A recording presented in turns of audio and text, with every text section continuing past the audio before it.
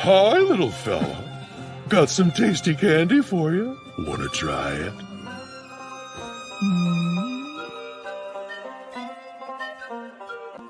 Tea.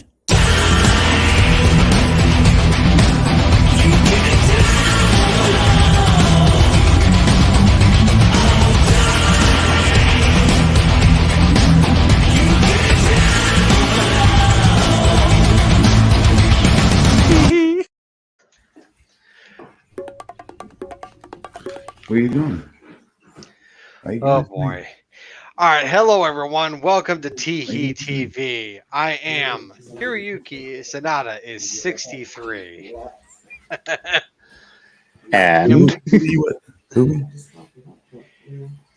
And with me today is Damian and Stone. I don't know what your name is this week. Oh, it's still Amos. Still Amos right now. Still Amos. Okay. So yeah, it's Yeah, I don't remember it. Okay, yeah. So it's with me today is Stone and Damian. So say hello, guys. Hello, guys. Good morning. All right, and today we are going to be discussing Mission Impossible 3, Ghost Protocol, Shogun, Invincible, and possibly the anime Ghost Stories. So let's get started. Maybe that should have been what we should have had instead of Ghost Protocol. Just Ghost Stories. Maybe. Instead of Ghost. Well, whatever. It was a nice attempt at trying to divert away, but I figure, like I said before, have we voted? Have we thought on our feelings? Did we want to go the full ride of? Do we want to go the full ride of the Mission Impossible series? I don't know. Purely because, like, again, similar with 3, I don't know how much I've got to say. Not because it wasn't good, just because I just don't know how much I've got to say. So, do you think we should just say that it was a movie of all time and move on? What? Oh my God! So we just really did not like. I mean, just real quick, I thought that Mission Impossible 3 was pretty solid. Okay. Well, I mean, I enjoyed Mission Impossible 3. I did. I enjoyed it. I mean, come on, I had Philip Seymour Hoffman. Who doesn't love Philip Seymour Hoffman? My only real complaint about that movie was not enough Philip Seymour Hoffman. Exactly. Not enough cowbell for me. Yeah, just wait for Christopher Walken to come in and demand more cowbell. I got a mission. It's more cowbell. But I mean, look, I mean, I know I'm the one that suggested the Mission Impossible movies, but I mean, I enjoyed them. I did, but my thoughts on all the movies are they get better as we get closer to the more recent movies. The earlier movies are more. I really enjoyed 4. Yeah, I'm sorry. What'd you say, Damian? I really enjoyed 4. Like, it's easily my favorite so far. Ghost Protocol was fun. I did enjoy Ghost Protocol, but I would say that my favorite out of all of them would have to be Dead Reckoning. That's the newest one? Yeah, the newest one. Yeah, Dead Reckoning was my favorite. But we're not at that one yet, so I can't talk about how much I loved it. You know, we got an untitled 8th film coming. Yeah, but that's not supposed to come out until next year. 2025. Wait, so it's not Dead Reckoning Part 2? Because didn't they call it Dead Reckoning Part 1?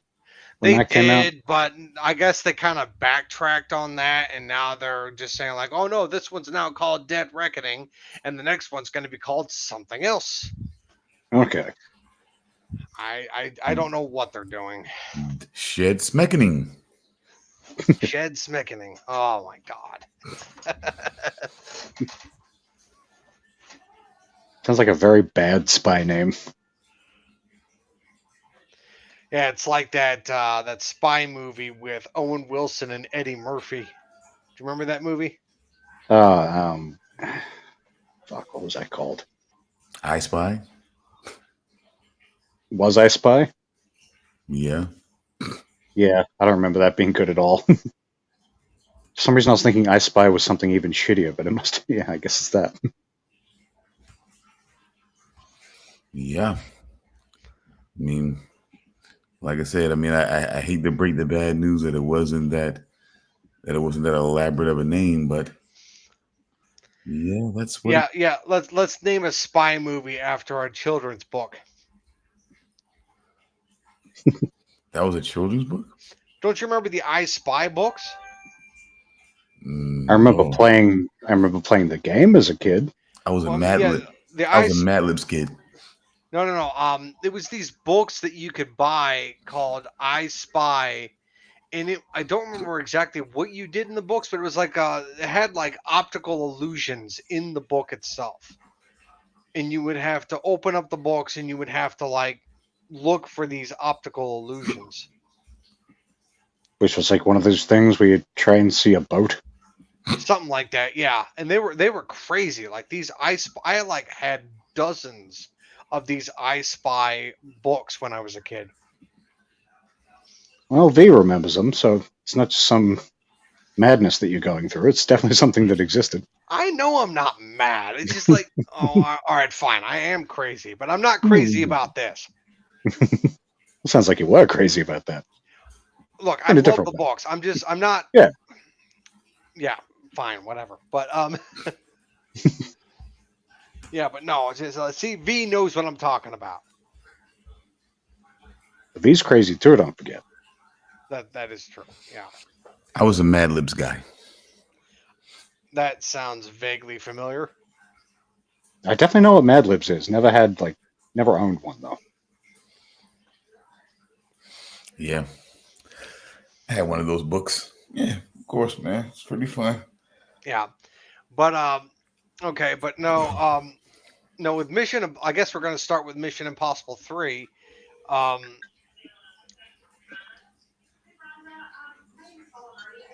What was that look, Stone? Hmm? You made a look. I always make a look. Okay, fair enough. But yeah, with Mission Impossible 3, it's just I mean, yeah, I know. I'm drawing a blank here. God damn it.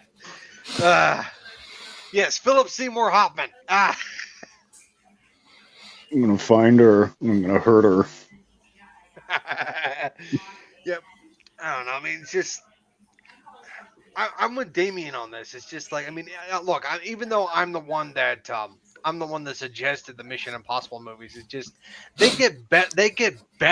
They get better further into the series. Why? And I think that's the problem as well. Yeah. Why? Why do they get better? I don't know. I think it's just they like maybe the quality of the action just gets better. Yeah, I definitely said just the general. Yeah, just the quality in general of the movie gets better. Like Yeah. Tom Cruise seems to be more comfortable in the role. Then Yeah. they sort of learn how to actually use comedy instead of doing it unintentionally. Yeah. As was the case with 2, where there was just a lot of shit that I don't think was supposed to be funny, but it was really funny. I would even go as far as to say that probably the not the worst, but one of the worst Mission Impossible movies would have to be the first one. Yeah, Why that for you? really didn't hold up. Why for as well you? as The worst would be the second one, but the one of the worst would be the first one, and that's because it's the quality. Just because the quality doesn't hold up. It really doesn't. It may have been good when it first came out because that was the standard of quality back then.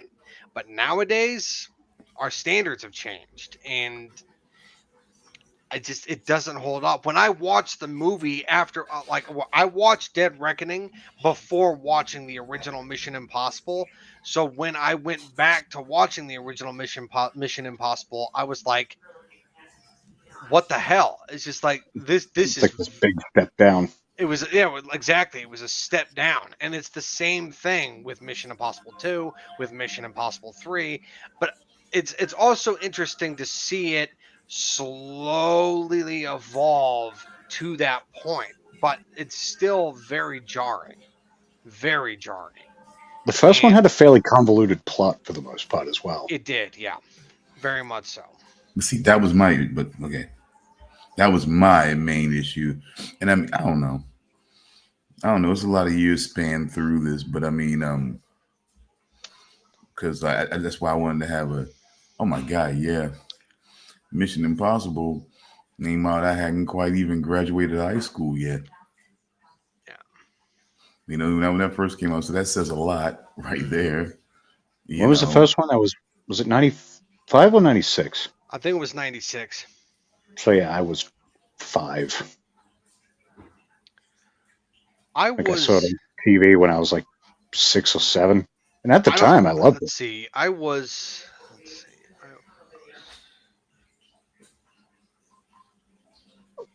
I'm trying to remember how old I was when that came out. Let's see. I was 10. I was 10 years old when it came out.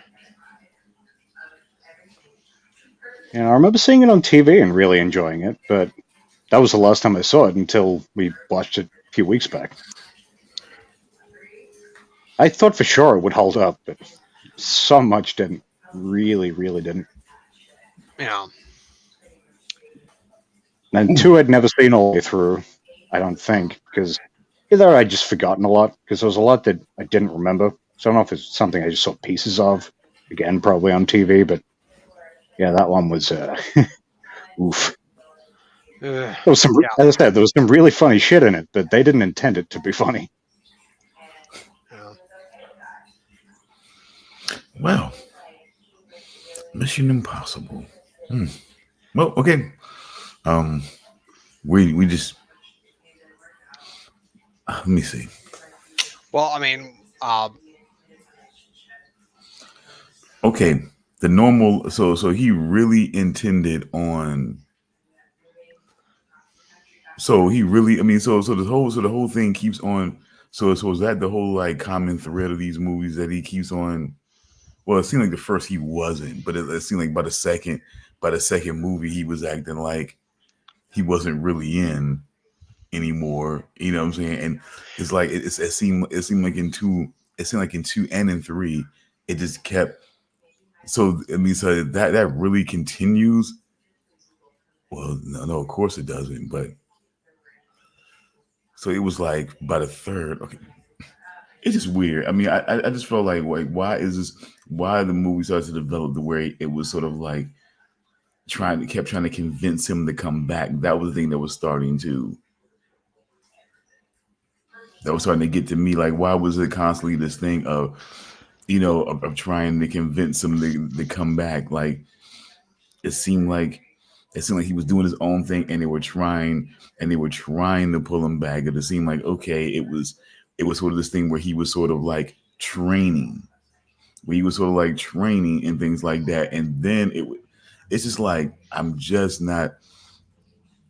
trying to figure out like I said, I guess I'm just trying to figure out like before it just didn't seem like with the show that it was this thing of people not wanting to be there. It was like this was the team, this was the things that they did, these missions, and it's like why did it seem like they were trying to create a storyline that he wanted out? Until you get to 4, when he's all of a sudden balls deep again, and seemingly really happy. I got the impression, at least in the earlier films, that the IMF is an organization that once you're in, you're in. I mean, and it's just yeah, everybody. you don't really have the ability to get out. Yeah, everybody wants to be the mafia, but I mean, sir, but it just seems like in his mind, it's not like I'm a hero. This is what we do. So, the next big mission that comes along, we're there. It's always it always it seemed like the last couple of movies before Ghost Protocol, it seemed like it took convincing, or it was conditional. It wasn't like, okay, I'm living life until the next mission comes up. It's like, it's like, we need you. You got to be convinced. We need you to not just, train guys anymore or whatever. It's just like, it's just, I just feel like it just didn't give the feel. I feel like the series, these couple movies just didn't give the feel like they were a team. And they tried to keep the consistency, of the team, but for certain reasons, because they kind of wanted to have, I guess, the whole James Bond effect. They wanted to have, different females play, play within the team, and then tried to up those stakes a little bit. Yeah, it's weird. They tried to bring back Ving Rhames, but and what I researched as an uncredited cameo. Wait, real? In which one? Ghost Protocol, I believe. Well, it was for. I was thinking that because I was waiting for him to show up the whole movie, and it wasn't until right at the end he showed up for like 30 seconds. I was like, the fuck? Because see, they just, like I said, this whole thing. They're trying to keep consistency, but they're trying to make blockbuster movies, so they can't. It's like the team is the team. I mean, you should have prepared for that if you're going to do it that way. I don't know. It's just certain things that I felt like when it came to the core of what I researched the Mission Impossible TV show was, that I felt like they just weren't trying to keep to, in a way, or it was very flimsy how they were trying to keep to what they were doing. So I just don't know. Well, I know that at least half the cast of the show spoke out when the first movie came out. They were like pissed about it. Just like, this bullshit. Fuck this movie. Like, I think Martin Landau, I think the guy who played Tom Cruise's character in the show. Like, yeah, there's a few people from the show that spoke out when that first movie came out, and we're just like, fuck this. This isn't Mission Impossible. Really? When did that? Really? What's that? I don't remember this.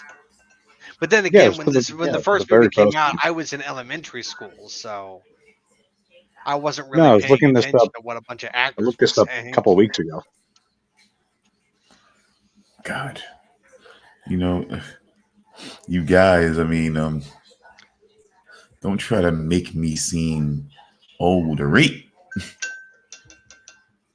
because I got a few years on you. No, it wasn't. I was speaking to your point. Like, maybe that cast was right. Like, I've never. I don't know if I've ever seen the original show. Or there was a sequel show too, right? Was that the same people, or? I mean, I don't know. It was mainly just clips and things like that. It was mainly just the music, and then it was the music. It was this message will self-destruct, and it was just a lot of those different clips. It's not like I saw the show. You know what I'm saying? Like, I don't know. I'm not sure how possible it was if you didn't watch, I don't know, Nick at Night or something. I mean, I don't know. You know what I'm saying? Really, it was just some. I'm just saying, like, there were just certain iconic pieces of it that just seemed like they were. It was the same. The one thing I knew that I researched, the same team. It was they were doing these really tough missions, together always. They always narrowly complete them, narrowly survive out and things like that. It was always them. They were always in. And like I said, yeah, they lived their lives until those messages came in, and then, that was the thing. And I guess from what my research usually said, that their whole existence with this was kept so secret that there's no way that anybody would be able to find out about their personal lives. At least that's the way I was. At least that's with Seems my very research. easy in the movies. Seems Yeah, like they're a Google search away somehow.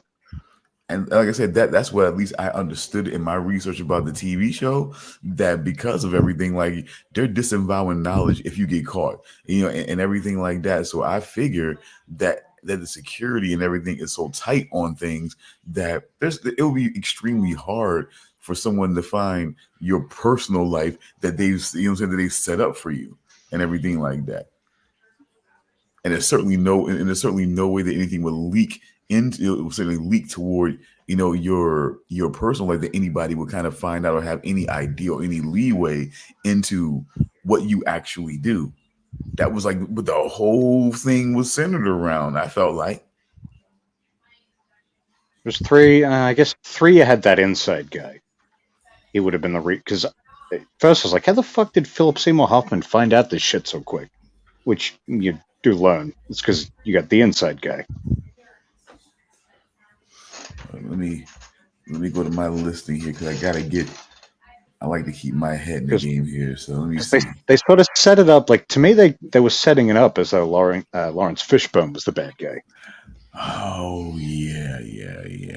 Okay. There were certain shots of him like giving certain reactions and just various different things. Where it's like, oh, okay, he's the piece of shit. No, it's this other guy. He seems not to be the piece of shit, but is the piece of shit. Okay, so that's what that was. I was starting to blend a little bit. So let me just let me get my head back in it here. So Mission Impossible 2. Okay, that was got it. Okay. Okay. I just needed to get my head. I just need to get my head in the game here. That's all right. Yeah, 2 is almost completely gone from my memory. There's really not much memorable about that movie. Okay, got it. Okay, all right. Just want to make sure. So all of that was jammed in the 3. Okay, so that's why it was. For me, it was less about Philip Seymour Hoffman. It just okay. All right. But damn, like it or not, for at least. Well, let me just see. Well, that's interesting. Okay, tell me what you think about this. So the 7 films had an overall budget of 1.5 billion, and overall in the box office made about 4.13 billion. 1.5 billion. Damn. I mean, I guess they do keep ramping. Like 4 had to have cost at least 100 mil, at least, and I imagine it keeps getting higher and higher from there. And you got inflation and whatnot, so yeah, it does seem to match up. Because the first I wouldn't have said was made for all that much money. It was probably like a decent amount at the time. It was a fucking Brian De Palma movie as well, so it was probably a decent budget, but nothing like some of the future ones. So do we feel like that's a good net? Yeah, you would almost expect it to be higher, though. For some reason, I was thinking they were way more successful. Like, that's still, it's nothing to sneeze at, but I would have guessed more. I mean, I have to admit, when you invest that kind of money in those films, I kind of feel like going a couple of billion over over your budget, overall was, I don't know. To get that high of a number, like, let's put it this way. If it were in the millions and it only came in, and all 7 films only came in a couple of million over what the budget was, wouldn't that be almost like a, wipe the sweat off your forehead? Whew, you know what I'm saying? Like, we're kind of, kind of close there. is it a different? That's Is it a considered a different failure feel? now. Like But pretty so, much for the longest time, if something doesn't like at least triple its budget, it's basically considered a failure when it comes to these kind of movies. oh, okay. Well, so think about it in terms Not of that. exactly, but you know what I mean. Like they they expect just obscene amounts of money, and if it doesn't make just crazy money, it's just like maybe we'll just ditch this. So then it worked out again. So then it worked out, I guess, right? I mean, we're talking Well, about 1.5 billion to 4 point, you know what I'm saying, 4.13 billion. I mean, kind of worked out, right? yeah, like you could probably take. You could probably almost take close to $1 billion off just because how much they would have spent on marketing. Hmm. Okay. But Oh, even still, okay. I mean, so I mean, when we get a little higher up, I mean, do we feel like when you're talking about billions and things like that, like is that a little bit like maybe we felt that way if it were millions, but with billions, it's a little bit of a different feel.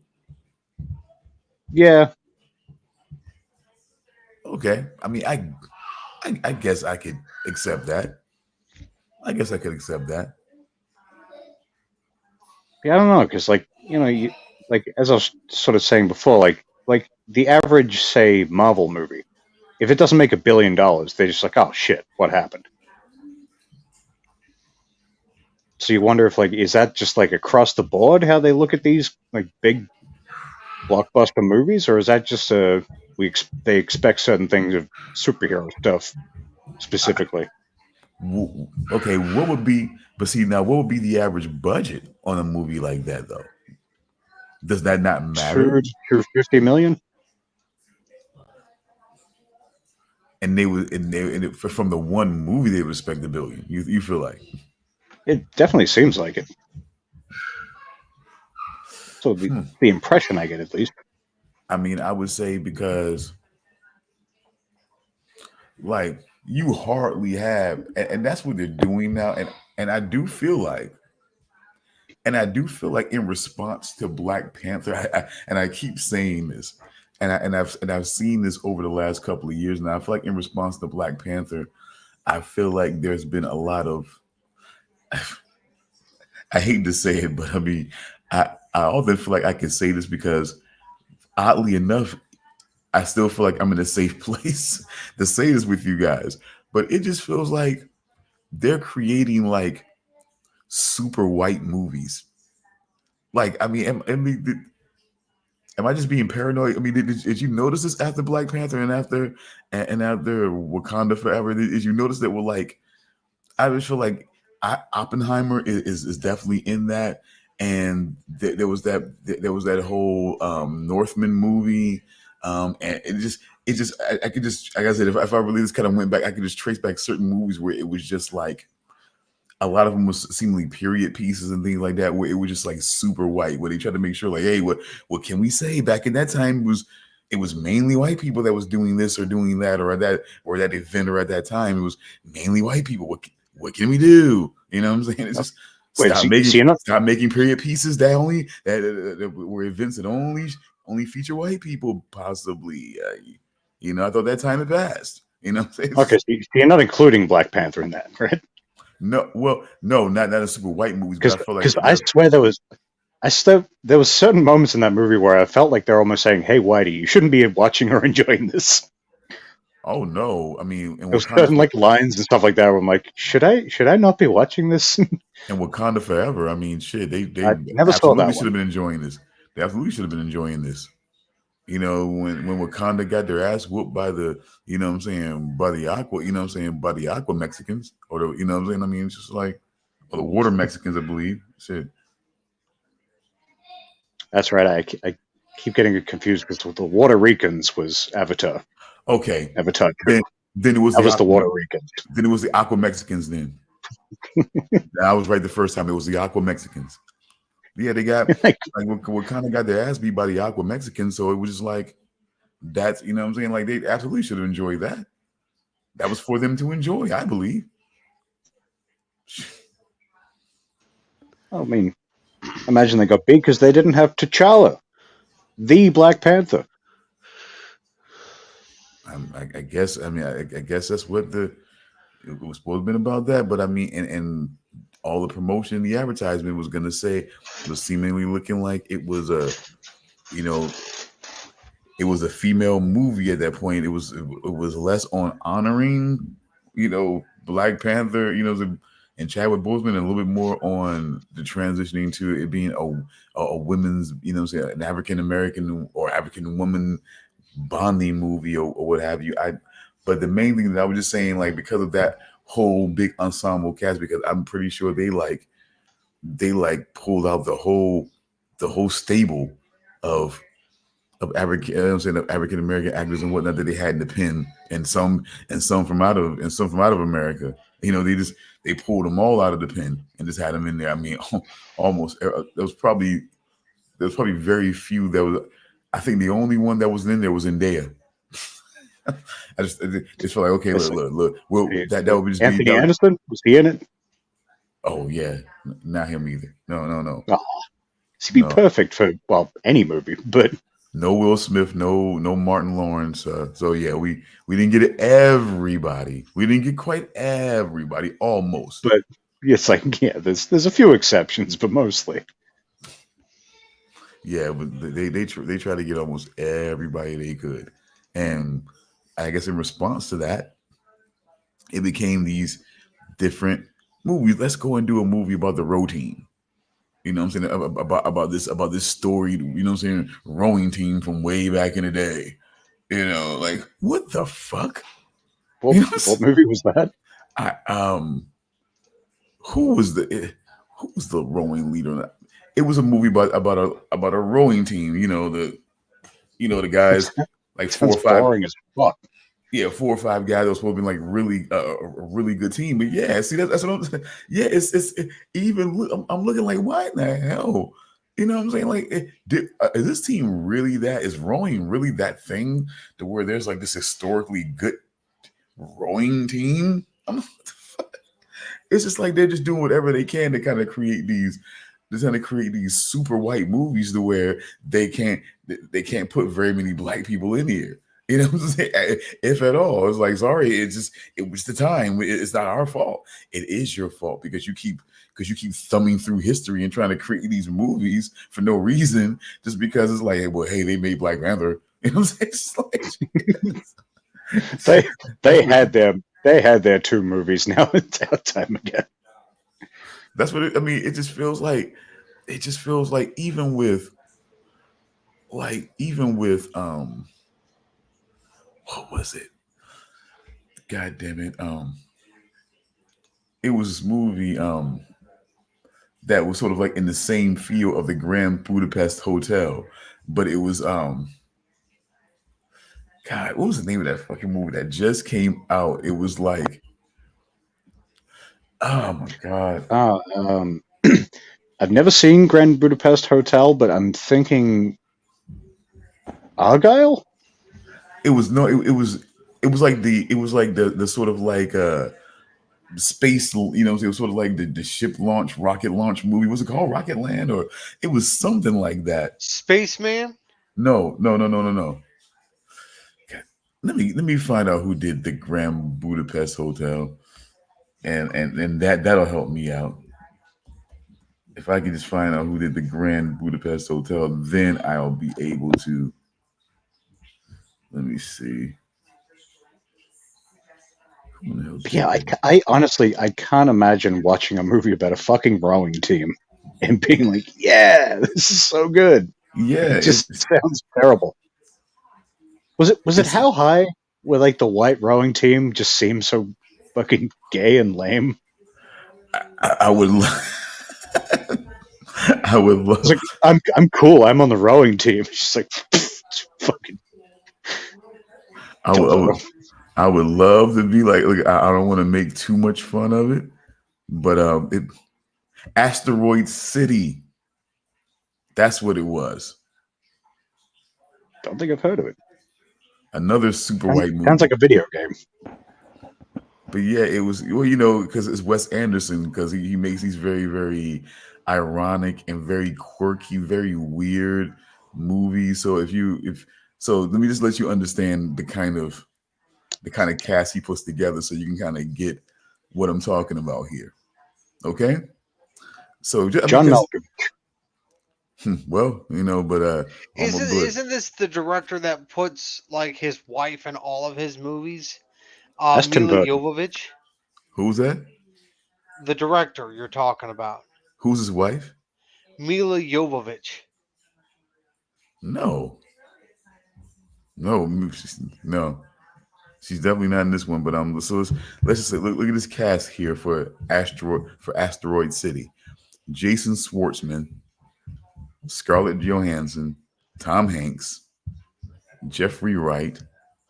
Okay, at least it seems like they got one guy in there. That's the Jeffrey Wright that I'm thinking about.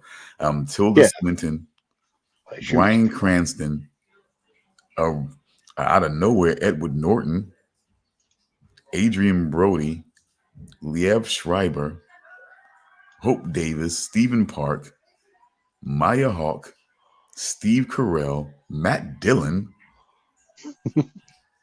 Hong Chow, Willem Dafoe, Margot Robbie, Tony Revolori, Jake Ryan, and Jeff Goldblum.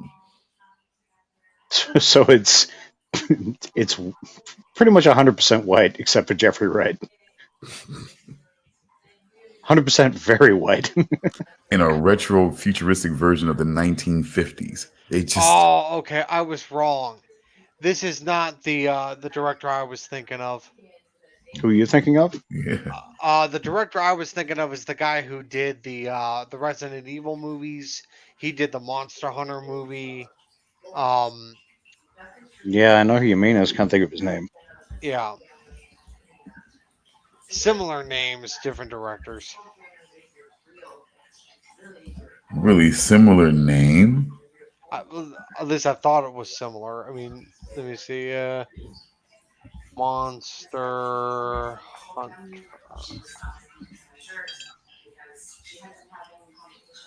Yeah, Paul W.S. Anderson.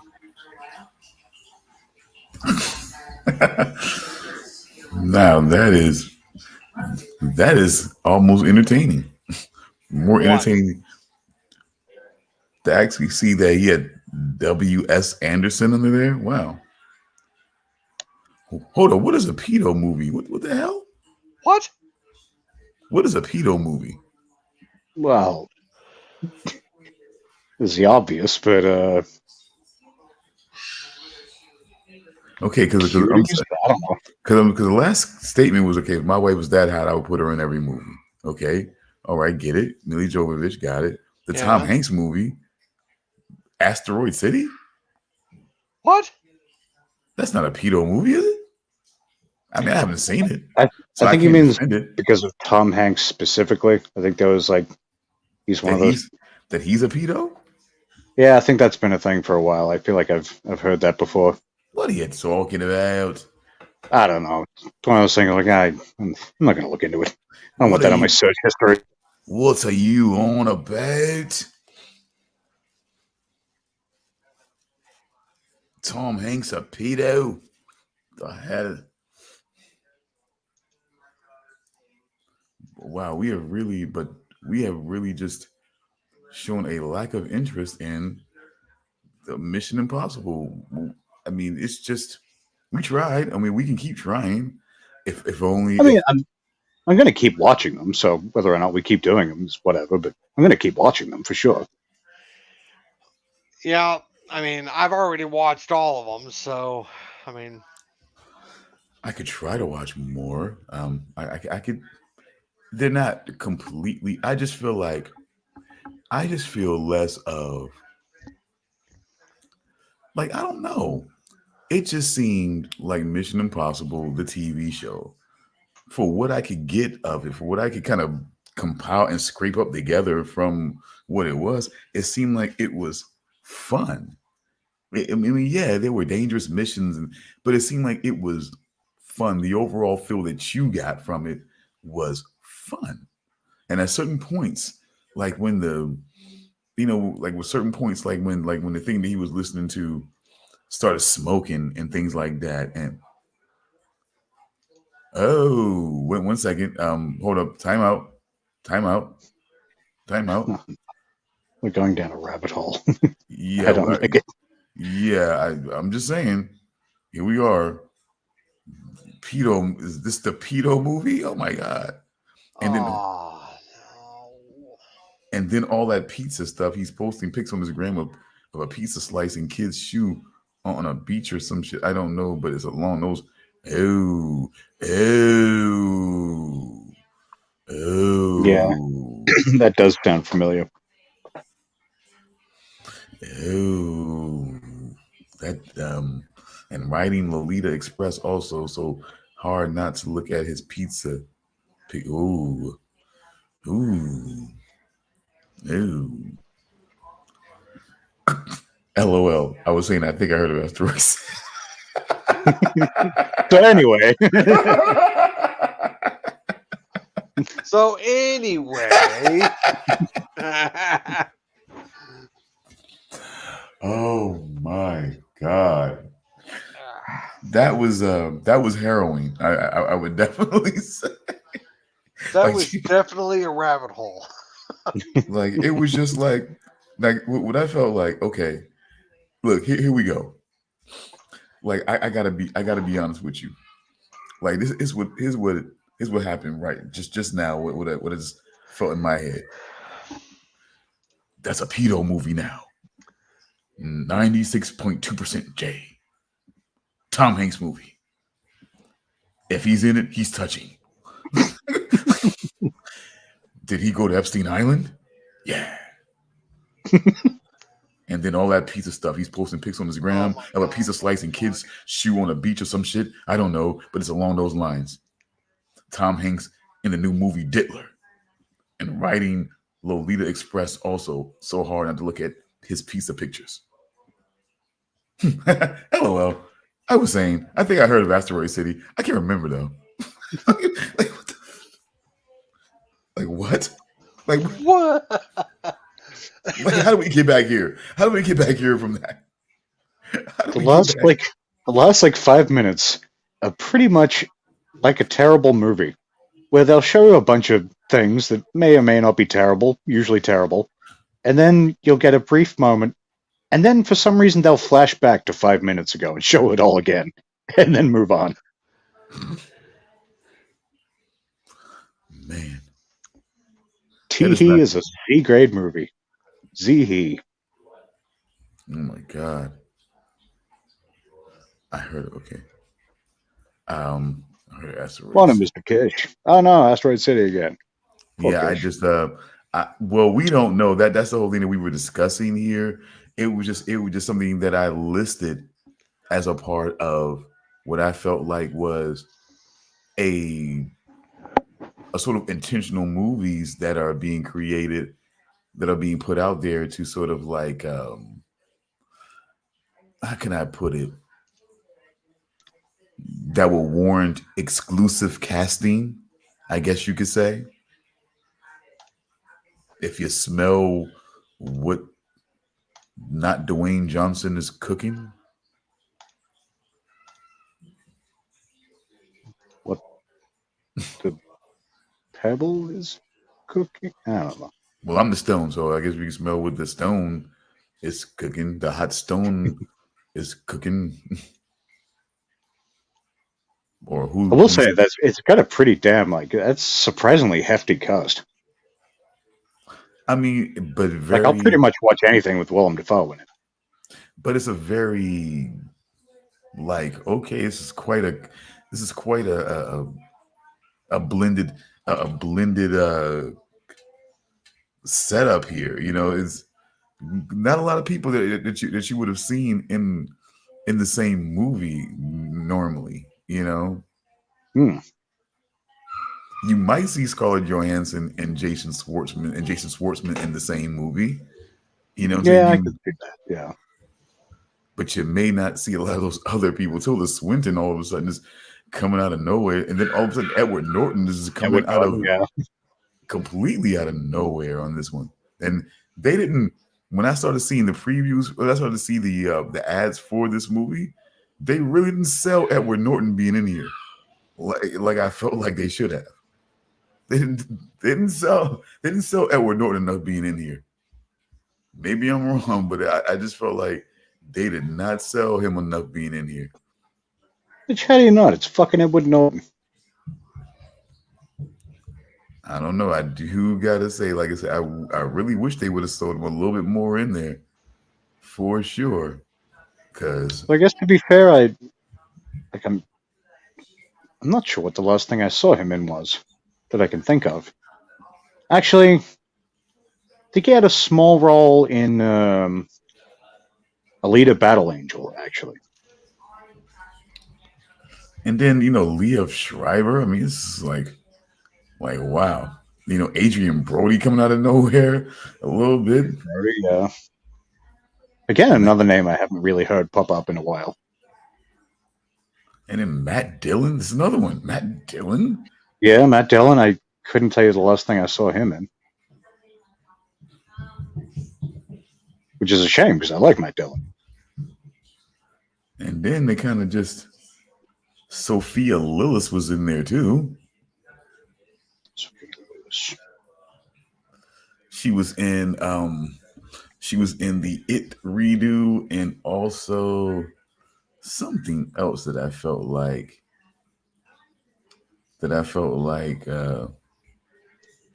she was pretty good in. What was it? That Gretel and Hansel movie. That Gretel and Hansel movie was definitely a. Again, I'm sorry. It always felt like to me like a feminist finger bang, but I'm gonna always put it that way. But Wait, the witch wasn't looking to cook them; she was looking to do other stuff. Oh yeah, she was looking to cook the boy for sure.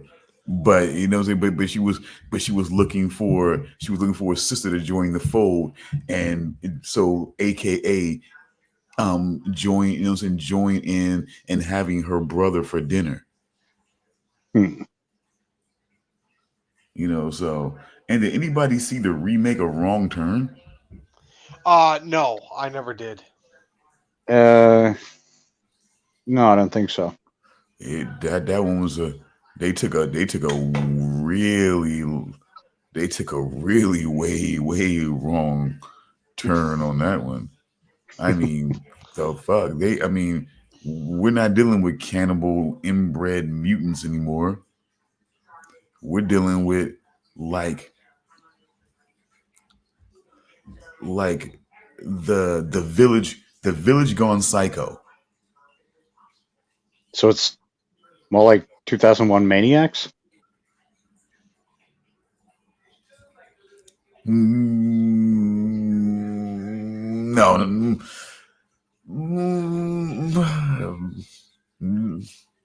Not like that. Not like that. Quite on that level. Not quite like that.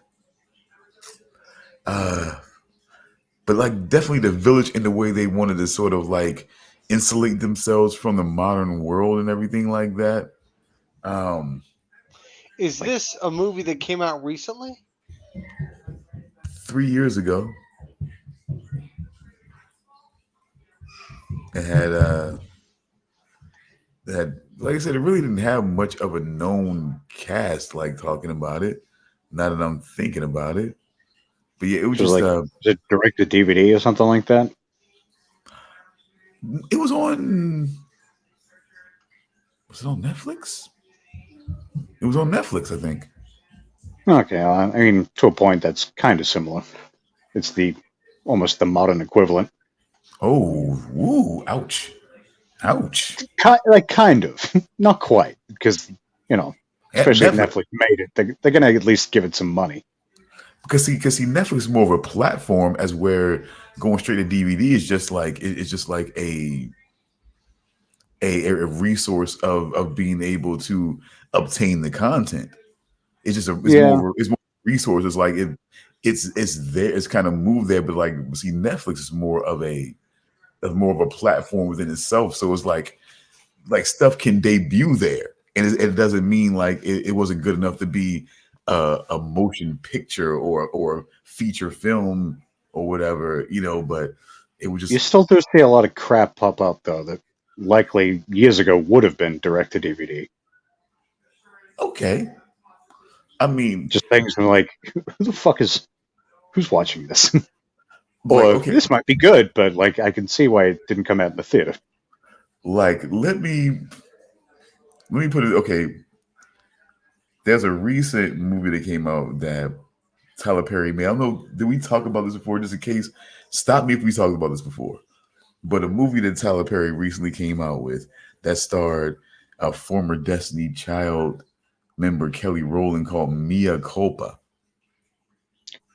I feel like I've heard you mention that before. I don't know if we really went into it though. What it ended up being was a total.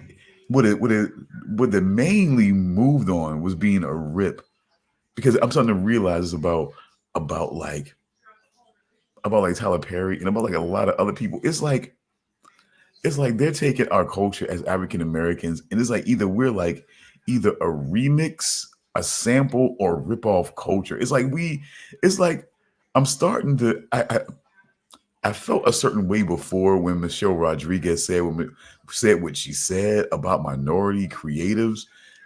But it's like when I see Tyler Perry and what he's done with some of his content, it's like I can't help but to feel like maybe she does have a fucking point. What did she Maybe say? that all we seem to be able to do is just steal other people's shit. You know what I'm saying? Like we can't be creative. And Jim was pretty much saying the same thing, that it's almost like we can't be creative enough to, you know what I'm saying, to start our own things. We have to try to jump. And I get it. You know, there's certain things I've always felt like, and I'm always going to defend what the Wayans brothers did with certain I was things going to because say, yeah, they were yeah. being humorous. Little Man, I felt like it was them like me. Like if I had an opportunity to make certain concepts of like Bugs Bunny or certain Looney Tunes cartoons into live action movies, I probably would do it also. That's a little different. You know what I'm saying? Like I really applaud their energy and just creativity to want to like bring that whole concept of babyface Finster to a live action movie, you know what I'm saying, from a Bugs Bunny cartoon. I really applaud that. I don't care what anybody else says. I absolutely applaud that fucking effort. You know, honestly, I really fucking do. And it is not like the same thing. So I definitely want to make sure that I'm clear that I don't feel like what the Wayans brothers try to do in certain respects is that. But I feel like for example, like this movie, for example, have you ever heard of seen the movie Jagged Edge? Definitely heard of for sure. Yeah, Jeff Bridges, I've never heard of it. Jeff Bridges, Glenn Close. Jeff Bridges plays this guy, last name Forrester. He's accused of killing his wife and everything like that. And Glenn Close is this. She used to be a prosecutor, became a defense attorney, and everything like that. She basically meets this guy and decides to defend him, which basically really runs afoul of a guy that she used to, you know, work in the prosecutor's office with, and who's going to be prosecuting the case and things like that. It's not so much of a spoiler. I mean, unless you guys are possibly interested in just watching it yourself and seeing what happens. I think I have seen it. Like we're talking like Oh, yeah. 90s, right? I was a kid. No, I was a kid. It was 80s. No, yeah, I'm fairly sure I've seen this on TV at some point. I don't know. I mean, but it's just one of those things where it just basically, she defends him, you know, because it's this whole thing about there was somebody that was going around. It's somebody who came in, killed, you know what I'm saying, they killed his wife and everything like that. You know what I'm saying, did some you know what I'm saying, scraped the word bitch, you know what I'm saying, scraped the word bitch in her blood on the wall and everything like that. And it was a whole other thing. And it was this whole thing that was set up to throw off the situation. But as it turned out, actually, it wasn't. It was Jeff Bridges' character. He did kill his wife. He did actually kill his wife, and he basically, I guess, attacked some other woman. Didn't kill her, but made it seem like it was just like this guy who, you know, who basically did it to somebody else and didn't happen to you know, to come across his wife and actually kill her, and basically put it off on possibly somebody else being the person who had done that and everything like that. This possible tennis pro and things like that, you know.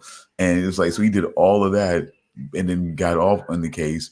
But then when she had realized, because there was something about a letter that was sent, and when she realized that, holy shit, the typewriter that, you know what I'm saying, she saw this old school typewriter that she found, because after it was only after, the old drop letter thing. so it was because it was only after she defended him in one where they actually got together.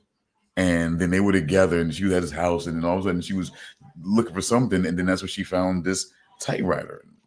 And then when she typed the typewriter for a certain letter, or, you know what I'm saying, Yeah. button, and then it seemed like, oh, that's what confirmed to her that he was the one who actually typed that letter, and then went out of there. And then basically later on he ends up, well, let's just say the guy from the guy in the mask with the knife with the jagged edge. That's why the movie's called Jagged Edge, because the person who killed his wife had a knife with a jagged edge on it, you know. And so, you know, he was coming in with the knife. She's just sitting there just like waiting. She hears him sort of like break the glass in the window, come in, and then she kills him, pulls off the mask, turns out it was him, and everything like that.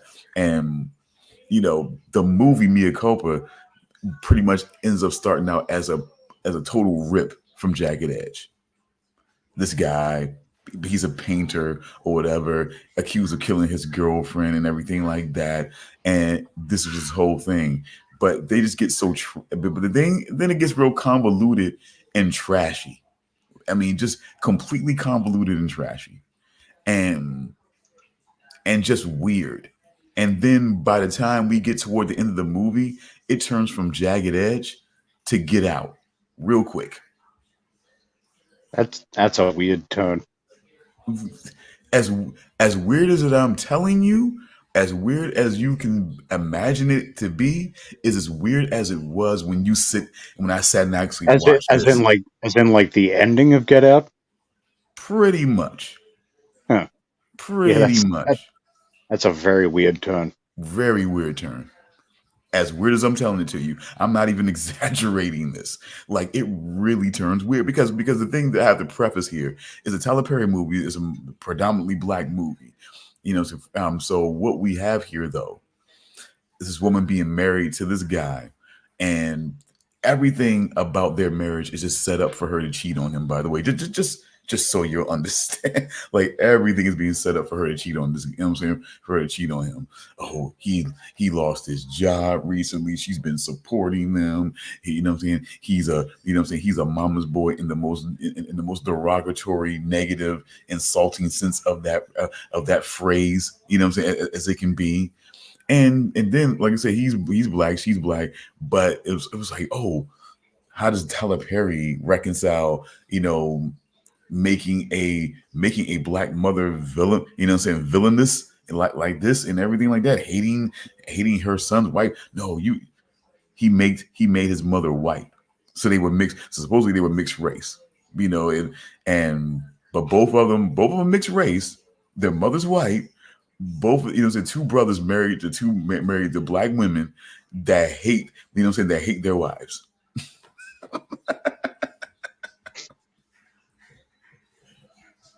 It just sounds terrible. It's terrible. It is terrible. And if you can honestly feel like if he doesn't disrespect or disregard black women enough, there's a moment in that movie where she's a lawyer. She's a defense attorney that's still determining whether she's going to represent this guy at his trial for murder. There's one point where she comes over and, like, he's half dressed. There's this girl that was a neighbor. She's fully undressed. Okay. And she's coming over, and I guess they're about to do, you know what I'm saying? And then she's trying to leave. He has this loft where he has an elevator. Now, the thing that confuses me is convoluted about this elevator in this, like, law. One of them old school things, like from the 90s, like they're in New York. It's like they're in New York or something like that. I don't know. You know, that's weird too. But it seemed like at one point when he took her home, he could activate the elevator from inside the elevator. But it seems like at one point when she was trying to leave and it was just her, she couldn't activate the elevator. She had to wait for him to activate the elevator. And while she waited, he sat there for a moment so that she could watch him, get oral sex from the other woman.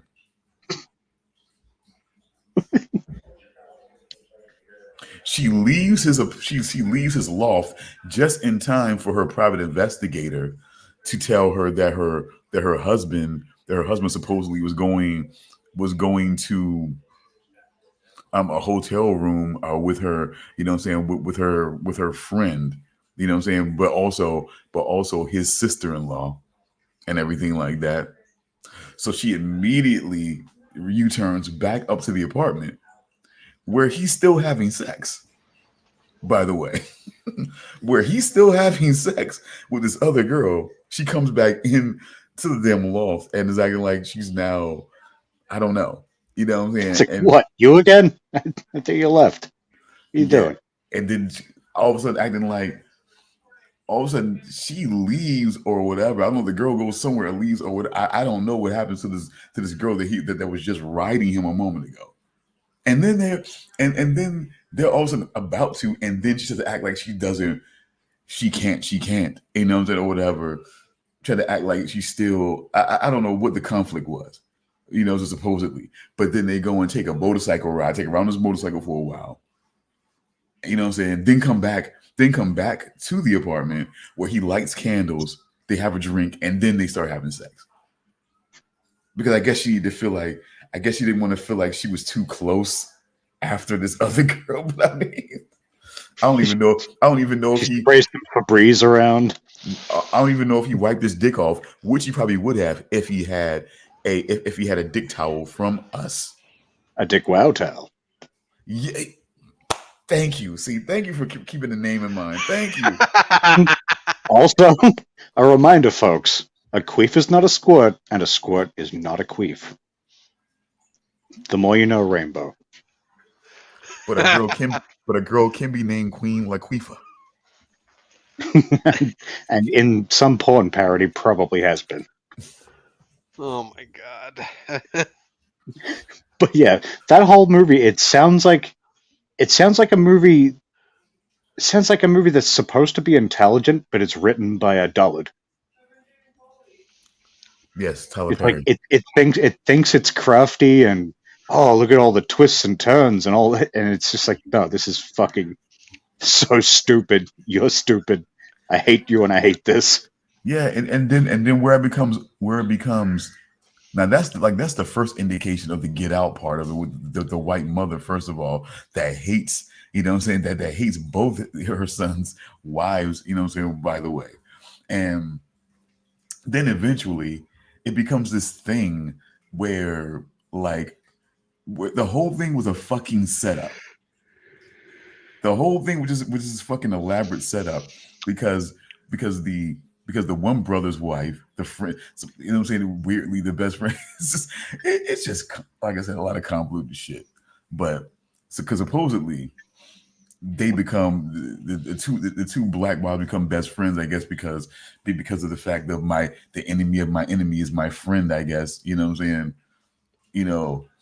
or whatever. But it's like it's just weird. They're supposed to be best friends off of this situation, I guess, of being wives of two weirdos. But it's like, and then it turned out it was a whole setup. She has sex with this painter dude.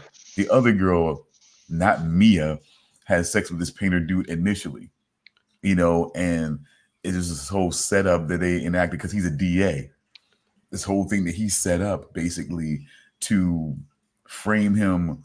They basically set him up for murder, but he didn't murder anybody. The girl wasn't even dead, first of all, and she happens to go on vacation to take her mind off of things in the exact place and in the resort where this girl is working. How the fuck does that happen? I mean, I understand Mexico is not that big of a place. And it's not that small of a place either, though. Yeah, because you're going to be in the one resort where this person is working, and you happen to bump right into this person as you're just like, are you fucking sick? Like Tyler Perry's a fucking idiot. I'm sorry. It's just Tyler Perry is an idiot. There's no way. As if I could watch a Medea movie anyway. There's no way I'm watching that after. There's no way I could watch a Medea movie after that. No way.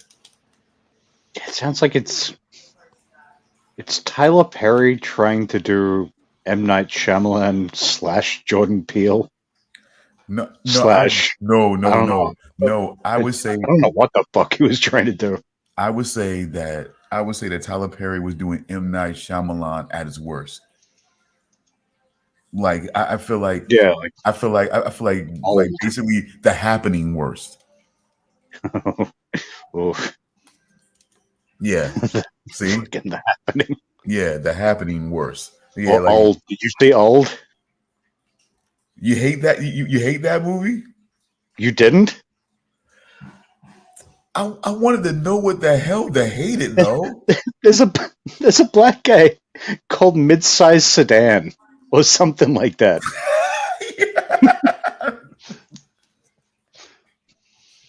I mean,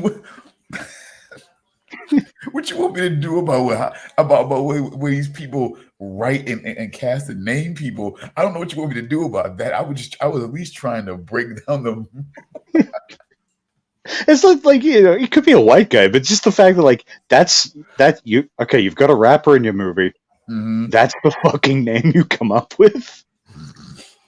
You've gone through how many drafts of this script, and you've read that every time. You're just like, yep, yeah, that's some good shit right there. Because some people just think 50 Cent, like. Okay, all right. Hold on. On one hand, you have 50 Cent. It's short. It's simple. It's to the point.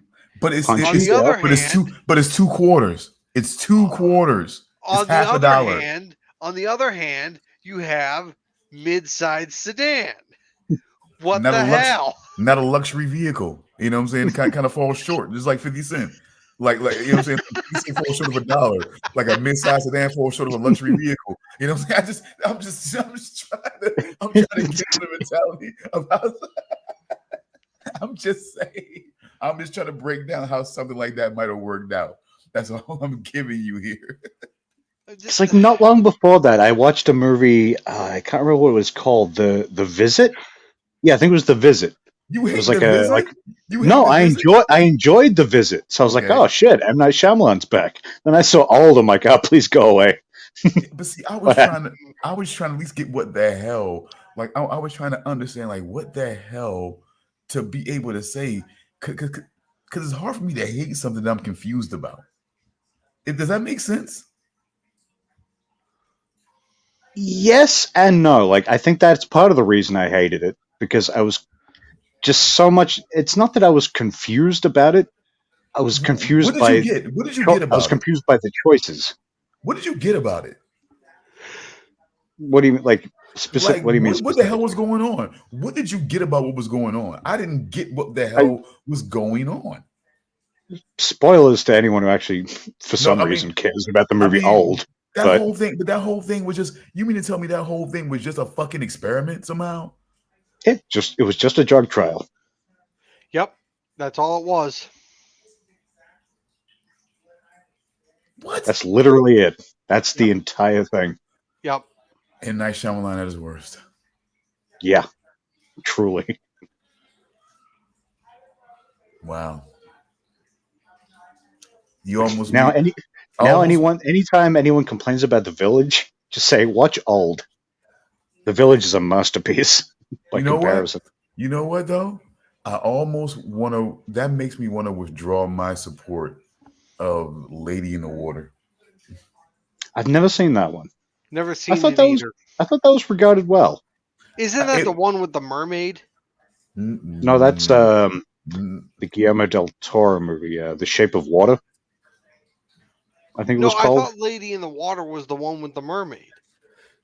I guess you could. Yeah, I guess you could say Is that. it? I guess you could.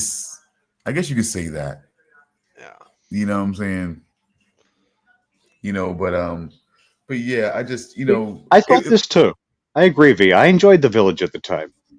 Like when I watched it, I enjoyed it, and then everything I've heard years afterwards, just like, this is one of the worst movies ever. It's so stupid. No, see, Just never went back to it because I've got good memories of it.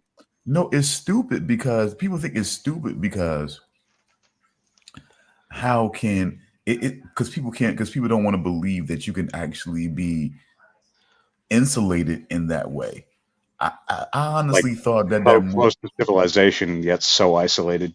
Yeah. Okay, with the last M. Night Shyamalan movie that I watched was his most recent one, which was called Knock at the Cabin, I think is what it was called. That wasn't terrible. Yeah. It didn't. It wasn't as great as I thought it was going to be better, but it wasn't terrible. It wasn't. It wasn't as tense.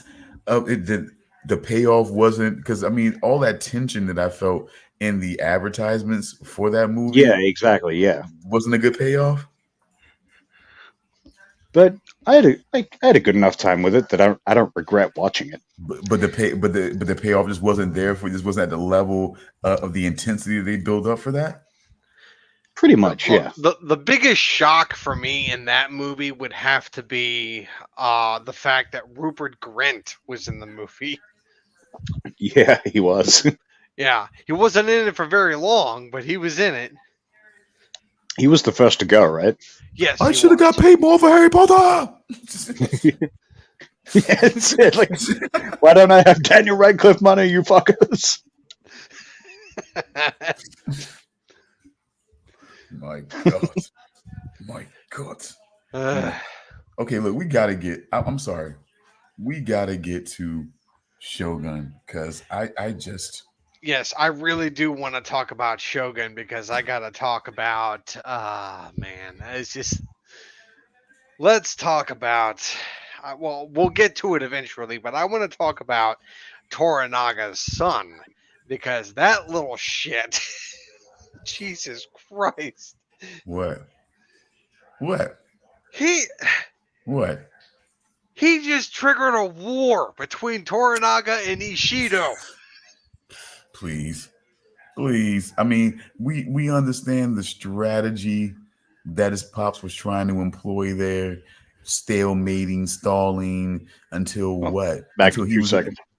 Until he was in a stronger position to, to battle.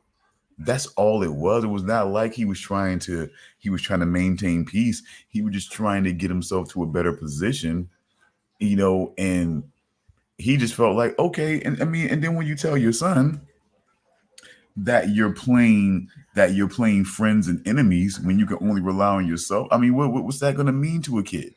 I mean, in this extreme situation, what's that going to mean to him to say that? Okay, I'm playing a game of friends and enemies when really you can only rely on yourself in this life. I mean, what's that going to mean to somebody? To somebody like that. So, that's what it meant to him. That they keep sitting around and having this guy in his face to keep talking shit about him. They keep, they keep playing him out in front of his, in front of his people, like he's just, like he's just this weak ass kid, and yeah. So it was brewing anyway. It was brewing anyway. Yeah, but I mean, I guess you could say, like, even if Toranaga was already planning on going to war with Ishido. No, I'm not talking about with Toranaga. I'm talking about with that kid. It was already brewing within him anyway. You had this guy, and even his father, he felt like at certain points didn't see him, the way he felt like he should see him. We're almost kind of dealing with a Marcos and Philip situation, honestly, in this show. So what you're saying is that the kid acted impulsively, thinking that he did what his father wanted. Not so much that, but it's like he's trying to work with him and he's trying to move about what he was trying to move about, but it's like he's still feeling like, why are you not feeling like, I could be here with you to help you with this? Why are you kind of leaving me here to kind of deal with this other stuff? And and connect with people, to work with people who basically betray you openly. he still felt like Yabushige, you know what I'm saying, betrayed him openly, and we're still working with him. You know what I mean? Why are you having me work with him to train these, you know what I'm saying, these other, you know what I'm saying, regiments, you know what I'm saying, or whatever, and these tactics, and, you know, with a guy who openly betrays you, you know? So it's like, what's going on here? Why am I being kind of put off to the side like this? And then he's kind of letting him know where it's like, you know, you're playing a game of friends and enemies, really, when you can really only rely on yourself. So when he's kind of taking that in, like, okay, what the fuck does that mean to me then? Like, what that means to me is, did he just tell me he doesn't love me?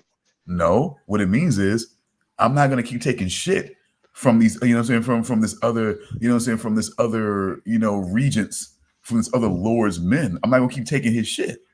It was building up.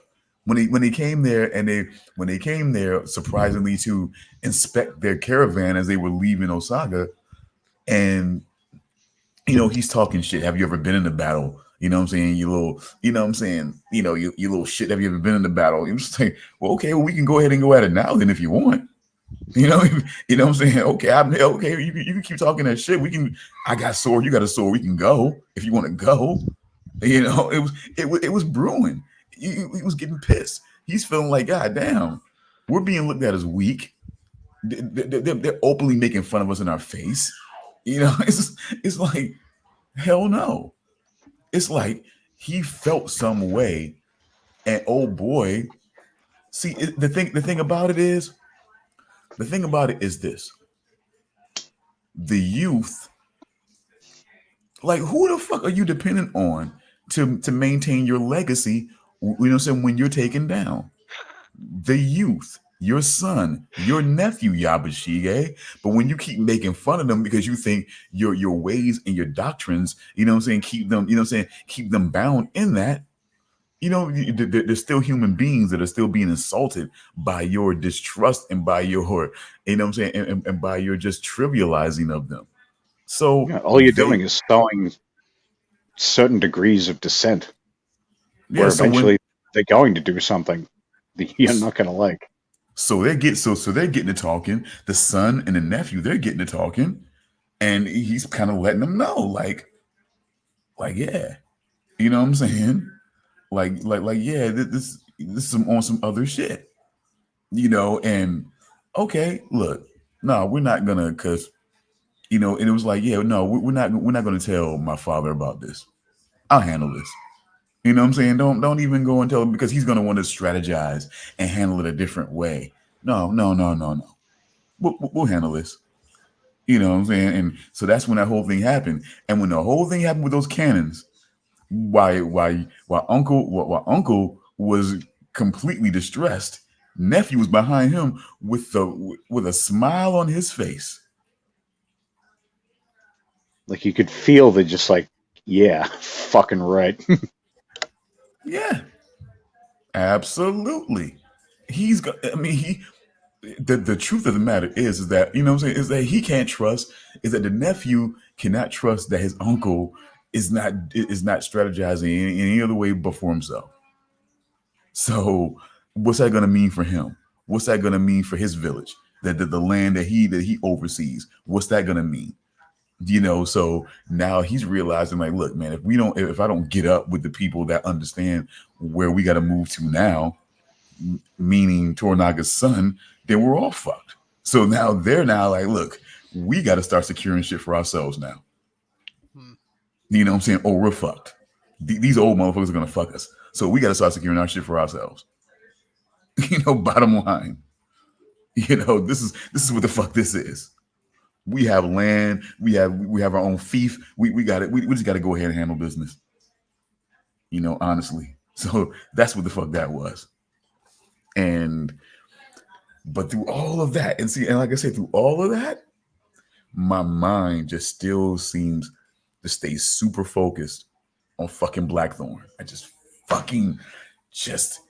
every time with him, just every time with the way he just kind of he's just kind of there, and the way he just kind of talks and his expectations and the way he kind of just looks at his perspective on things, and just what I feel about like they are the fucking red wedding, bro. I just like him and this, like they are the fucking red wedding, man. I mean, they're gonna be the shit that is gonna be just terrible, and it's like whenever this show ends, it's gonna end with England, and it's just gonna be fucking like terrible, just awful. You know what I'm saying? It's just gonna be just the worst. But I can't help but to keep looking every time I see him and the way he acts and the way he just determined I'm just gonna and the way they keep trying to heroize the way they kind of trying to make him heroic in these situations. But they definitely established clearly that Lady Miracle does not care for her husband. They make that clear. It was definitely like I don't know if marriage of convenience is the right word, but definitely like even arranged, like some kind of definitely arranged. Set up thing. Yeah, there's definitely hella connections in the people that are in the higher ups. When it comes to that, to that particular regent or whatever, there's definitely a lot of connections there from the grandfather. It's definitely a lot of connections here. And then we get a bit of her backstory where it's like she was not necessarily orphaned. I don't know how old she was exactly, because we get that bit of a backstory about how her whole family was wiped out and whatnot, which I don't know how old she was exactly, but she was either orphaned or left completely alone and had to sort of make her way through some other way. But it's just, I don't know, man. Just once again, I just feel like this Englishman comes in, hardly does anything but just, you know what I'm saying, but mumble and criticize, and it. I will say one of my favorite lines from the show so far is when the nephew of what's his fucking name? Yushi Yabushige. When his nephew is trying to take his guns, and everything sort of cools down a bit, he gives the guns to his consort, and then he's like, "Listen here, you milk dribbling fuck smear," and then sort of bows, and I think Mariko translates he said with great respect, he apologizes for the misunderstanding. Yeah, I thought that was probably one of the better scenes of the episode. It's just they're trying to hero someone. They're trying to hero this guy, and I just don't feel it. I mean, at moments where I felt like, man, this is like a triumph in a way, and it was with the ships and everything like that. But it's just like, I just can't feel these good feelings, because it's him, it's that voice, and I know that the crown. His crown is no different from Portugal's crown. And that's the thing, and that whole statement between that Captain General and what I'm saying, and the church and those members of the church, that says it all right there. Like he said, I don't serve the church, I serve the crown. And that's what I'm saying, that's the thing right there. The crown does not care about diplomacy. The crown does not care about the crown cares about what it cares about, and they're gonna get and they're gonna get what they expect, and that's the same thing. And you think Queen Elizabeth is any goddamn different? Or I'm sorry, maybe I'm advancing too far. Maybe there was another queen back then. Trying to think, what are we in? We're in the 16 or 1700s with this. Shit. That far back where Japan only felt like it was them in Portugal in the whole wide world? Maybe even earlier again. Fuck. Might have been. I think it was 1600s. I think.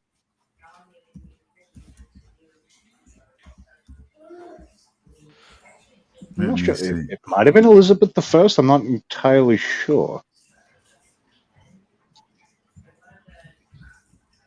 Well, I mean, these are all original characters, or are they based on real people?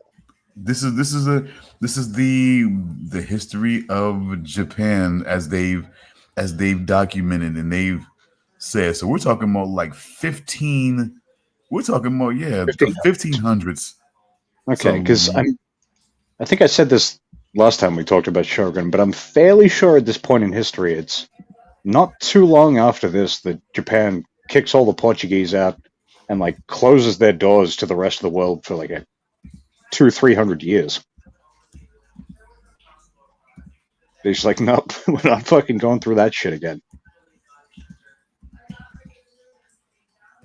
Okay, so according to the character Yoshi Toranaga, which is based, the character is in the Shogun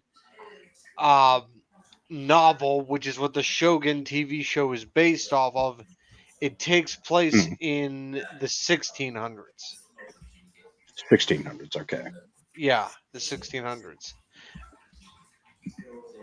Probably relatively early, because they did say at the start of the show. I just can't remember exactly. Well, what the exact date according they gave to what was. I'm reading here, it's the late 1500s to very early 1600s. Okay. So that would be Queen. So around that range would be Queen Elizabeth I. Yeah, probably.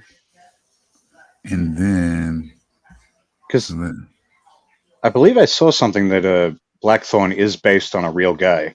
Just Blackthorn wasn't his name; it's something different. So, like I think maybe his first name's the same, but his last name's different. But it is based on an actual guy who, you know, I don't know if he exactly went through this, but some English explorer. I don't know if he was a pirate or not, but yeah, I haven't looked into it. Oh, well, though, I have to. I'm very intrigued as to how many liberties they took and whatnot. Yeah, I would like to know. Because I just haven't looked into it yet, because if it does stick fairly true to history for certain things, I'm going to spoil the show for myself. So once it's done, then I'll look into stuff properly. I don't know. I'm trying. So I'm trying not to look, but there's certain things that I would like to, that I just like to, with certain names come up, like when they named him Hadamoto, I'm like, man, this is really like, he was a vassal, and it was just like, they don't understand like this whole thing about in these fealties and these fiefs and being a vassal. Like you have, it's like Asia's weird that way, I guess. Like you have land, but like everything, but it's like you still are like, it's like you have land, but you still sort of like have a landlord. Yeah. It's like, what? Yeah, so it's like, yeah, you have this land to live on and to do whatever, but it's like Lord Toranaga can still like, okay, yeah, the ship is, you'll have your ship, I guess, in time, but I still get to just kind of come along and borrow it as I need, because I own everything, so and I allow this, so it's kind of that sort of thing. It's just weird, and I just don't want to. I'm so stubborn now because I don't trust England in this, and I feel like this shit is like strategy more than reconnaissance. It's like very sneaky and very duplicitous strategy. Like you're in a war supposedly with Portugal. You're trying to appeal to Japan, and what do? We send the salty crew, that damn near dying of, saying without rations, and we just make it to the Japans, and then we just, got aggressive, nervy, and like, and we're acting like we don't, it's like, bro, I just feel like it's sneaky as shit. Like they brought these guys in here to see what was what, and and that's the thing. Are they pirates? I don't know. But they're explorers. They take notes. Those books are notes. If anything, where's what? This is this. And they take it back to who they need to take it to. And for them to do what they need to do with it. That's the purpose. I feel like it's the ultimate reconnaissance.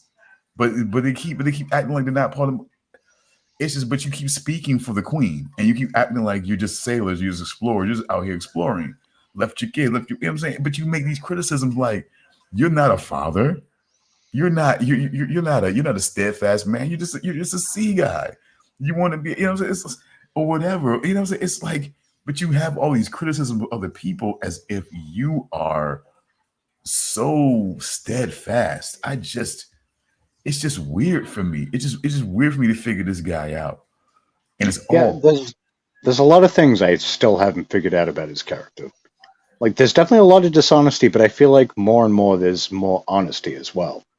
Like when he's talking to Mariko about the freedom of the sea, you know, about like getting out there, and then just you see he's like, there's a couple times where he's looking out of the ocean, be like, that's beautiful. Like he almost starts jerking off over the ocean because he loves it so much. But I still feel like you don't drag yourself to a certain place without a certain purpose.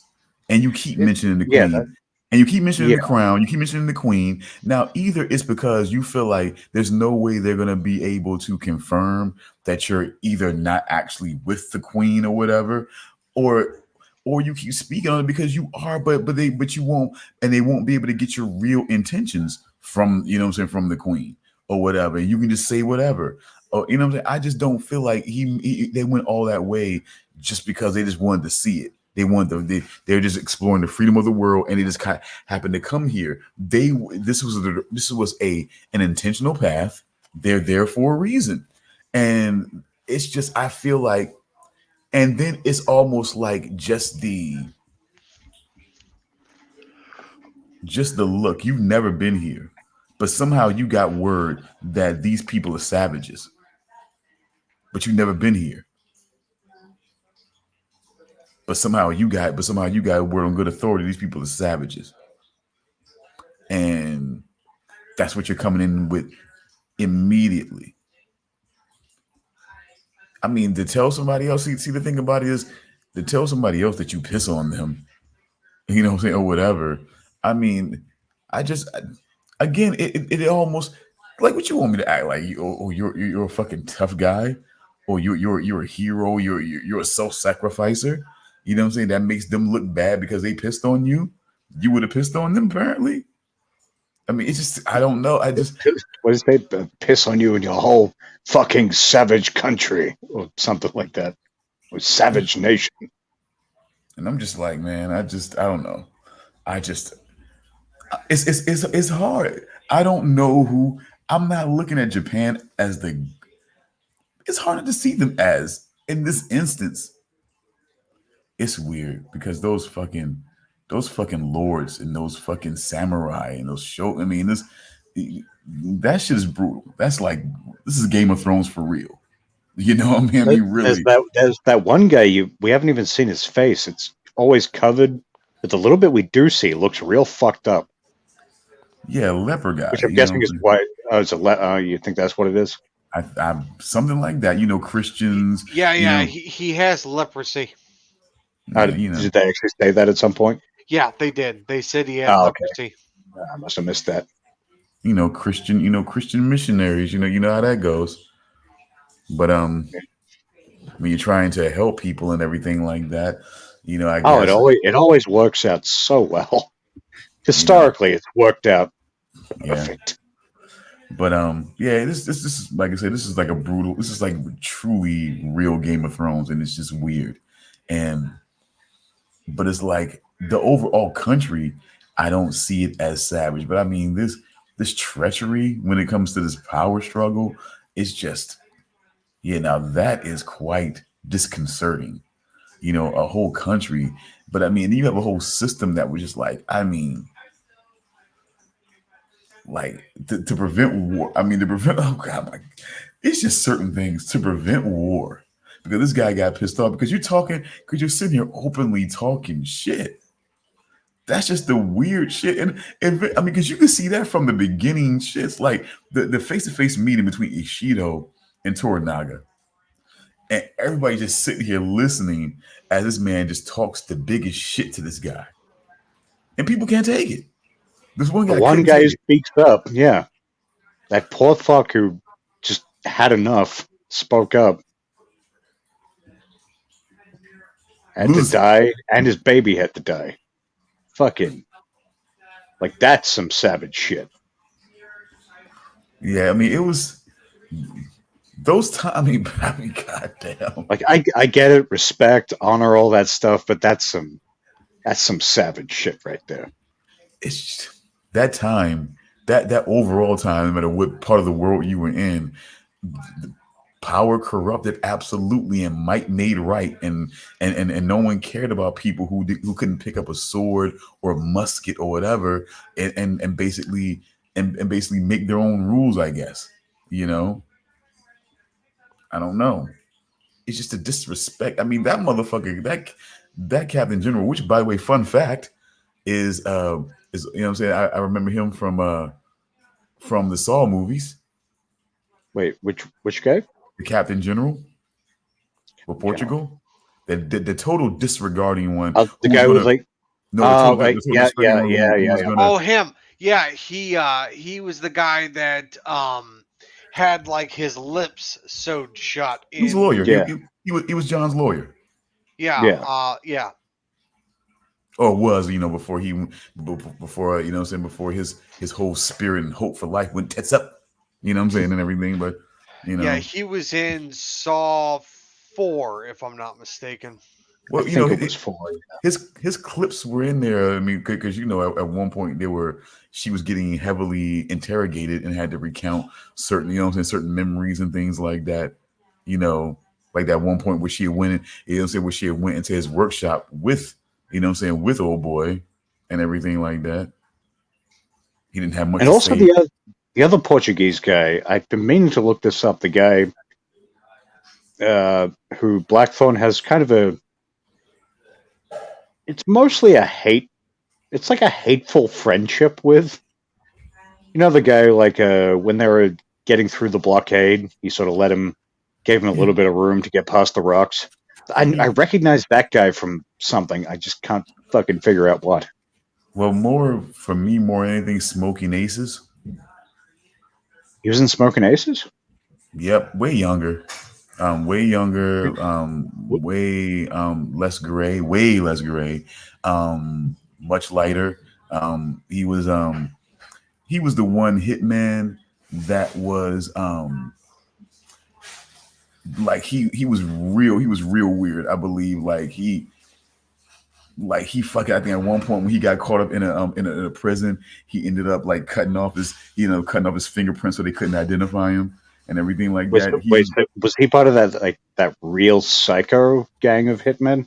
No, because those guys were fucking Nazi. Those guys were fucking pale Nazi assholes. He's Latino. He's Latino Nazi, still. potentially inbred guys. That guy was the guy who made it into the hotel. He killed Matthew Fox and was acting like he was one of the hotel security. Oh, okay. Yeah. I remember that now. God damn, that was a good movie. Yeah, he's the one that ended up getting in a shootout with Ray Liotta in the elevator and whatnot, or at least shootout a because he used to carry a lot of knives too. But so I think it was more of just it was more of like a confrontation in there. I think, you know. I do kind of recall Ray Liotta taking a lot of bullets.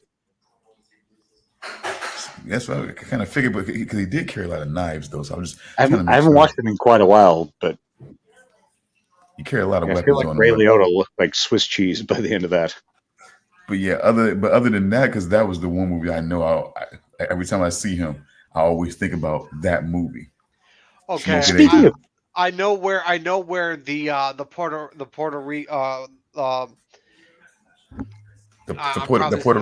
Portuguese. I'm sorry, I almost said Puerto Rican. Arriba, yeah. Yeah, I know. I'm an idiot. It's all Latino to me, Holmes. Eh? Yeah, the Portuguese. The Portuguese pilot. I know where I know him from. The actor's name is Nestor Carbonell.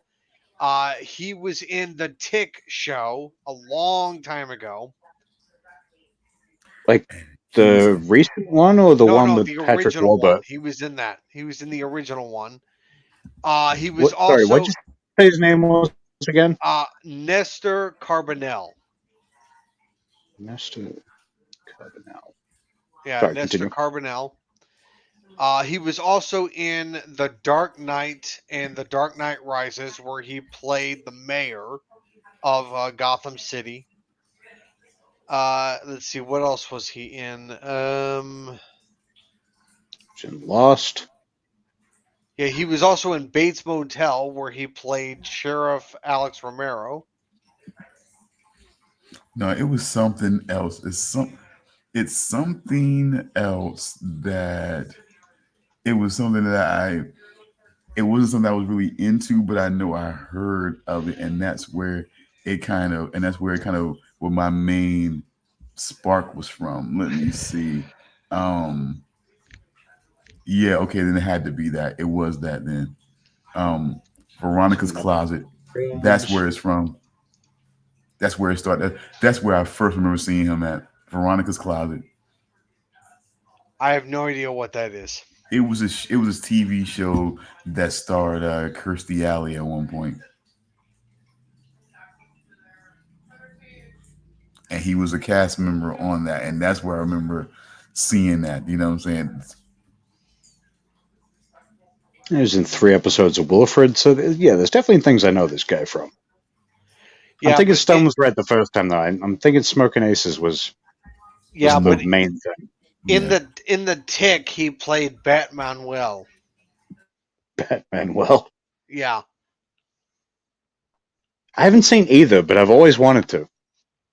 Because the original, Patrick Warburton, I love Patrick Warburton, and the newer one was Peter Serafinowicz, a guy who's...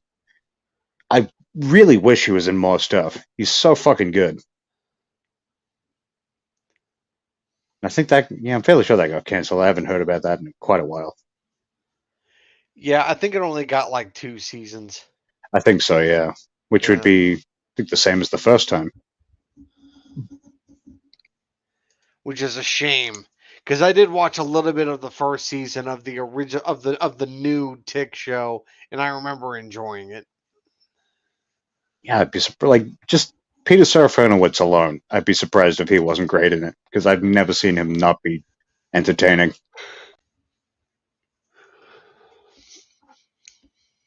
Used to have he had a sketch show for 6, 7 episodes, because that's what British shows do.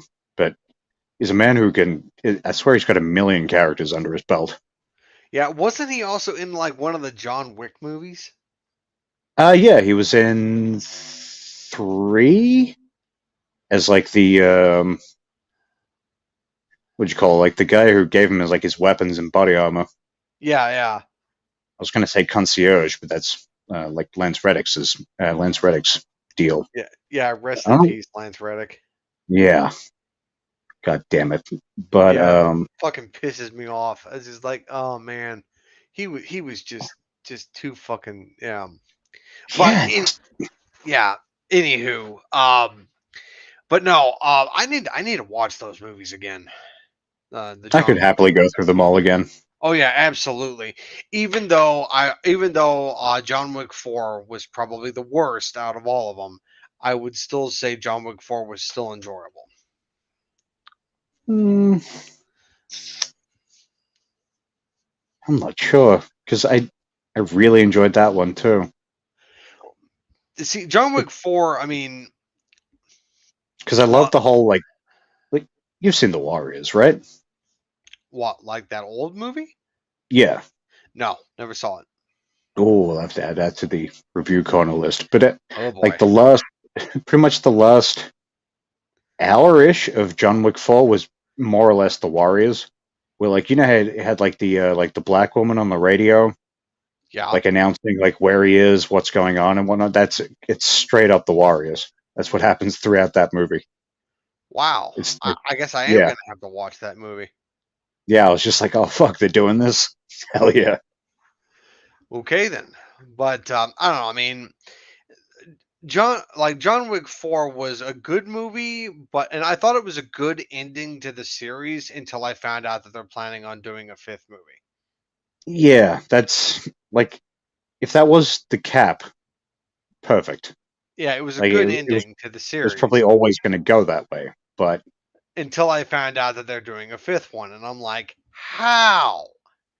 Which How I'm can you? 100% going to watch, Well, but yeah, yeah, absolutely. I'll watch a fifth movie, but what are they gonna like? Spoiler alert, everybody! But oh, like, are they gonna have him like crawl out of his own grave? that could be good. I just like, yeah, zombie John Wick. Yeah.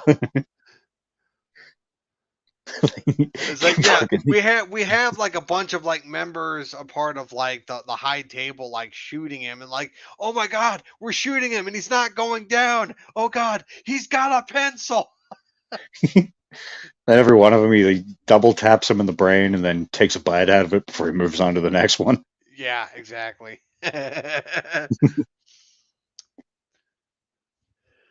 No, Uh, that like, yeah, I was very happy with that. Like, it took me until because I didn't watch the first one when it came out or the second.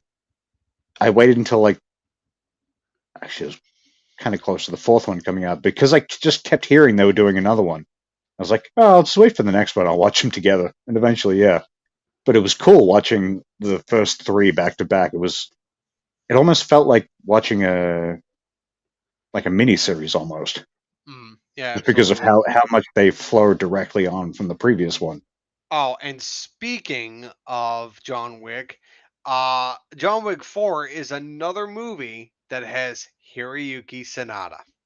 Yes, it certainly does. Yeah, And Hiroyuki he was Sanada is damn in good that in it. movie, and it is another movie that shows the example of how much of a badass that actor is, and the fact that he is in his 60s and he can still kick all of our asses. Something happened to Yeah, Stone.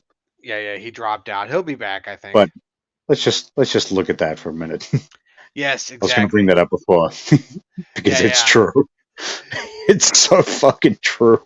yeah. And for those who can't tell, that is Hiroyuki Sanada's face from the Japanese version of The Ring doing that face. It's just like, I thought it was perfect. It's like, Like, yeah, he but looks. I guess I was going to say he looks so young, but I guess first Ring movie was '98, so that would mean he was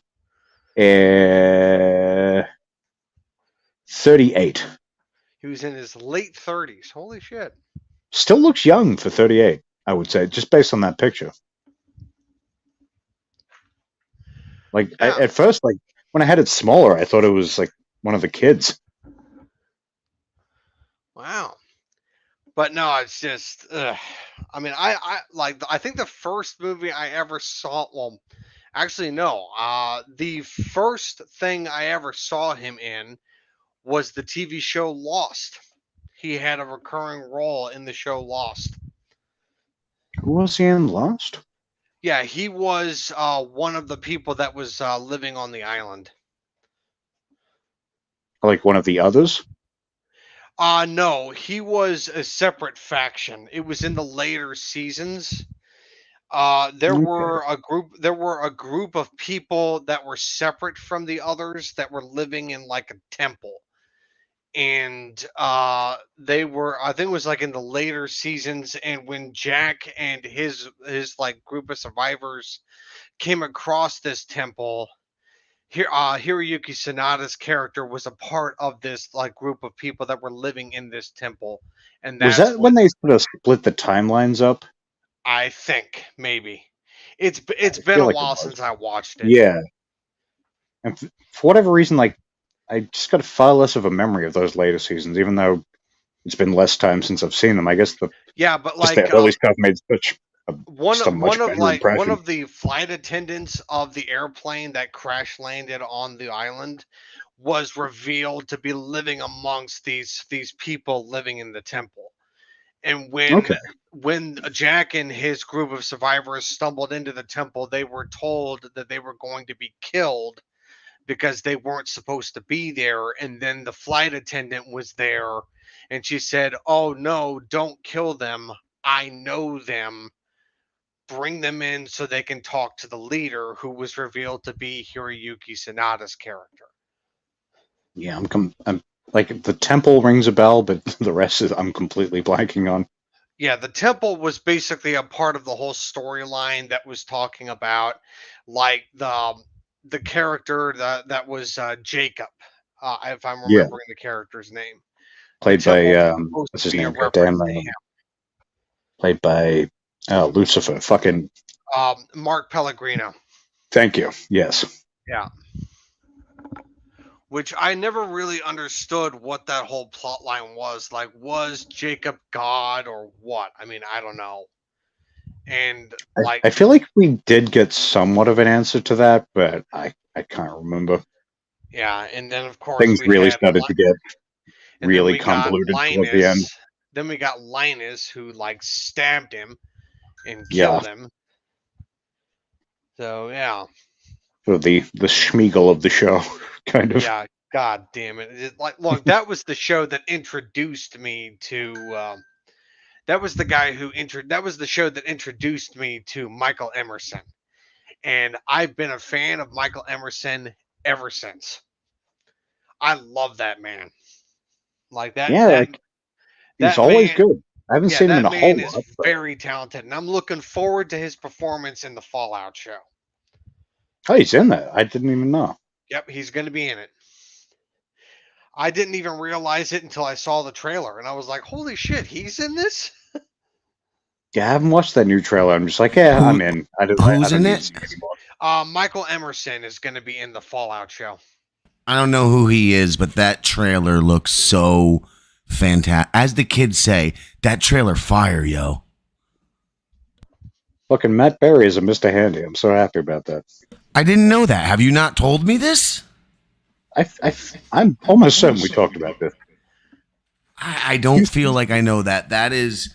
You smoke Now too you much got weed. So. Walton Goggins, Matt. I was going to say Matthew Perry, but my brain's like, no, he's dead. He's dead. He's dead.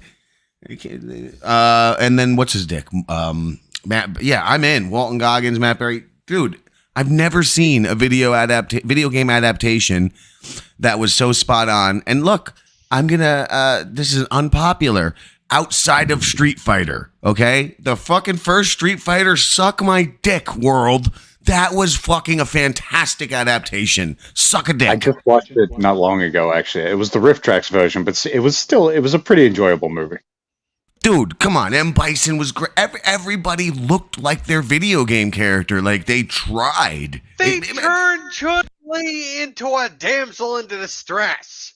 I don't recall that. Did she do her leg kick? I don't recall, but if she did the leg kick, all is redeemed. Yeah, I don't recall either. I want to say no, but they turned Chun-Li, who is basically the face of Street Fighter, into a damsel in distress. Like, she was held captive for like most of the movie. If this is true, that's ridiculous. But again, maybe she fought her way out. Who knows? Maybe she was essential to her own escape. I don't know. I'm gonna have. It was the 90s, man. Women still didn't have rights yet. Okay. It was a better time. I mean, a different time. Yeah, if I didn't know, I like that Raul Julia was like basically on his deathbed almost at that point. I wouldn't have known. He gave such a great fucking performance in that movie. You're really pissing Charles off right now. It's Raul Julia. Oh, I'm sorry. What? Sorry. I know how you get with people's names, Charles. I know. It's okay. Well, yeah, but I'm fine. It's Raul Julia. You're butchering his name. God damn it. Was it Raul Julia? Well, it's not Ragu Julia. It's Raul Those tough Julia. J's. Okay. It's Raul Julia. Or Raul Julia, Julia, whatever. I mean, I'm not even Best Gomez ever. I'm not even 100% sure how you're. He is the only Gomez. You know, look, what Luis Rodriguez is. I really like the choice in Wednesday because Luis Guzman. Yeah, what did I say? Luis Rodriguez. Oh, that's racist. Yeah, you know that other Puerto Rican name. Look, fucking Guzman. I really feel terrible about it. I love Luis Guzman. You don't understand. Like, he was my favorite part of John from Cincinnati. That show was fantastic. And it killed Deadwood. So for me to say that's pretty big. But I think it's a great choice. Look, it's 10 years later. Mr. fucking lady killer Gomez Adams is now a fat fucking jerk. I mean, it's pretty great. And he plays it well. He still somehow has that charm of Gomez, but as a fat jerk. Yeah, he pulled it off. And he managed to catch Catherine Zeta-Jones. He did. She's not a bad Morticia. And you know what? Fred Armisen plays a great Uncle Fester. So at first, when he popped up, I was like, "What the fuck is going?" Yeah. At first, when he first popped up, just when I saw the visual, I was like, "What the fuck is going on?" That's Fred Armisen. But once he started actually, acting, I was like, "Yeah, this is fine." Yeah, I definitely look forward to season 2 of that program. I think they're. I don't know if it's a rumor, but I think there might be an Uncle Fester spinoff being planned. It's been in talk. I heard that too. I heard they were doing an Uncle Fester thing as well. Yeah, I don't know if it's official or not, but yeah, I'd watch it. So I see you guys are missing Mr. Stone. Means your stoned guy quota is off. So to make up for it, I'm gonna just light one up in honor of Mr. Stone here. Yeah, I think he's just dealing with some stuff right now, so we're gonna wait. No, he knew I was coming. He knew I was coming, so he's like, I ain't showing up. That little jerk's gonna be there. That's what happened. Yeah. Oh my God. But Jim blocked him from the broadcast. He's trying to get in, and he can't. I did. Little bitch.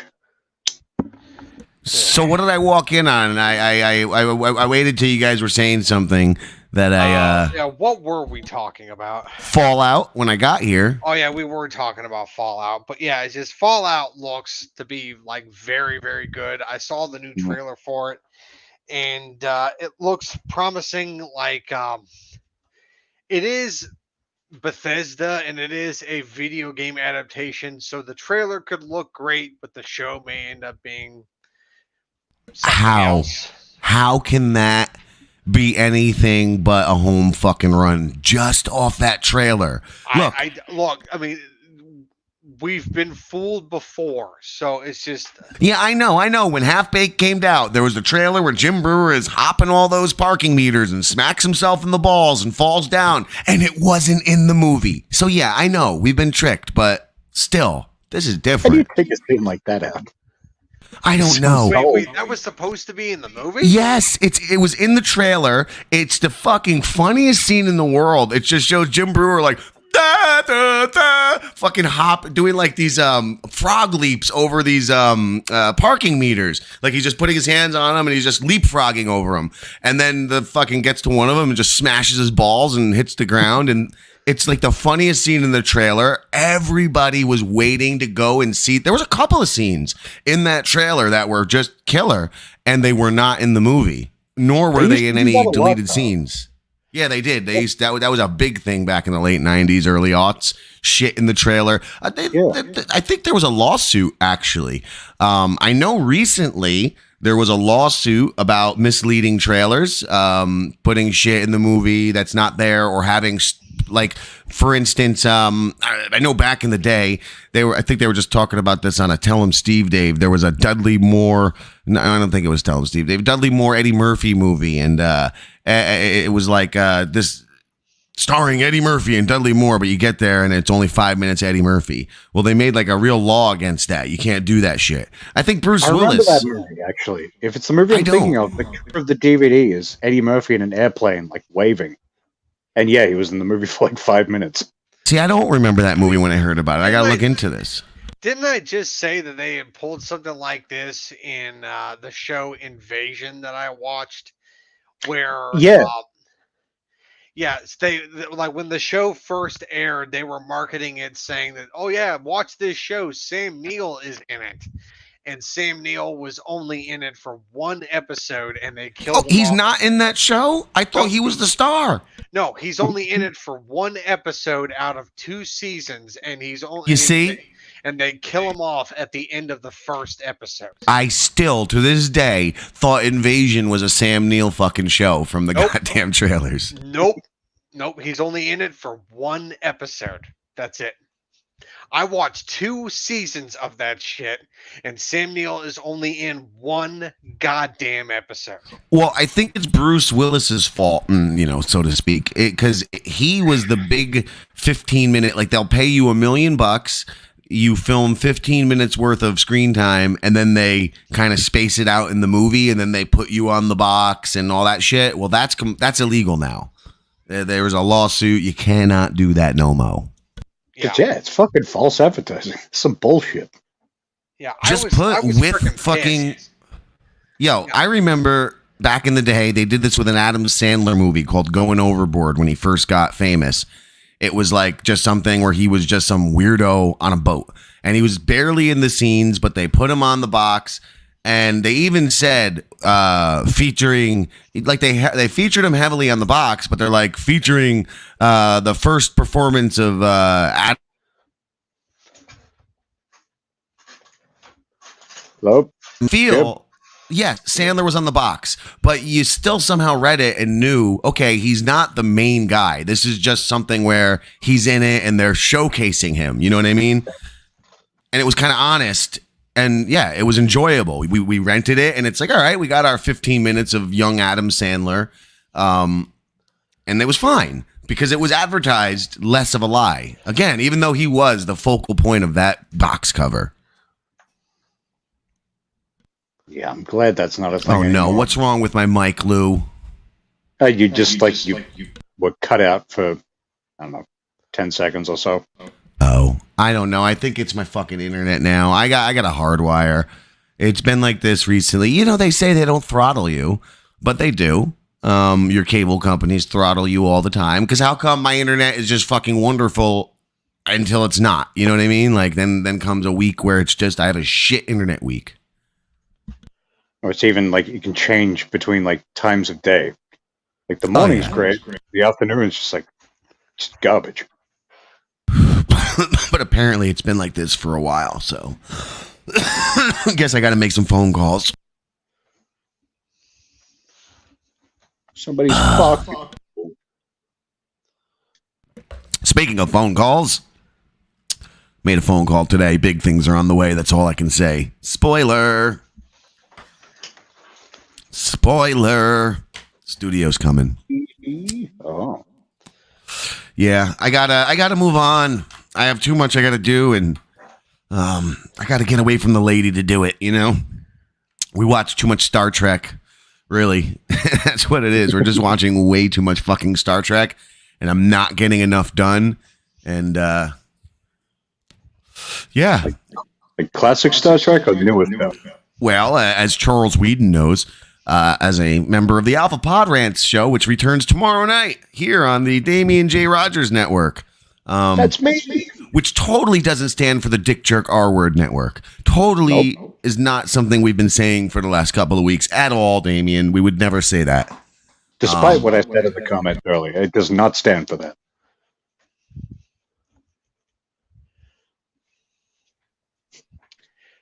I mean, Goddamn internet. wait, what, were you just talking right now and it cut out again? No, I didn't. I Damian cut out mid his talking, so I just shut my mouth and knew what was coming. Right. I knew what was gonna happen. Now, but anyway, so I'm glad that you guys brought me here because Stone couldn't show. Oh shit! Welcome back. You make a joke. Oh, it's all Hi. changed around. Well, now it's awkward. Gee, you guys brought me in as his replacement, and then he shows up, and then like now it's weird. He's just sipping his coffee ominously at me. This is uncomfortable. It's tea. Oh, of course, you sissy. I almost got something called Blackberry Crumble off the coffee truck. It was Earl Grey with blackberry and shortbread flavoring. That's tea. Earl Grey I know. is tea. I know. I was just telling you I'm almost as gay as you are. please. Yeah, I'll be honest. This sounds pretty delicious. You'd be- But it's chalkboard flavor. You be bottom, pal. No. I'll be a power bottom. Get it right. Like a real man. What the fuck? I mean, you ain't going finger, you're going fist. Like a tough boy. Bam. Is this queer? Is this queer? You know, this sounds How about now? really gay. It's queer now. Yes, Daddy. Shut up. So what's up with the Amos Timmy Stone? I gotta know what the fuck this was like. You got the Amos, you got the Timmy. I mean, this is like a what's happening? Because Amos was a character on the show The Expanse that we just reviewed. But as we went further into the seasons, we realized that it was realized that Amos Burton wasn't actually Amos's real name. It was actually Timothy, but one guy called him Timmy. So, yeah, that's how it all came together. Amos Timmy Stone. Timmer! Living a lie, Timmy. Well, we got in the chat Sergeant Greenleaf recommending slavery again. You can buy a module to charge your electrical grid with internet signal and then plug the slave module in near your computer in the outlet and hook up on that. I'm just going to get a wire, guy. I'm just going to get a wire. A big, long wire. That's what Big, long wires. Some speculate that's why we had slavery in the first place. Insecurity. That's what she said. Clearly. And Lou to God in the audience says, Lou to God in the audience says, Whedon, I'm going to start Madam Web. Let the shit show begin. Come on, nobody else wanted to squee at Lou for being in the audience? I want to know what? Squeal. Squee! You know, you squee. Oh, I thought you meant like... Teasing him because he's in the audience. He's not here. Okay. A squee is not a squirt nor a queef, right? But I thought he meant a suey, but that was just, I'm sorry. Maybe that was just, maybe I thought about the wrong thing.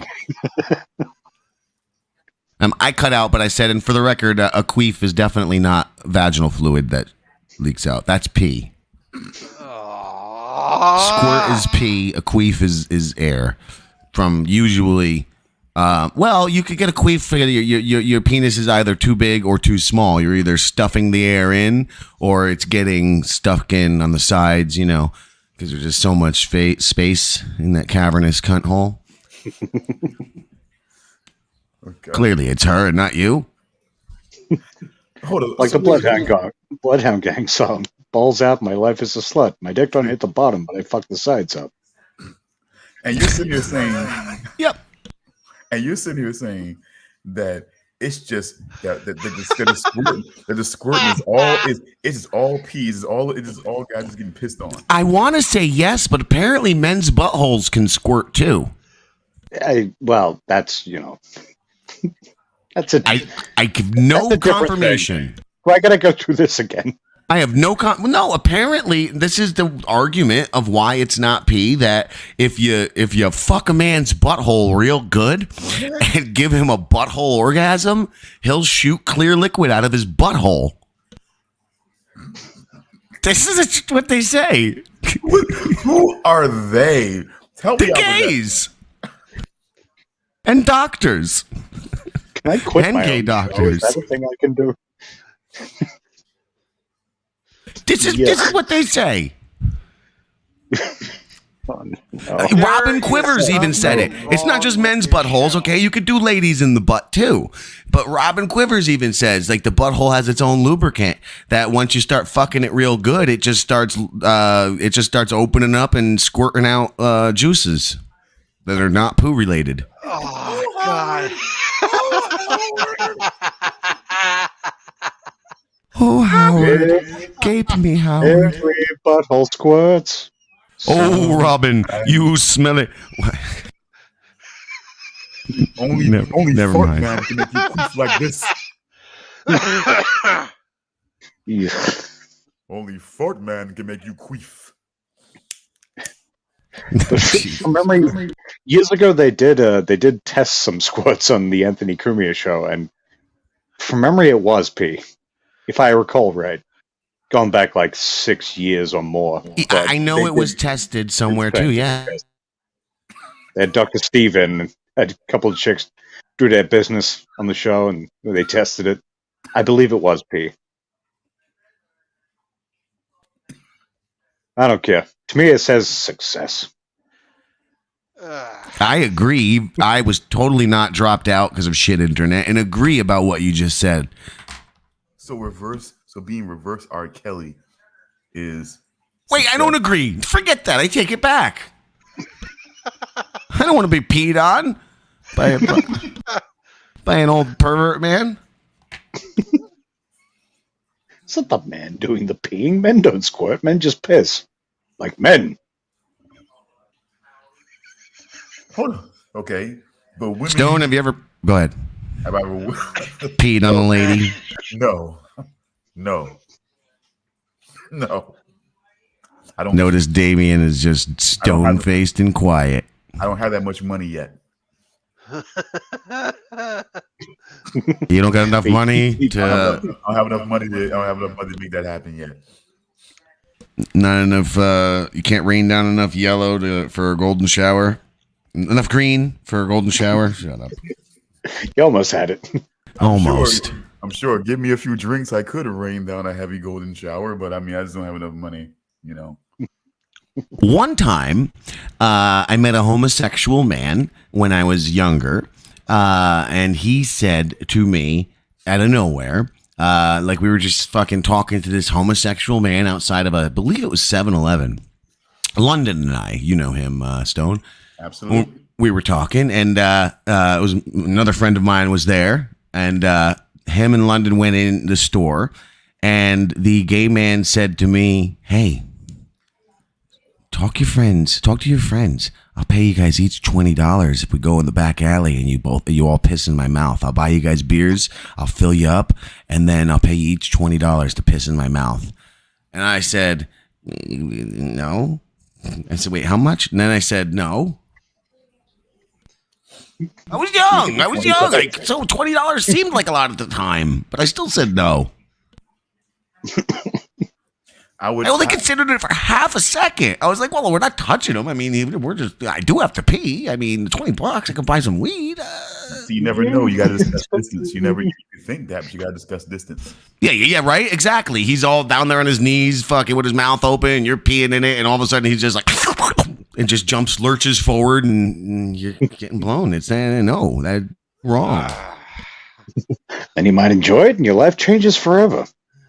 And then you're gay. See, it's that easy. women can be completely trashy in college, and it's all good. A piss job going wrong, and you're gay forever. I remember the real ending to that is just me saying, yeah, no, we're not going to be interested in that. And you definitely don't want to talk. You don't want to mention that to them because, they would have probably, done something like, especially my friend George. I don't think he would have liked that request at all. And then I remember what he said. The last thing he said was, just ask him. You never know. You could talk him into it. I was like, it's like, no, guy, I know. I was like, I know, guy. We're not going to piss in your mouth. Go fucking to the next crowd. Like, you're lucky you asked me. Okay. I literally said that to him. Yeah, I mean, I think it was a setup. I mean, because like if you're willing, once you're willing to be in a position of that, I mean, like, yeah, I think it just basically take you enough to the edge of that slippery slope for him to lurch forward, as you said. It's like total setup. Because I agree. Because we're not dealing with pro pissers here. These guys weren't, weren't just not normal. We were just amateur street pissers. Yeah, they weren't pissing for distance. or accuracy. You know what I'm saying? So you got to get in close. You got to get in a little close. Yeah. Yeah. I mean, what about the dribble at the end? What if he tried to just kind of lick it up? That's it. You're trying to shake it out, and he's just fucking trying to grab a hold of it. It's like, hey, we didn't agree to that. It's $25.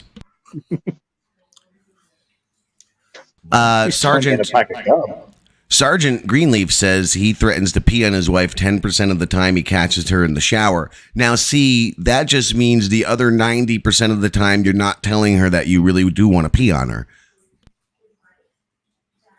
Yeah, it's true. Or basically, he threatens to pee on her all the time. It just 10% of it is when he catches her in the shower. They're sitting having their morning coffee. He's like, I want to piss on you so bad right now. You know, you guys do such a nice and wholesome show. I show up and it's like pissing on hobos and don't do that stuff. Please don't do that because I had to get clear. I was called an idiot because I didn't know about it. Really. Are you an idiot? I died. Well, apparently I am.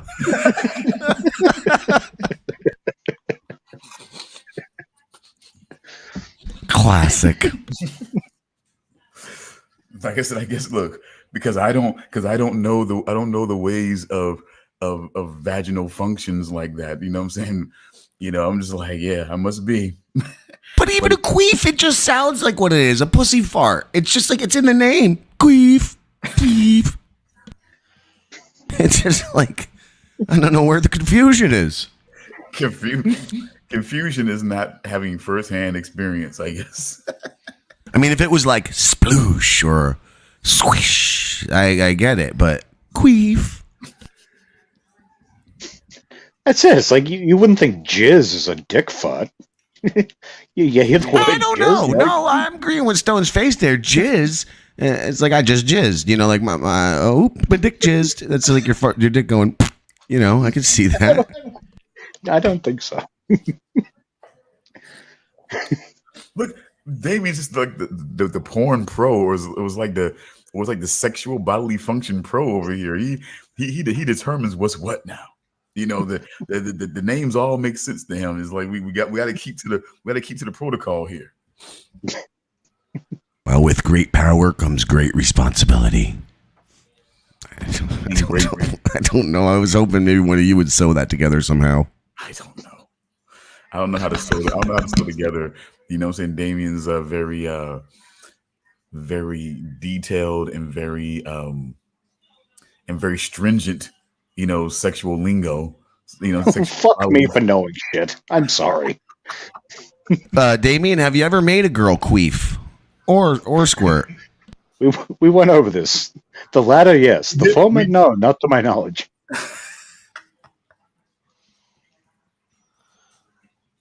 Yeah. Yes.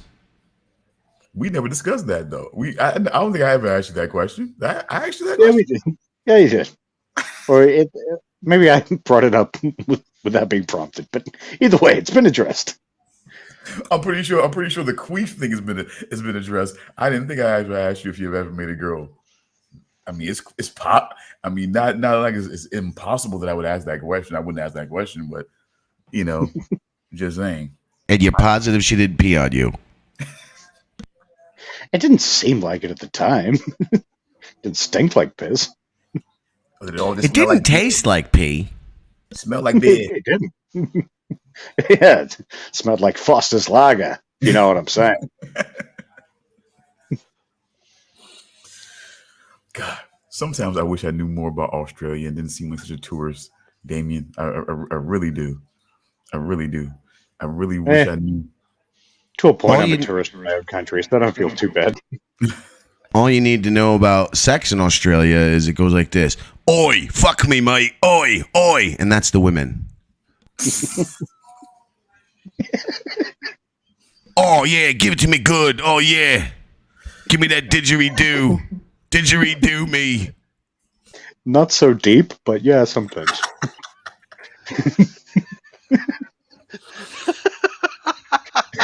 See, That's why I need Jim around, because whenever I feel like hop in my cunt like a kangaroo, oi. See, whenever I feel like a tourist, Jim just makes me feel less of a tourist because he's way touristy. Well, you know, when your brain exists in St. Olaf and your body just wanders aimlessly. Yeah.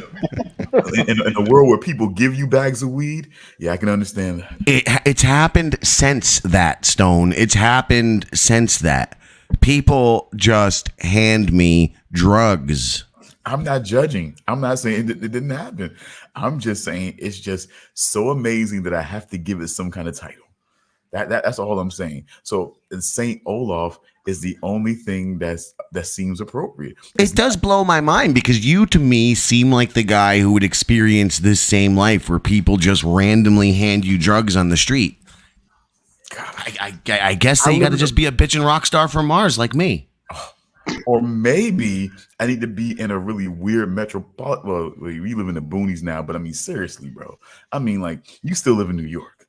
I said this happens this has happened to me anywhere I've been in the country, even on the fucking Greyhound bus across the country.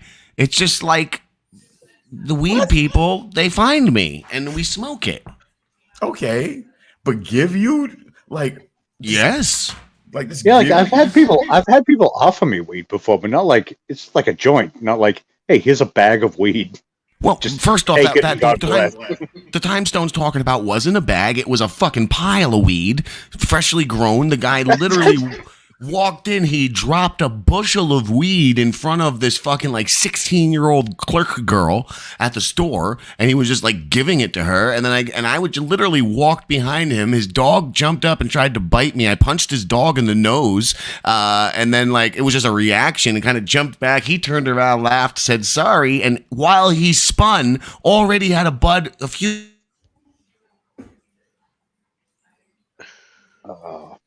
And then fucking turned back around, like make eye contact, like didn't see me come in, he didn't even know his dog bit me and I punched it. He just heard like the dog make a noise and then he just kind of did a spin around and just handed me a bunch of weed.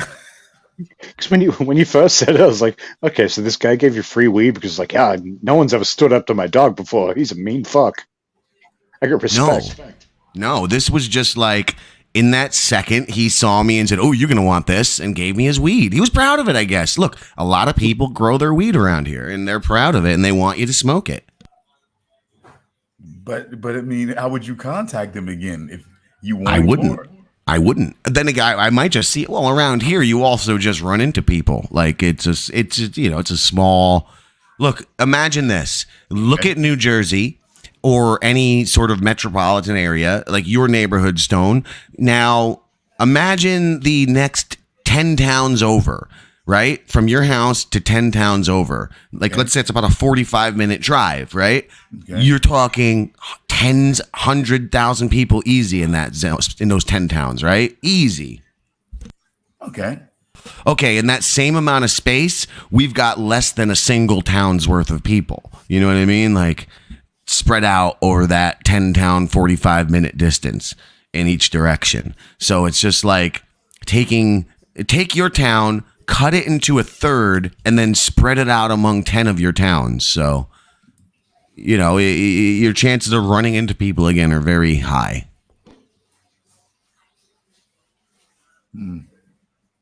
And generally, when you run into those people, they will also be very high because everyone around here smokes the reefer. Almost everyone. Wow. Now look, real quick, Jim. I want to ask you something because we definitely want you to be because you know now no doubt your color contribution to our show is absolutely money. Always is whenever you do come on and do this show with us. We're always and I'm still waiting for the paycheck from Damian. Oh, well, hey. Because it's money. You'll get one right after us. I guarantee you. After we get one, you get one. Because when we blow up, ba-boom. It's okay. That's what patreon.com/official Rangoon is for. But you were saying? But I wanted to ask you, what do you think? I mean, I don't know if you really thought much on the TV show Shogun or just what you may think about the overall history of things as far as England's England, I guess we could say, to be polite, influence on Japan. Um, like, I mean, like, what is your takeaway overall when the historic, you know what I'm saying, the historic connection between Japan and Britain? Well, I honestly didn't know too much about it. I only a couple of years ago, because of Japanese horror movies from the 60s, holy shit, are they fantastic. And I started getting really into samurai before, because you know what? We're a bit of a, back when we were young, a samurai was just, for some reason, either not as cool as being like a ninja or like into kung fu, or they were too cool. Which was it, Stone? Not because they were always like, you get what I mean? Like they were either out of our reach, so we never even fantasized about fucking samurai, or they were just like not of interest for some reason. it was more exciting. I mean, the ninjas, the direct guys, the guys on the main, I guess, fighting level were, because they really didn't have to fight all that much. They were like the bigger wars. They were historic in their warrior, but it was like it wasn't a whole lot of story on them. There was a lot more story and a lot more content towards exciting content towards ninjas and guys fighting on the more active level, I guess. They just seemed less active. Samurai just seemed less active in movies and in content and whatnot. Oh, and you know what? I remember somebody explained it to me when I was younger, and it's the dumbest explanation. They said ninjas are cool because, like, yeah, they'll sneak up on you in the dark, but there's like a whole thing, you know, they have a whole process, and then they kind of slice and dice you. Whereas a samurai, you don't even ever see them, and they just like, and they'll just like slice and dice you, and then they're gone. Like a samurai is a character who only comes for a specific purpose, will slice and dice you, and then it's all over. And like a ninja is more in, like you said, on the field, sort of. Which it sounds like a dumb reason, because that kind of makes samurai sound cooler to me. But anyway. But what do you Japanese horror and like the Ronins and shit. Very interesting, but I didn't know too much of and I'm interested in it, but the British and the samurai connection, I only started to learn of, and it sounds very interesting, but I know nothing of. Well, the main thing that I'm looking at is like the history is shown now. Like if you look, and basically, I feel like there's like a population of Japanese people that speak with British accents and everything like that, which shows the eventual influence, pressure, and colonization that England would have in Japan. And I just feel like that's why watching this TV show Shogun, I just feel like it's hard for me. Every time I'm just sitting here waiting for when does England reveal itself as the great evil in this situation. You know, that's all I'm waiting for now. It's like, at what point does England reveal themselves as the great evil in this situation? Because they will be eventually. I'm pressing the back of my mic for my button. Like an idiot. Depending though on who makes this thing, because does Britain really want it? That's like portraying America as some kind of historical villain right now. I don't think they're going to do that, even though how come we haven't had all the movies portraying America as kind of evil, the way everybody says it is, coming in, colonizing? Like, how come that hasn't been spun that way? Because that's not the way propaganda works. Exactly. So who's behind this Shogun? Because England, certainly, their propaganda machine is in full force right now. And I would feel like they would want to do the same thing America does and kind of block anyone from spinning them in such a horrible light. But if you're going by the eventual history of the situation, I mean, it's gonna go that way. I mean, like I said, there's a population of Japanese people. They don't speak Portuguese. They have British accents. You know, so it's like, so. Well, why would they speak Portuguese?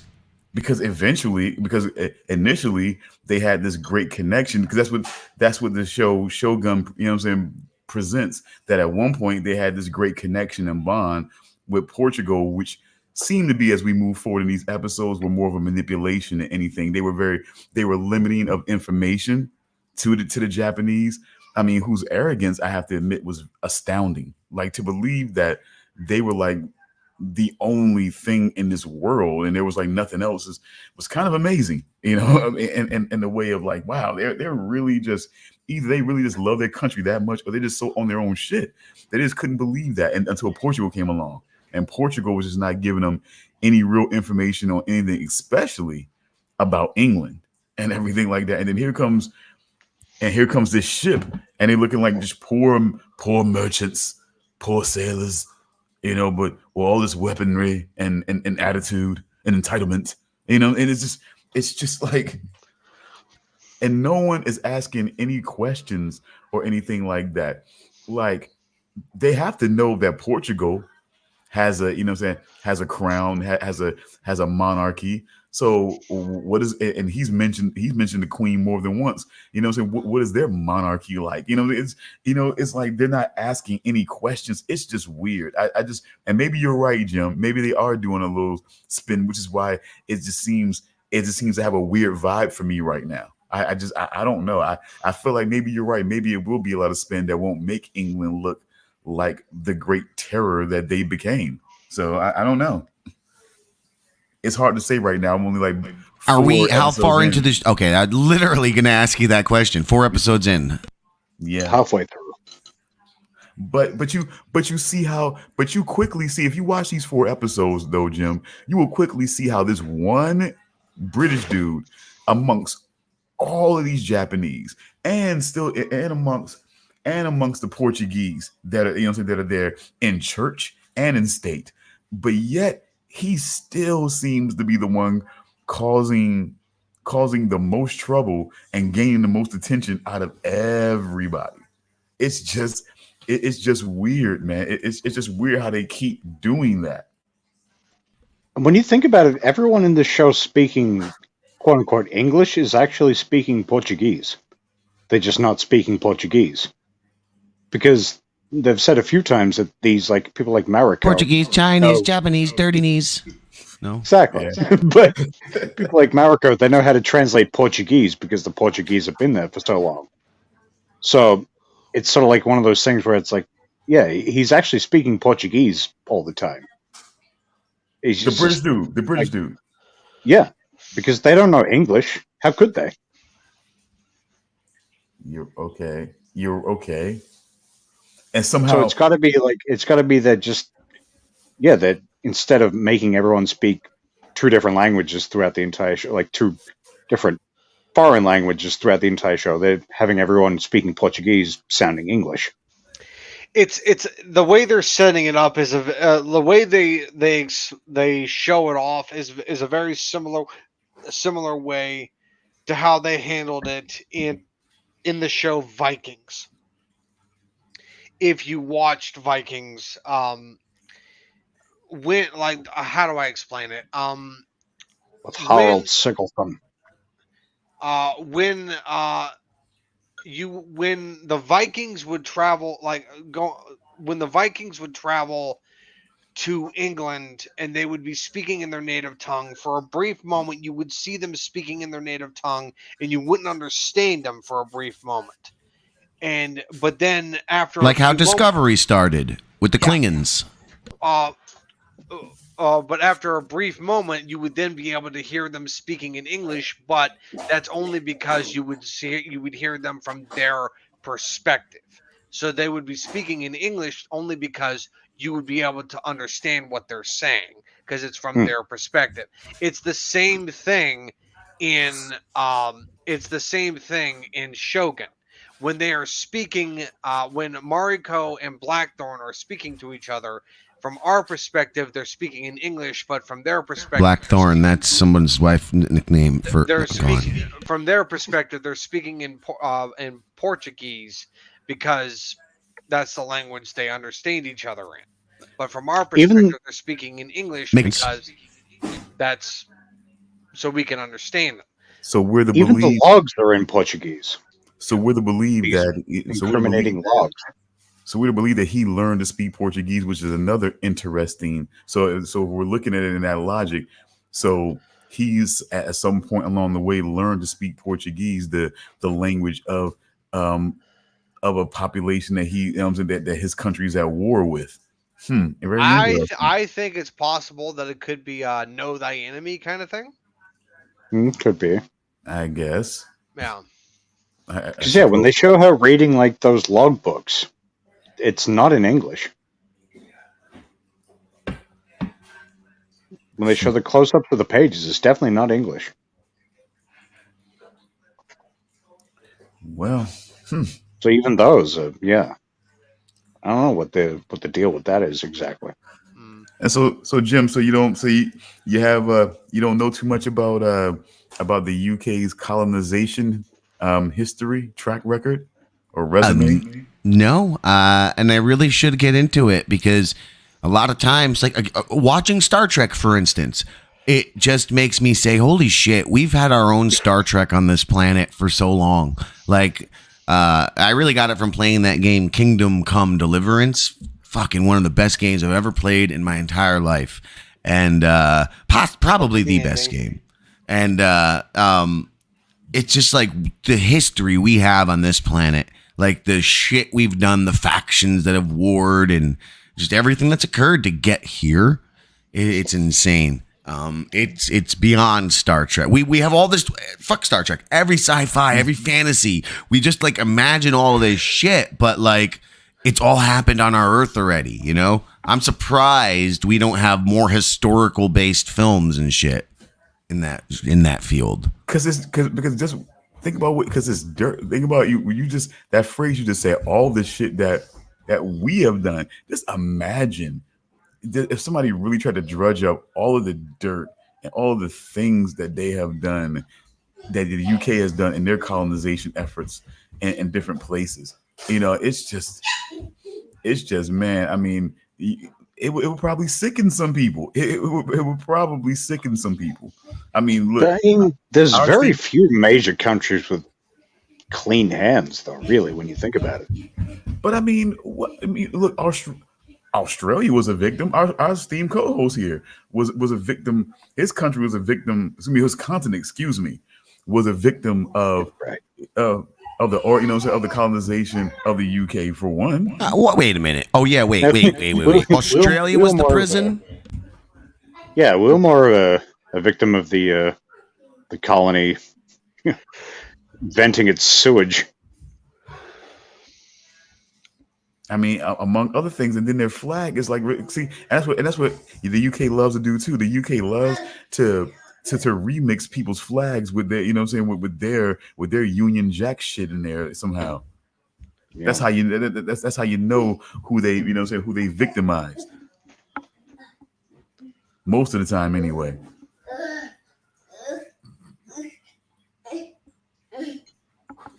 I'm sorry, I can't think about Australia without thinking about that missing country that's right next to it. I don't fucking. It's in the movie Dazed and Confused, and I know it existed. It was on every globe.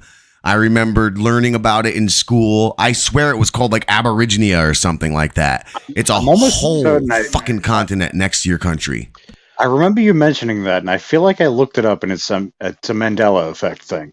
It is. It's a Medea effect, but it's like the Berenstain Bears, like Henry Rollins being gay, like what's the fucking other fucking one of the newest Mandela effects? The crazy shit. What's his name? Oh, Martin Mull. He's one.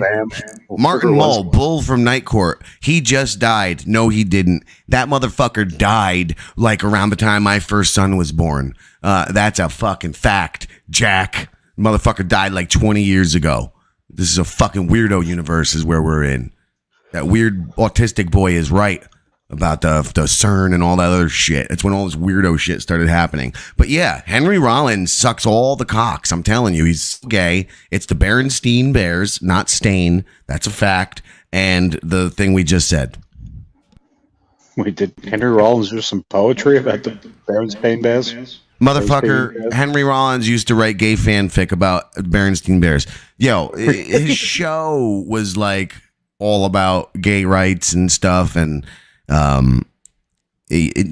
Look, he was gay. That's all I got to say. He was gay. Maybe, look, I can chalk that up to being a rumor back in the day that we just like. Do you take the L out of Black Flag? Yes. The second L? So, yes. So it said back flag. Yeah. I corrected myself. Fuck you. Butt flag. But that's a Madeira effect. So fuck off. What are we talking about? See, look, flag? it's already erasing my brain. I forgot the Medea effect we're discussing. Oh, Lord. Oh my God, Tyler. Yeah, I'm gonna tell you the Medea effect now, man. He's shitting on Netflix now. How so? I think the Medea effect with Tyler Perry is that, based on what Stone was talking about earlier, he was actually good. He is He's great. Oh my God, he is not good. What the hell's wrong with you, Jim? You are fucking. Tyler Perry is a real man, and he has strong values, and he presents the world in a close to accurate manner, and he delivers wholesome Bullshit. entertainment. And he makes complete. Charles, you've shit never even like seen a Michael black person. Be quiet. What the hell? In the real world, in the wild. Wild. You ain't never seen a black person in the wild, Whedon. They don't have them in Arkansas. In the wild. I didn't say they were wild. I'm talking about the earth. The land is the wild. I mean, I've been around. I've seen 3 or 4 in my life. I seen one of them. Oh God. I've seen one of them. Charles. I've done seen one at a rally when I was a boy. Oh God. Jim. He was bright like the night star. Jim. Too much. Too much. It's Charles's fault. He's the fucking one, not me. I'm just reporting on the truths. Look. I don't know what to say to you on that one, Jim. I don't know. I don't know quite what to say on that one. I have never liked Tyler Perry. Oh, I thought you were going to say black people. No. No, Charles, this is not a safe space. No, I have never liked Tyler Perry. I've never liked him. I love him. And my grandparents tried to take me to go see a Medea. Your grandparents are heroes. They tried to take me to go see a Medea movie one time. I think it was the Halloween Medea movie. So good. Yeah, and I lasted about 10 minutes before I walked out of the theater. Yeah, because that's the melodrama. You didn't wait for the turn. The fucking way that the Medea movies just jump tone at the drop of a dime is the glory of it. You go from a fucking Lifetime melodrama movie to just this bizarre slapstick fucking vulgar fucking weed humor shit to like slap your mama humor. It back to fucking melodrama. You know, like, I have cancer in my titty. Girl, you better get that cancer. I will slap that. You know, like it's just it fucking tell that cancer bye. It's, you know. Oh my God. I'll be honest, you're not selling me on this. He's a goddamn genius. Tyler Perry's a goddamn genius. Oh my God. I just, you know what? I'm glad this happened. This is the way it should have happened in the first place. I should have asked him. I should have asked Jim to sell people on Tyler Perry movies, and this would have done the job for me. Oh no. If you are suggesting what I think you're suggesting, which is we're gonna do a marathon of Yes. No. Yes. How do we not? With all the Medea talk, at least How a do we? curated selection of some of the best. Don't describe the movie to me earlier. And I'm just like, that sounds like the worst piece of Which shit one? ever. Which one? He recently came out with a movie called Mea Culpa, starring Kelly Rowland of I don't know this movie. Yeah, Destiny's Child. yeah. Yeah, you do know it. You do know it. It starts out for the most part as Jagged Edge, as the movie Jagged Edge from back in the day. Jeff Bridges, Glenn Close, Robert Loggia. It starts out as Jagged Edge from back in the day, and then right towards the end, about probably the last 30 to 40 minutes of it, it becomes Get Out. Oh, this is a brand new movie, and it doesn't have Medea's in it. I mean, It's a Tyler Perry movie. Yeah, It's but still- when Medea's not in it, it's not the same. Then it's usually just melodrama. it was more than melodrama. It was, I mean, like I said, it straight turned to Get Out real quick. You know what I'm saying? Toward the end. I mean, it became a whole different movie. I'll watch this. Of course he will. It doesn't sound terrible. I'm reading about it. It sounds okay. Look, I've tried his other movies, and you got to be really, really stoned or a woman to really enjoy the other films. That's all I got to say. Like, You why did did I get something like like why that, did I get didn't you? married and all those other ones like that? Yeah. Because, they somehow, there's a little bit of that Medea spirit in them still lingering, but it's just, yeah, you got to be really, really stoned to fucking watch those. Look, you know how I do, Jim, and I still can't bring myself to watch a Tyler Perry, well, especially Medea movie. Now, look, I will be honest because, I pride myself as still a somewhat journalist these days. I still got to get back more into practice as I am trying. But I actually, honestly, I kind of liked the Alex Cross movie that he made. I kind of like that.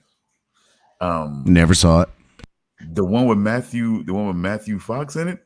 I mean, it's Alex Cross that's based on a book, right? yeah.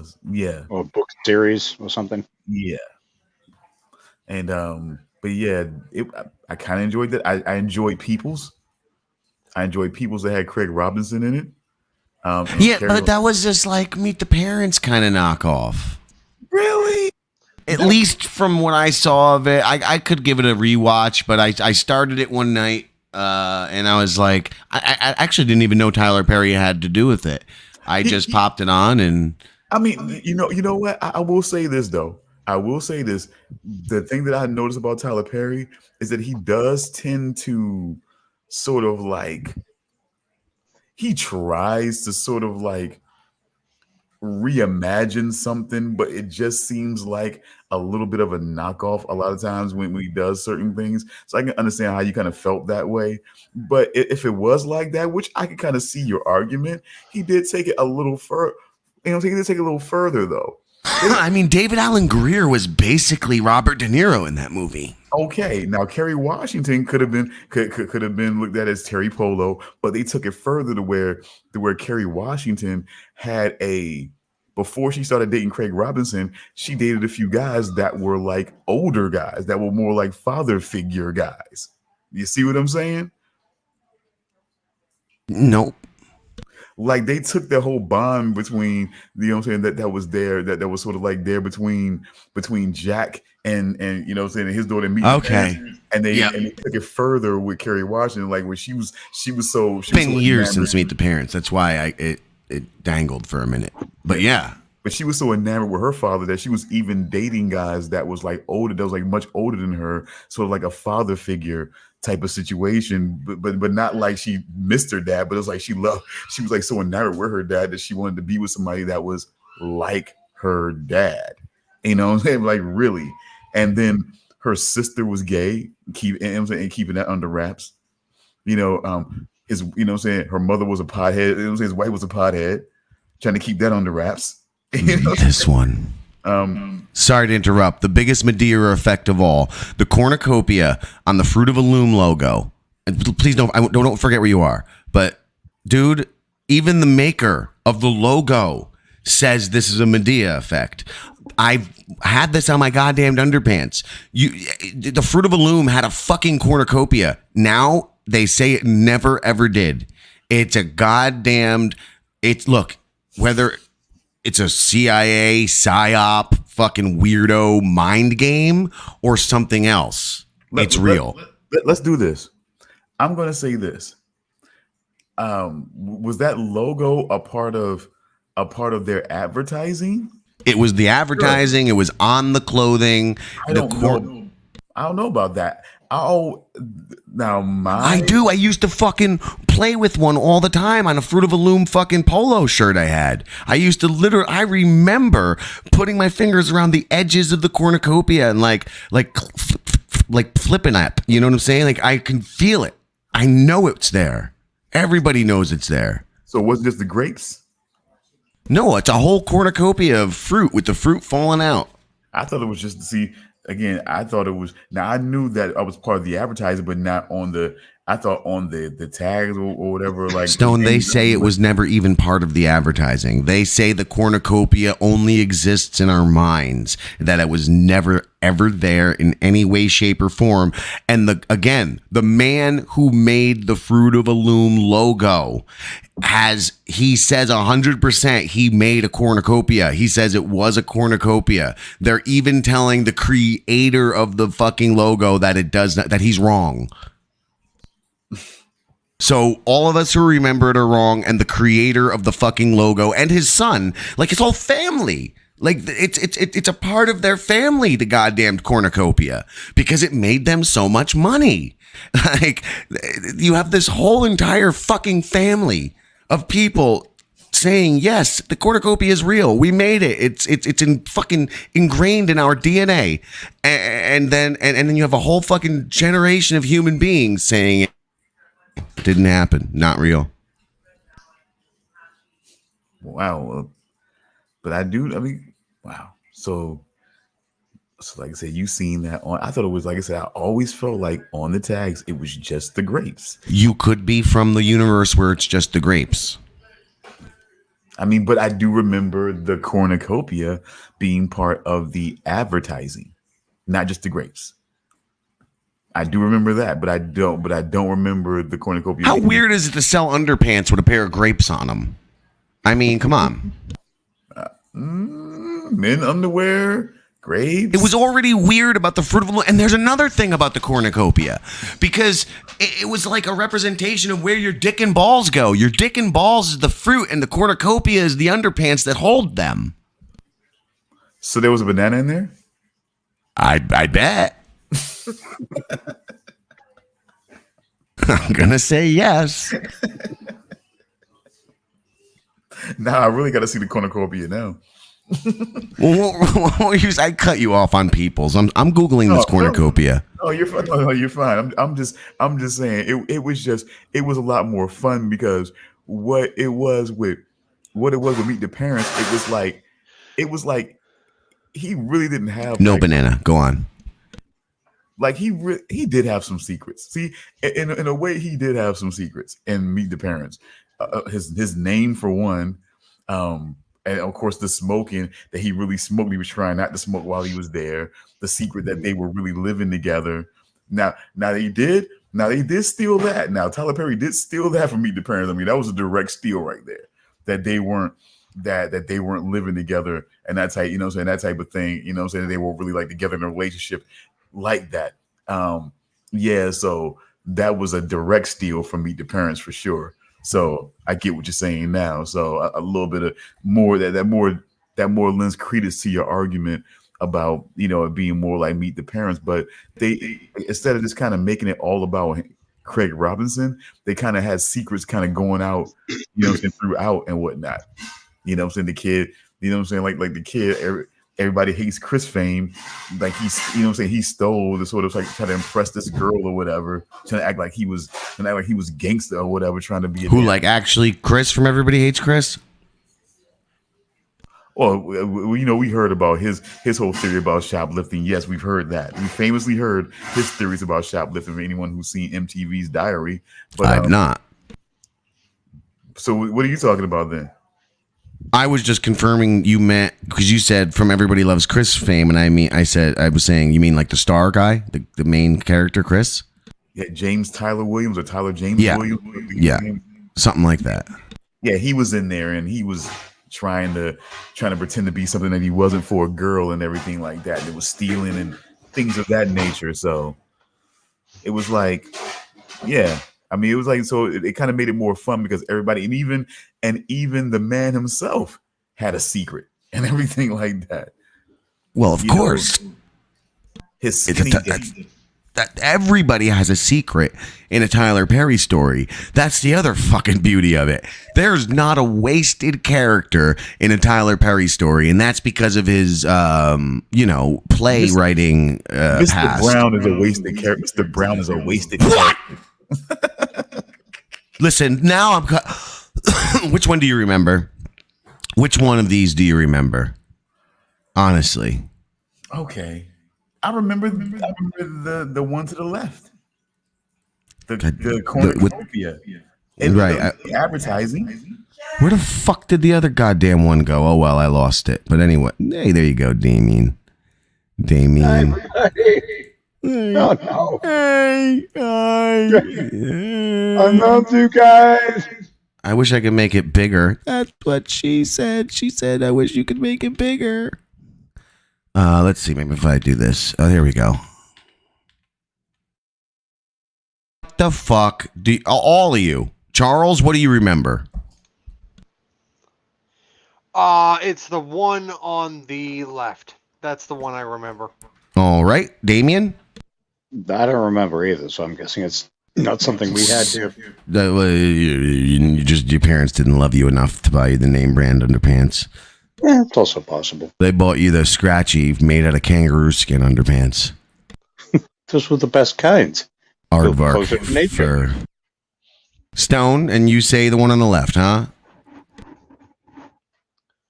Stone stepped away. I indisputably say the one on the left. There's absolutely zero fucking question in my mind. Yeah, definitely the one on the left. The one with the basket. Well, not according to reality as, it presents itself in today's day and age. Really? Really. They say the cornucopia does not exist. It's only ever been the one on the right. And again, like I just said a moment ago, you may have missed it. Even the creator of the cornucopia says he created a fucking cornucopia and the cornucopia is real. He literally says, I have no idea what this image on the right is. That would be a summary if you were looking at these two things. Like I said, that's not Mandela effect. That's a straight up cover up. Yes. I think it all is. And with the Berenstein Bears, like I've always told this story, personal anecdote of how when I was a little kid, I said Steen or Stein because it was one or the other. And there was always a confusion of Steen or Stein. And a teacher of mine literally scolded me. And while I don't remember which was which, Steen or Stein, she said it was important because the difference between Steen and Stein reflected the Jewish people who were taken into concentration camps and forced to change their name to a more German appropriation. And she said, so it was very important to respect the name of these authors. And she literally did this in front of the class, kind of embarrassed me about it, proto-social justice kind of conditioning and shaming me for not saying the right version of the name. So you don't forget something like that happens to you as a child. You know what I'm saying? And so I know for a fact Stain was never in the question. Then you got, and I know this sounds silly, Tom Green. He's in front of a Steen building, right? In one of his old clips, and he's going, Stein. Is it Steen? Is it Stein? And then he starts going, Berenstein. And he just keeps repeating Berenstein because he's standing in front of a Steen or a Stein. You get what I'm saying? Is it Steen? Is it Stein? This is back in the fucking 90s. Why is his mind going in that direction? Why is he taking the word Stein? You get what I'm saying? Stein or Steen and questioning, is it Steen? Is it Stein? And then in his typical Tom Green way, just going, Berenstein. Like, where's the stain? In my pants. On your underwears. But I mean, gosh. I don't know. Maybe it was in the predominantly black inner city schools, the where it was like, because I swear to God, it was like Baron.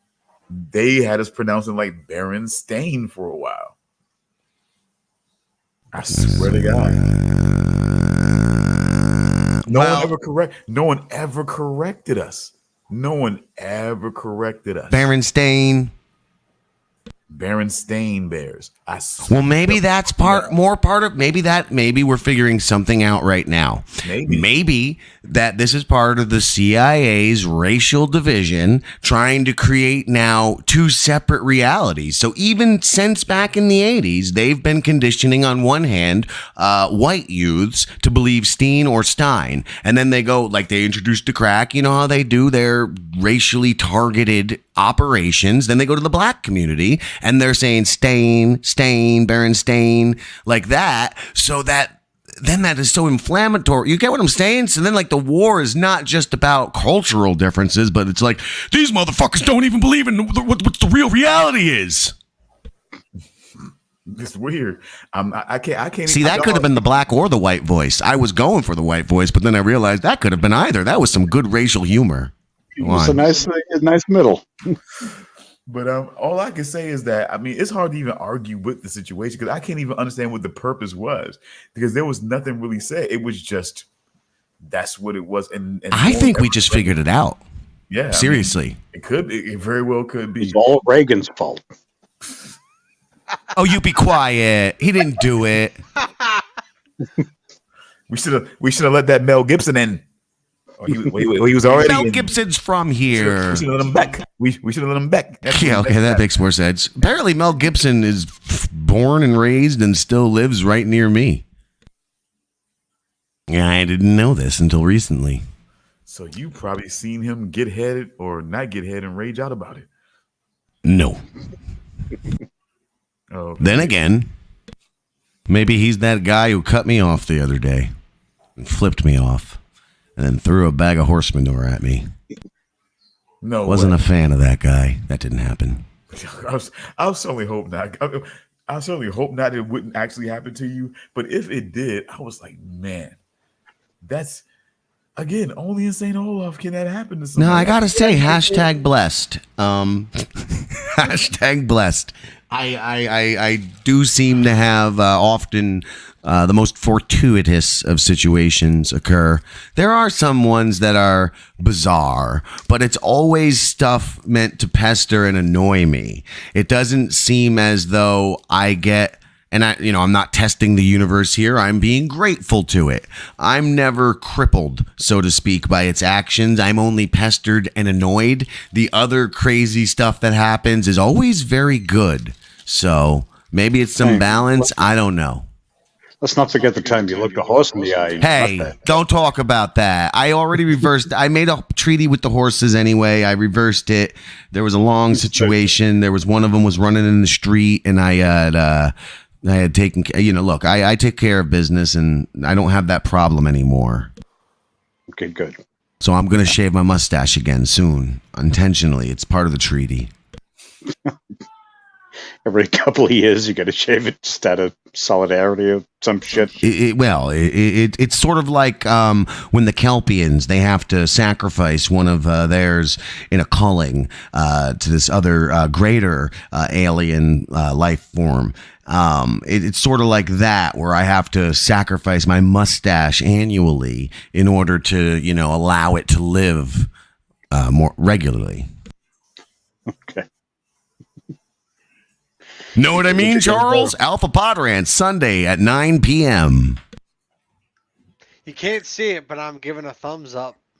Oh, I can see it. You don't want to know why. What a segue to a shameless plug. Indubitably. Burp. So again, Shogun is very enjoyable. I'll say again. It is. But I live in fear I live in fear and suspicion every time Blackthorn is in the scene. That gun situation just kind of nailed it down for me. It really nailed it down for me that he's trouble. Like the first chance he gets, he's no different from that Captain General who he doesn't care about Japan, and he'll gladly The Japans. Hmm? The Japans. I thought you said marzipan. Close. Marzipan. Those, you know what I'm saying? Those brown. It's going to be your catchphrase from now on, Damian. We got to work on that. We're going to make a t-shirt with your face on it. It's just going to say marzipan. Those brown two fucks can call Japan whatever they want to call it. You know what I'm saying? It's not like a series of fucking. It's not like the Caribbean. You know what I'm saying? The Caribbeans.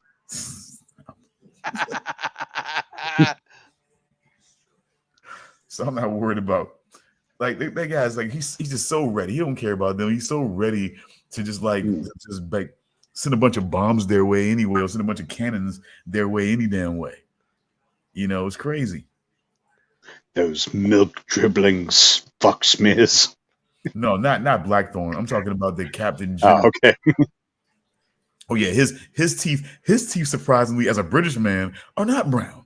But that Captain, No, yeah, his teeth was surprisingly not brown, and they look quite regular. Oddly, yeah, they're really not Austin Powers like at all. You know, no, and he suffered through scurvy and everything. They seem pretty all right.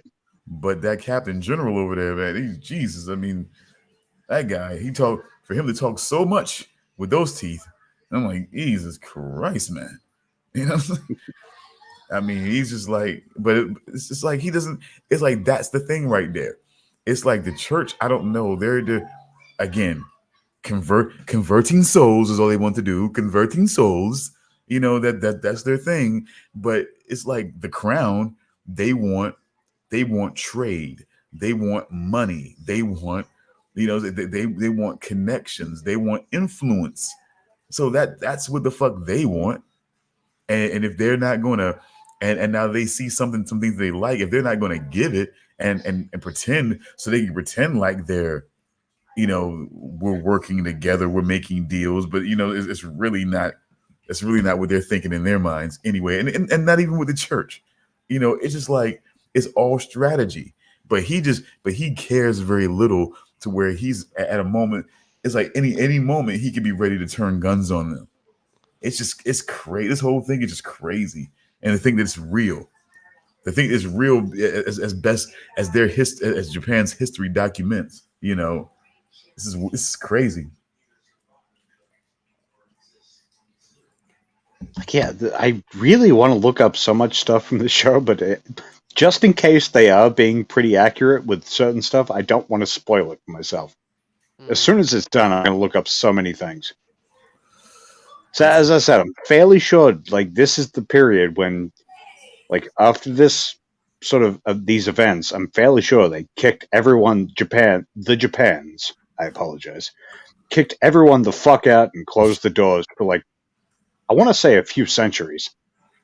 They were just like, nope, no more of you fuckers from across the sea. I just don't know.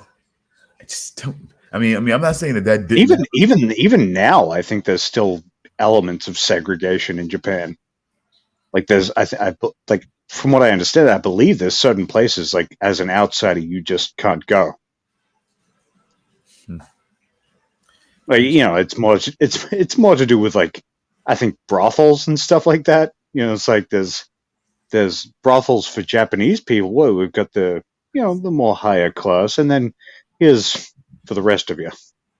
Stuff like that. It's not like, you know, segregation in the more commonly known sense. But I believe there is still elements of that.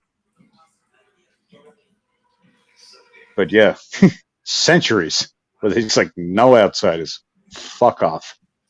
We're done with that shit. I don't know. Somehow it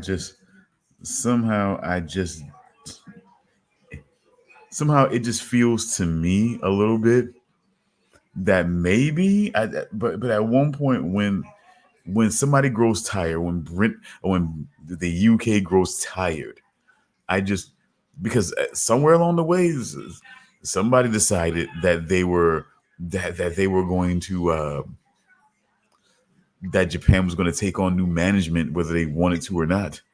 I guess, for a certain time, at least for a time of their colonization, which the effects can still be felt. Somebody felt like it was time for them to take on a new partner for a little while. But maybe, which I mean was like, yeah, that was the sort of, I guess, the ultimate goal of what the Portuguese were doing. But see, they were doing it in a very sneaky way. But sneaky could also be described what fucking England was doing with this fucking ship over here with Blackthorn and this fucking ship and this crew. That's a little bit sneaky. Just like this over here. If that is the case, which I'm still not completely convinced about, I know there's something up. I just don't know if that's it. You think they could at least with the Portuguese, like we know, like pretty much for a fact that that's the case. Yeah, they're withholding information. They're withholding information about the world. They're withholding information about what they're into. I mean, yeah, they're definitely manipulating. They're building like bases in like in the region, or at least in sort of adjacent places and whatnot. Sort of, they're definitely preparing for something. And I think, at least in this show, I think it was specifically stated at some point that their plan is to, okay, that might have been Blackthorn. So, don't know that for sure. But I think Blackthorn said, like, their goal is to replace, the lords and stuff like that with their own leaders. Well, a deal has now, they made that deal. They made that sort of negotiation with Toranaga that they could build churches. They could build churches in one of the more important, and one of the more important places in Japan and everything like that. So, they definitely have their designs there, and even when they said, yeah, we can still hold him to that, even even after he's dead, and everything like that. So yeah, I was gonna say there was an exchange between the like the head. What did you say? The Captain General? Yeah, between the Captain General and that other guy who like was a translator earlier on. He's just kind of been just around. We just say a monk or whatever, whatever you want to say. But there was sort of like he's like, one of his terms is one of his terms is we need you to bring these people over to Toranaga's cause. And he's just like, well, we're not going to manipulate people through religion, but we might suggest it in a prayerly kind of fashion. Like it was a weird kind of thing. And then ultimately it's just like, yeah, we're not going to hold to that, but it was definitely at least a consideration. Like they're very, it's a very strange sort of element there. Well, because they can't act like they're aligned and that they're working, because that's the whole thing. Yeah, but if they did have to do things, they're not going to be like, yeah, we're not going to straight up be like, you're going to go over to this guy's side and we're going to advise you that way. But we will plant seeds if it is necessary. Like, I mean, it's just the whole thing is just so fucking shady.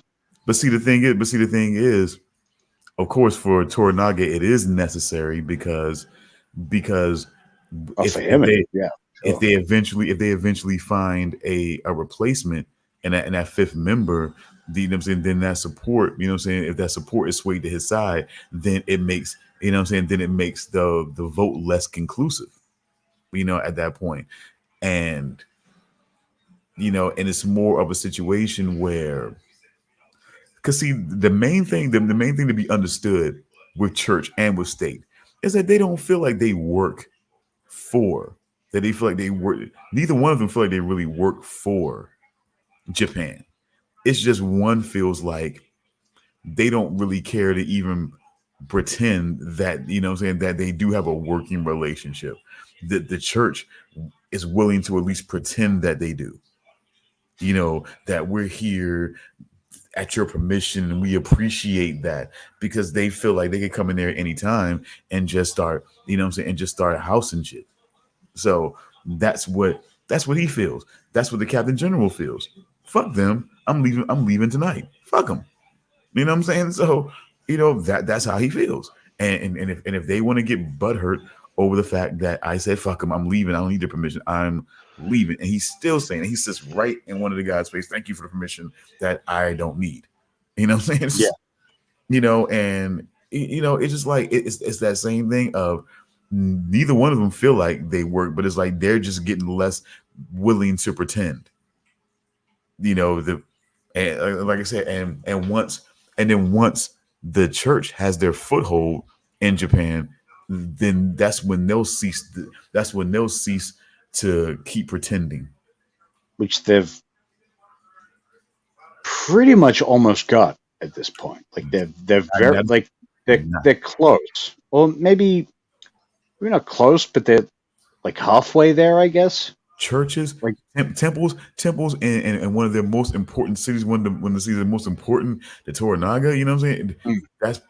That's pretty much a colony. You're pretty much almost almost securing a colony. Then it's even more than a foothold. You know, so it's like, yeah, and after that point, once they can start establishing that, then it's like they can stop pretending. You know what I'm saying? They'll stop pretending that we have this working respectful relationship, and now it's our rule, because you know how the Catholics can go. You know what I'm saying? Once they've got a power, you know what I'm saying, once they got a power base and a stronghold. Oh God, is he gone? Is he gone? I think he put up that comment and just left. But again, morning, Mr. Kish. Mr. Grindle did join us, but look at the thing. He probably just dropped out. No, he's still in the backstage. He's just hiding now. Oh, okay. Weird. Do we talk him out of this conversation? But yeah, I just, you know. Is he religious? Did we offend him? No, I hope not. I hope he's not religious. I mean, I'm highly offended. I'm a devout Hindu. Yeah, I figured. I always called him do.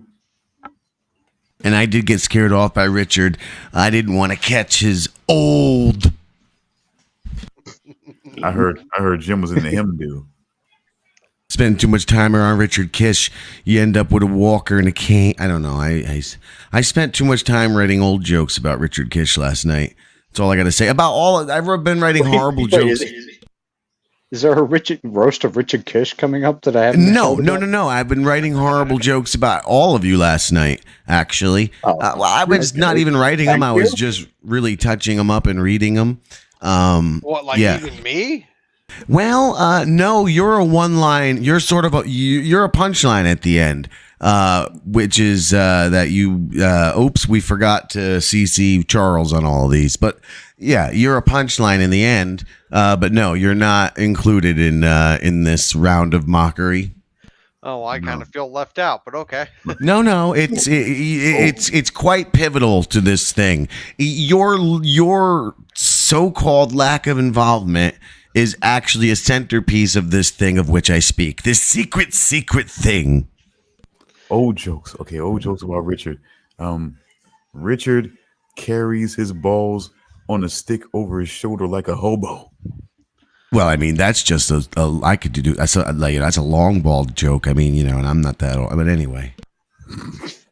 Richard Kish is so old, he saw the dinosaurs once, and then he was so offended by how youthful they looked, he fucking killed them all. See, yeah, look, Richard saw the first Tyrannosaurus Rex egg hatch. Oh, Richard thinks your old balls over the shoulder like a hobo bindle fucking joke was wonderful. Bindle balls, old Bindle balls, Kish. Oh God, that's gonna stick.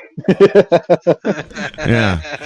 And by the way, speaking of Bindle balls, Kish, he'll be appearing on Alpha Pod Rants Sunday night at 9 p.m. on the DJR network, which stands for Damian J. Rogers and not Dick Jerk R words.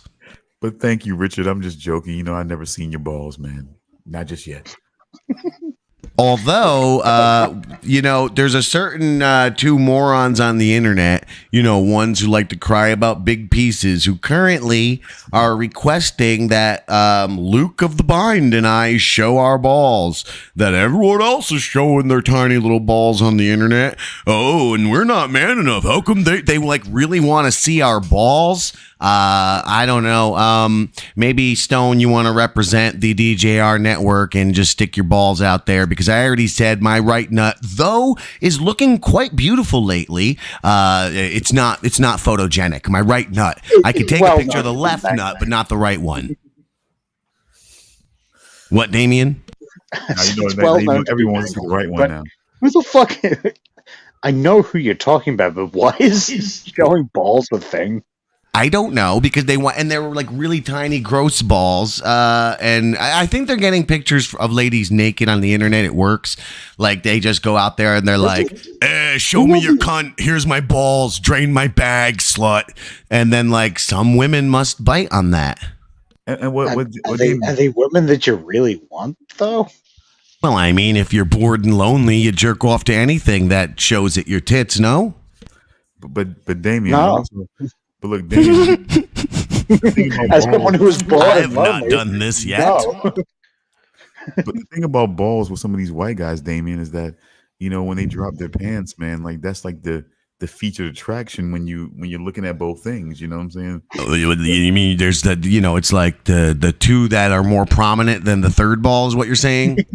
I was gonna say, yeah. Is that other thing just like a third ball? The nibbling. But listen, and I want to actually say it's not the black balls, okay? I'm not trying to blackball these guys by fucking saying, Stone, you want to do this. One, we know Whedon won't, because he won't do the OnlyFans, and all we wanted was the nutsack, and Becky would have paid him a lot of money. But anyway, he don't even want to show his testicles to Becky. Shame. But Damian, look, if he took his balls out to fucking take a picture, he'd just fly away with those bat wings. They just fucking fly up into the sky, get lost. Yeah, bat wings. You never see. Yeah, figure that one out, baby. You know so much. That's when your balls are so big and droopy, and like when you take down your pants, they're like stuck to the side of your legs, and they're stretched out like some bat wings. That's your balls. Me for knowing about lady parts, but he's like, I know all about balls. I had no idea what the bat wings were. I'm just like, I want you to figure it out. I'm like, let's see if you can figure this because. Okay, so that excludes Whedon and Damian. Now, Luke is too much of a chicken. I've already said my right testicle is ugly. So that only leaves Stone or Kish. So the two of you, between you, or both of you, someone's got to show their balls to these boys, because they're begging for balls to represent the DJR network. And that's one of you guys has to show your balls. What if we get like one from each and make it like a split screen? Ooh, give me give me one of Stone's balls, one of Kish's balls. I'll Photoshop them together and I'll post it up for them. DJR representing. So guys, please DM me your balls. Thank you. We're friends. What's balls amongst friends? Why should we appease this? Because we've been challenged. They say we have no balls. Kish, I know you was an honest man, but they don't drop or sag. Oh my God, Richard! If you have beautiful big bulbous balls, please take a picture of them, because again, you've seen these boys' balls. They're fucking disgusting. They're misshapen. Their balls are as dumb as their fucking shows. Yes, they're showing all their balls off, and the next one is smaller than the last and more lopsided than the last. Richard, show your big, beautiful, lush, bulbous balls. Show them what real balls look like. I wish I could show them my balls. Again, they've been so tight lately. Show them what time have brought. Oh my God. What the hell? The conversations we have on TEE TV. I'll be expecting those balls by the end of the day, gentlemen.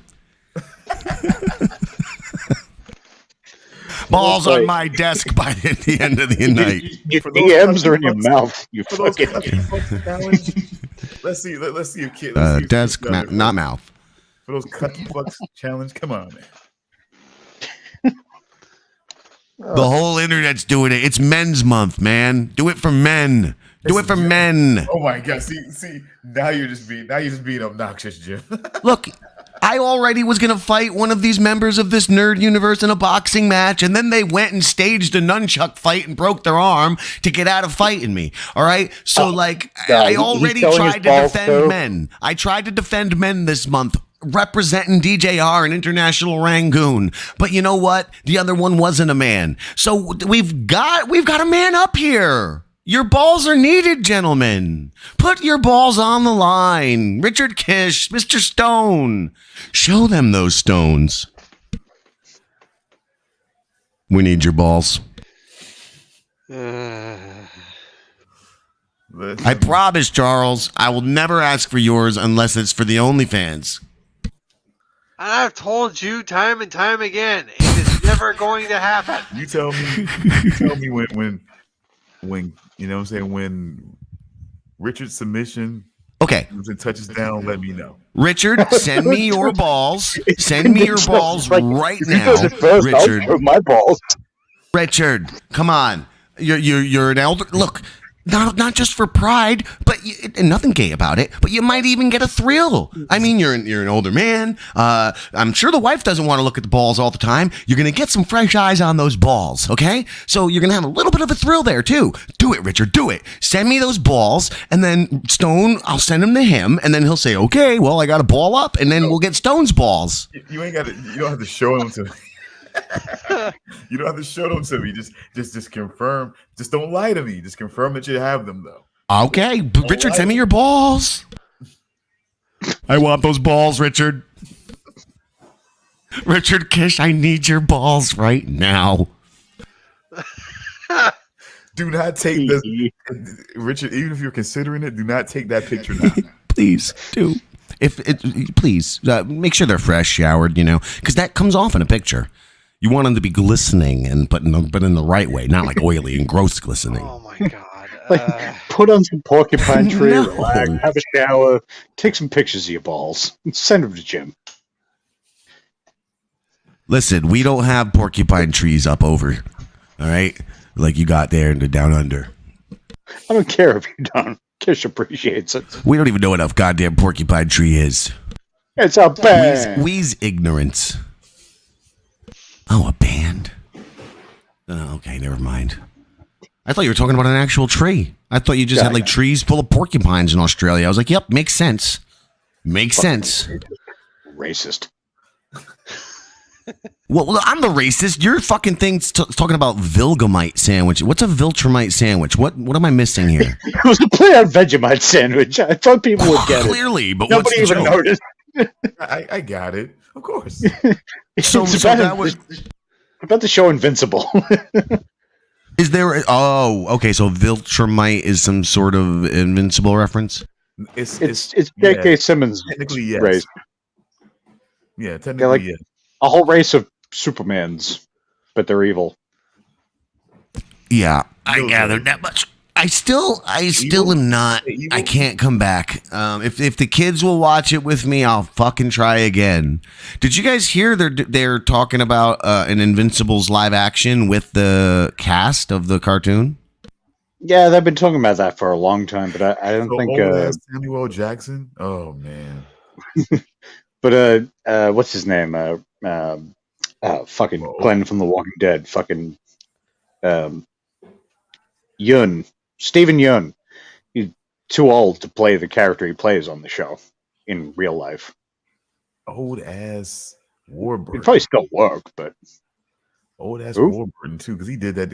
Was he the one that did the voice? Wait, Mr. Incredible? Didn't Warburton do that voice? Or somebody else? I can't remember. I thought it was okay. Maybe I'm wrong. I thought it was Warburton though. But let's see.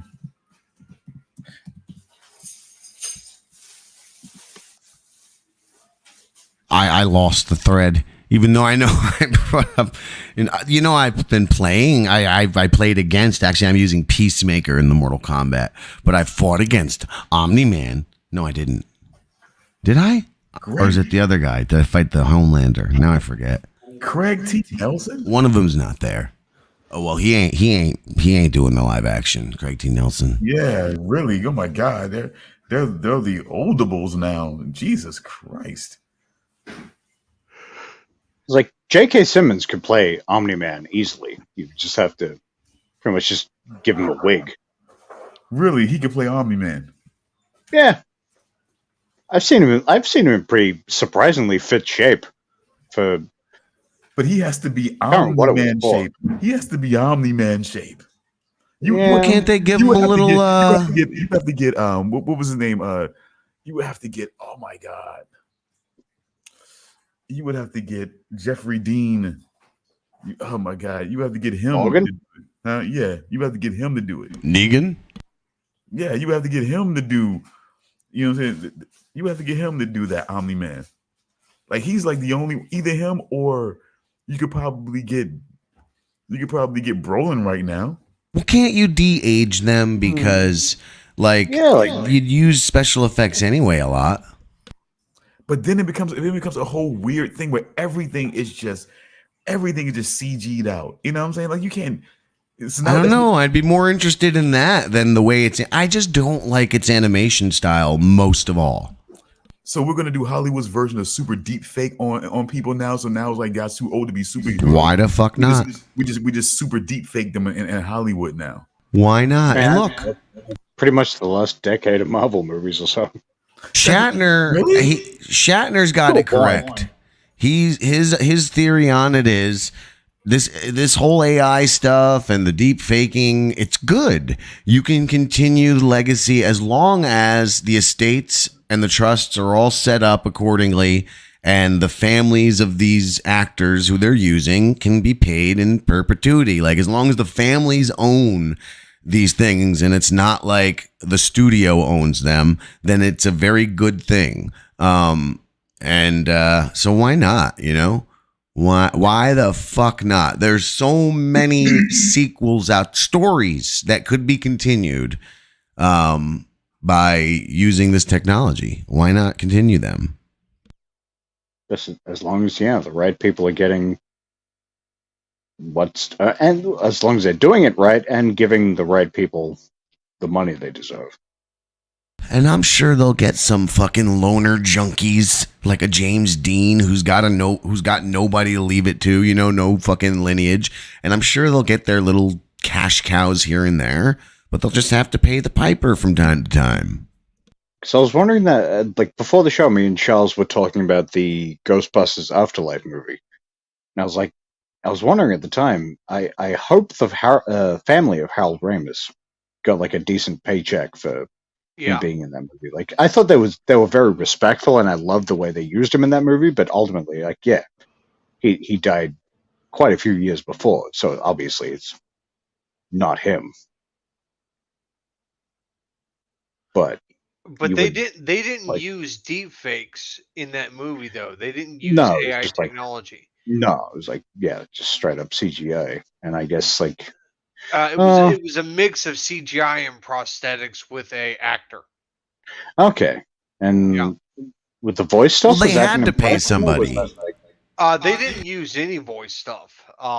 Actually, he was completely silent, wasn't he? Yeah, he was completely silent. Although I swear he had lines in that movie. I could have sworn they were listening to like audio diaries or something at some point.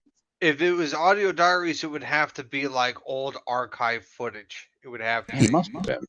But as far as the prosthetic thing, they had to have paid somebody because Crispin Glover already set the precedent legally with Back to the Future too. They can't do that without paying somebody.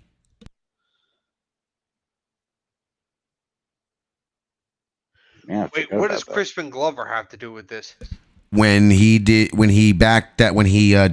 I guess, or said no to Back to the Future 2, they just got another actor in prosthetics to portray him and his mannerisms and his voice, and then he Pretty much, sued, and then that Yeah. set the precedent, and it even set a rule within the guilds, etc., that you cannot do that without paying people. It's illegal.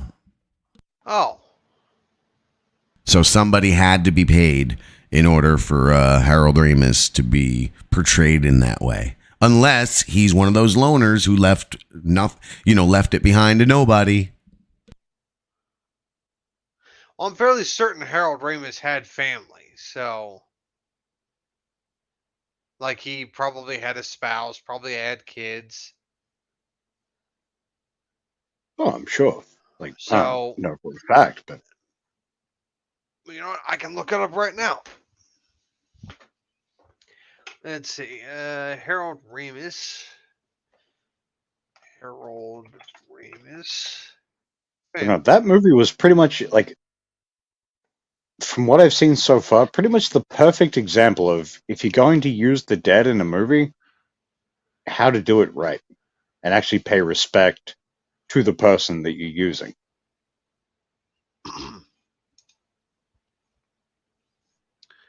Oh yeah, he had 4 Indubitably. kids. He had a wife back in like the that he married back in 1967 and divorced in 84, and then he remarried in 1989, and well, he married another woman in 1989, and then he also had 4 kids. So yeah, he had a family. Actually, I was gonna slip out and let you guys finish your topics, but Yeah. I actually do have a quick distraction again for everybody. Speaking of honoring the legacy of a character, and Charles, you and we talked about it yesterday on the dumb show that we were on. Yeah. And the Crow trailer. But Damian and Stone, I would love to hear their opinions on it if they've seen it, and if you wanted to share yours again.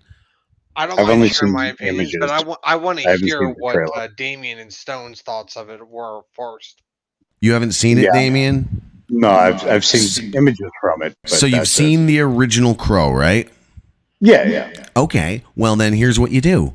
Watch it right now. We'll look at you while you give your live words while we wait for Stone to come back. Put it on right now.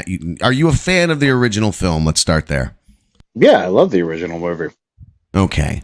Well, because I've got a lot of comments on it, and the only one I don't want to poison you, but it has to do with honoring what Charles said before, or no, I think it was you, Damian, about honoring the characters when they're being digitally represented in some way, or honoring the actors. And so I do have a comment on that when you're done watching it, and then I can't wait to hear what Stone has to say. The 3-minute one that came out like 2 days ago? Yes. Yes, All right. that's correct. Yeah. I'll V take says off my it's headphones 2 for the next minutes. video. Watch it now. No, it's not 2 minutes. 3 minutes. 3. V. I'm looking at it right now. Fuck you, V. Describe it to us. All right. Stone's here. Stone. Yes. Hold up. Damian, pause your video. Have you seen the new Crow trailer yet? Oh God, no. You guys want to pull it up and view it on your own, like view it together and comment while you watch it? Because Damian was about to view it. Charles and I would really love to hear your thoughts. Damian's a big fan of the movie, the original. I know you were. We're of the same generation, and you know what? You can actually, as I was telling Charles yesterday, I was contesting Luca the Bine's ignorant comment about the Crow. You can 100% back me up. He said the Crow was like the goth kids rallying cry, and what I had argued is, yeah, in like 2000 or later when they picked it up and it became their little fucking sad whale, but the decade prior to it was you and people like you and I, Stone, who like loved it because it was this badass thing, and badass people loved the Crow, and only select few had ever even heard of it or seen it or knew what it was about. and it was because of us making it popular. Well, Richard Kish, cue up, and anyone who hasn't seen it out there watching, cue up the trailer for when these boys are ready. Everyone will press play at the same time. Okay. It'll be lovely. I'll even fucking pull it up. No, I can't. Yeah, I will. I got mine ready. I'm gonna. Well, someone's playing sound. Don't play the audio. You don't play the audio loud. Don't play the audio. Okay. Okay, now I'm confused how we do this. Okay, well, you can play the audio. If only one of you is playing the audio, that's fine. It won't. It sounds kind of shitty. Maybe it might get through fine. Yeah, it is kind of shitty. It's shitty enough. Listen, and it's going to be talking. It's fine. So go at with whatever your audio is doing is fine. Everyone get it ready. But yeah. So Stone, you confirm what I just said? Yeah, I feel like for me, The Crow was. I mean, it was a lot of things coming together. First of all, it was a big round of applause to Brandon Lee, like going way away from what people might have thought that he might have tried the moves, especially with the success of Rapid Fire, and the kind of move so far away from that and to do this whole new character was just a really big thing to that. You know what I'm saying? I mean. He was going to be the superstar after that. Oh, absolutely. Yeah. Which is why I have my theories about Ernie Hudson. Do you have any theories about Ernie Hudson? Have we ever talked about that? What? Well, I allegedly allege, I'm not alleging this, but allegedly I believe Ernie Hudson killed Brandon Lee in a conspiracy to kind of play off of the Bruce Lee mythology and sell the myth of Brandon Lee and the Crow and create what we've had since, because he was the man directly responsible for firing the guy whose job it was to make sure that gun was safe.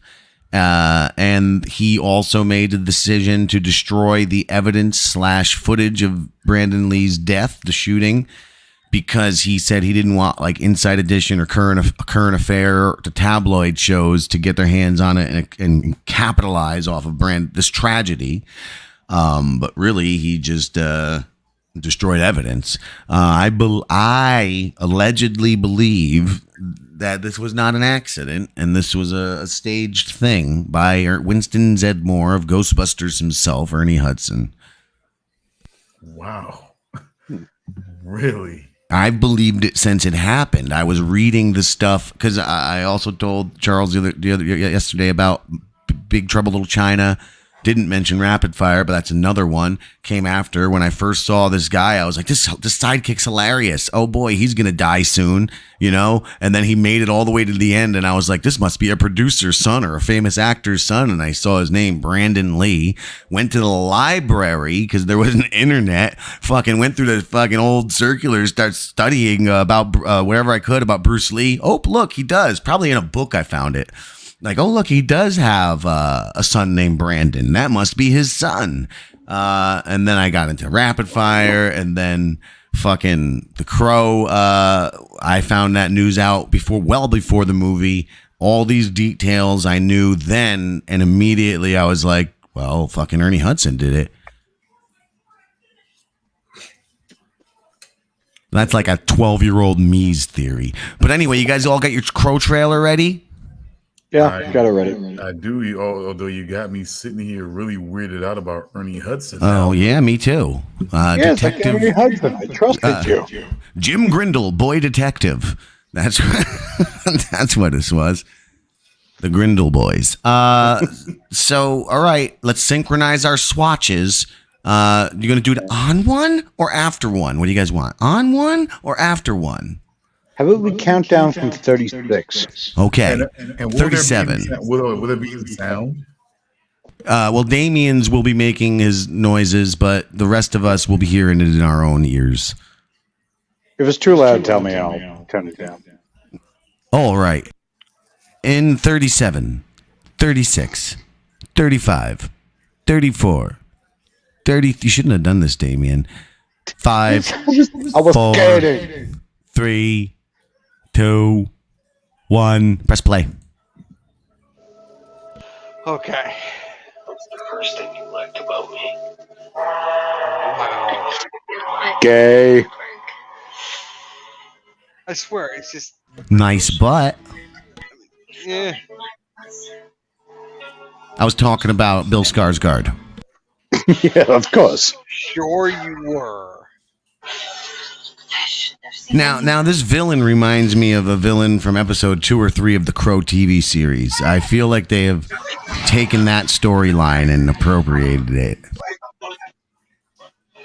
This death by bag, to me, bag suffocation. Suffocate him with my bag is dumb. Oh, yeah. Fucking who is... Reminds me of the game Manhunt, where you literally did that. Oh yeah, I bet it would. I bet anything with a manhunt. I played Manhunt, but I wanted to. Look, I like the imagery of this. It looks like they're filming it well, but It definitely it ain't the felt- Crow. No. I'm not getting Crow vibes from this. No, No, not at all. Yeah. but that's not necessarily a bad thing. And I do like gore. You just saw he just got his whole guts shotgunned out. And look right here, he's doing a bit of a Brandon Lee kind of motion with his body. Maybe like he's studied the motions and is honoring him a bit. Oh shit. Blew that man's face off. Okay. Trailer's better on my second watch. I'll give it that. I still don't like the look, though. No. I'm not feeling the look either. Wait a minute, is that the guy from the Wonder Woman movie? I believe which one? The villain? That guy, right? Him. The guy that killed his girlfriend. He played the German admiral or German general in Wonder Woman, the first Wonder Woman. Well, look, I'm going to say this. If you're not liking the trailer, watch it a second time in a couple days, because I am enjoying it more this view. Look, Like, so far, I'm in. I just don't like the look of the Crow. And then he shot through himself. I kind of like his black blood.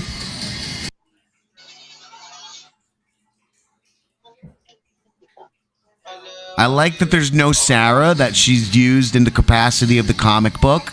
I'm hating this less on second view. That's all I can say for now. okay, I'm just gonna say right now, the one thing that I hate in this trailer, and I hated it the first time I watched it, and I hate it even more the second time, the fucking auto tune in the trailer. Yeah, it's like because the Crow is like pretty much it's a goth property.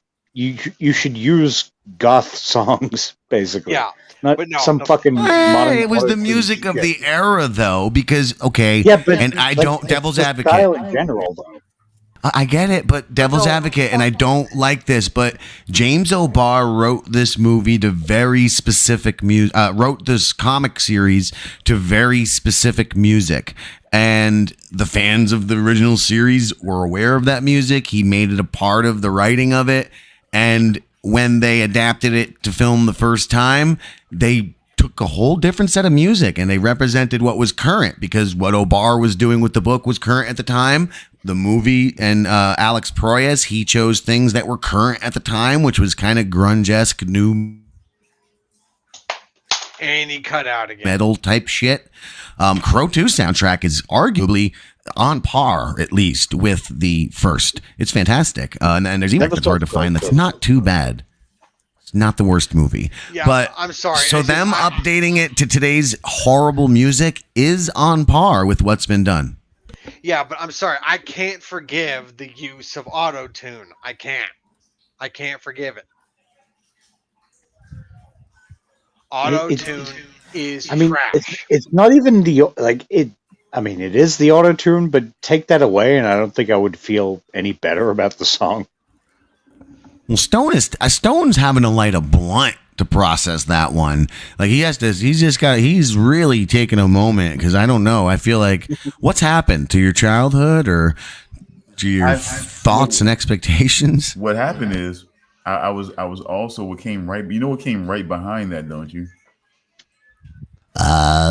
Not gonna make a dirty joke. The original Crows trailer.